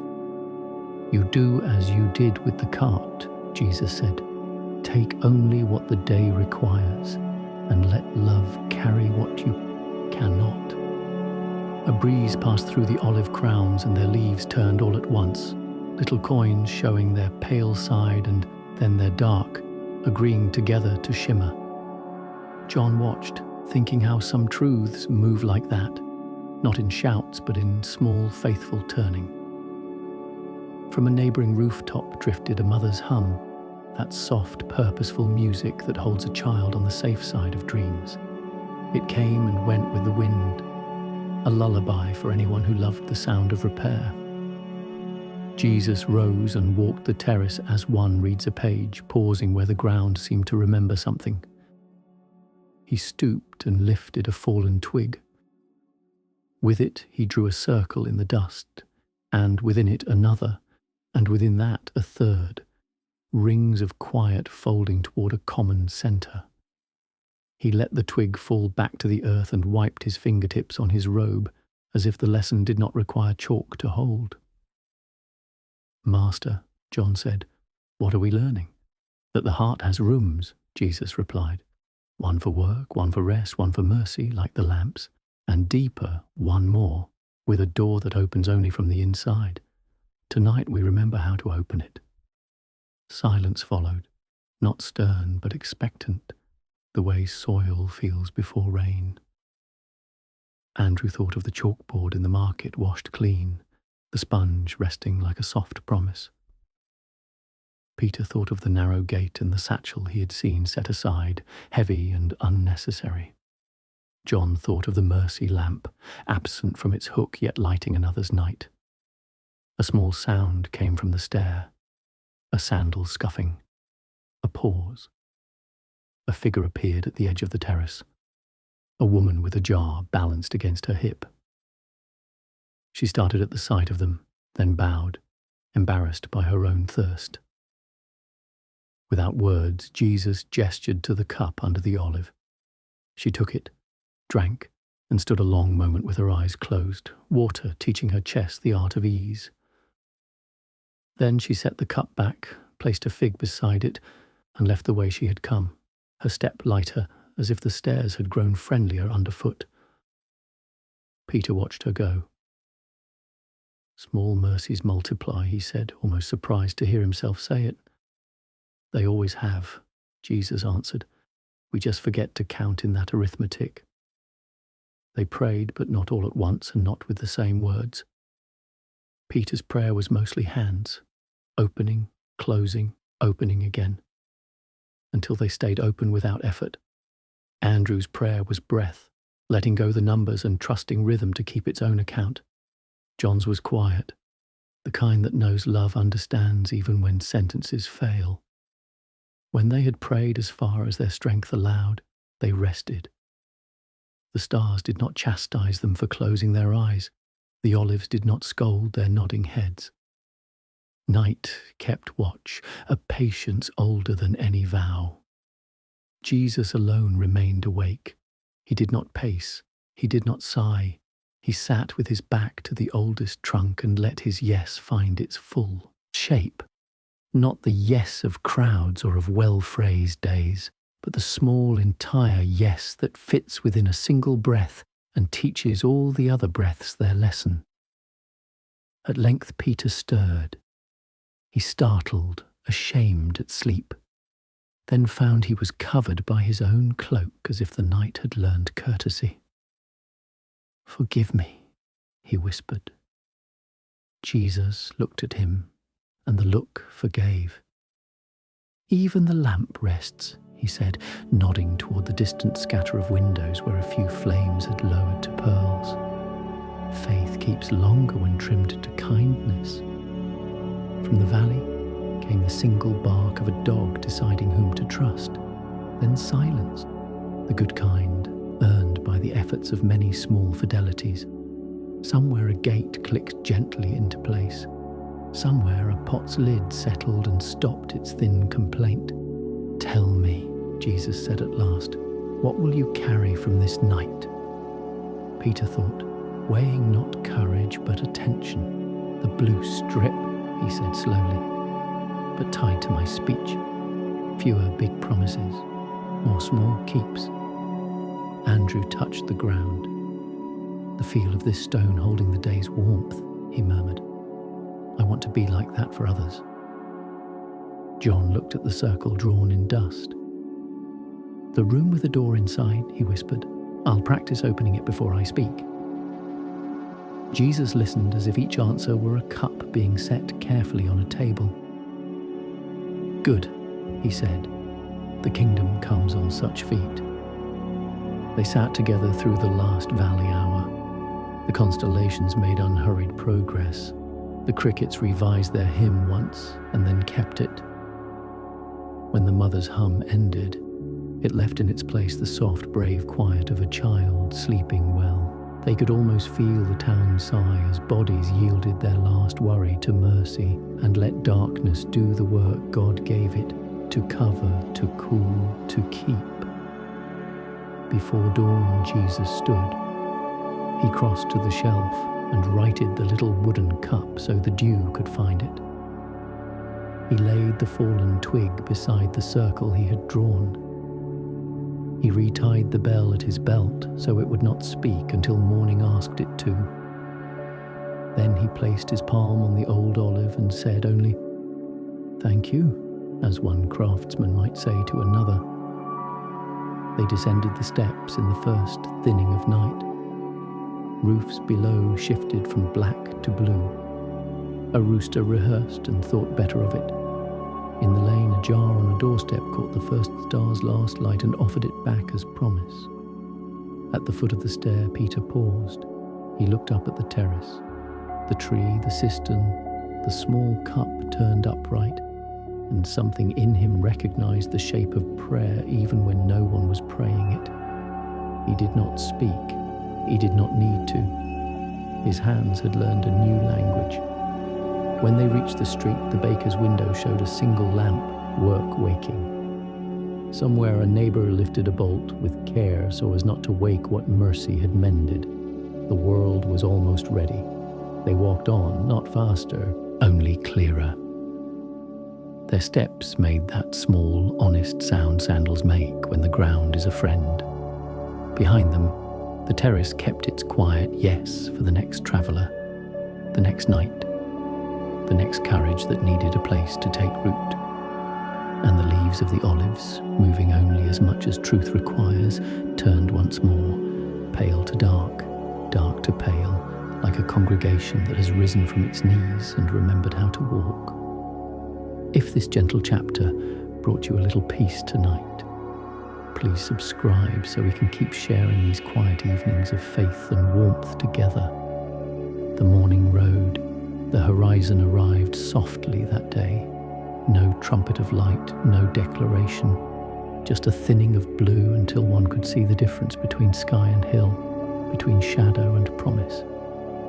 The first breath of dawn smelled of bread and dew. The earth itself seemed to stir, stretching its limbs under the new warmth. Jesus and his friends rose from where they had slept beneath the olive trees.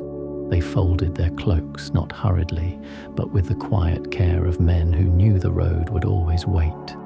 Each took a sip from the cistern, its water tasting faintly of roots and beginnings.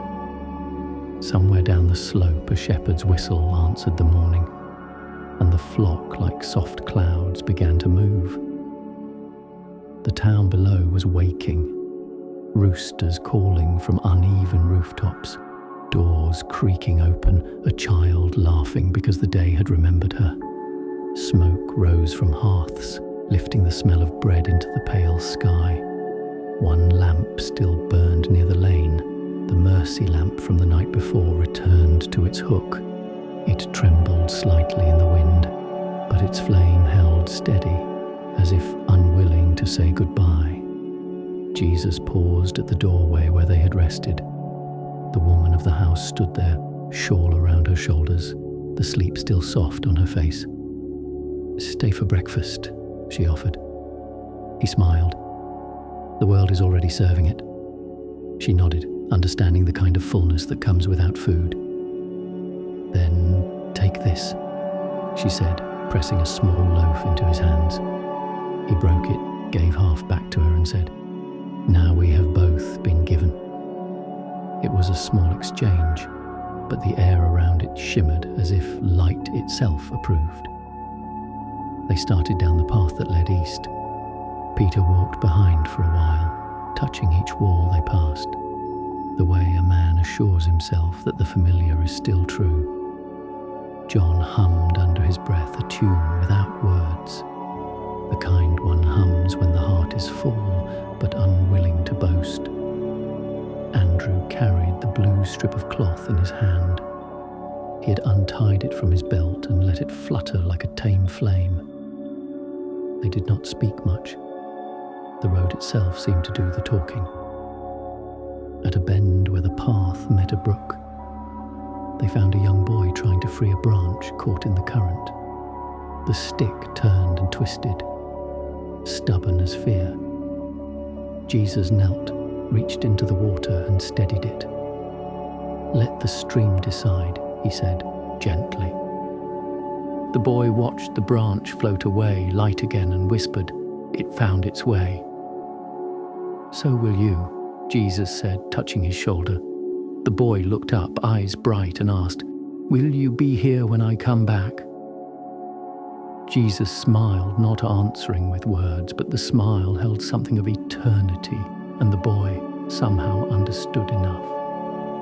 They crossed the brook. A field of barley opened ahead, pale gold under the young sun.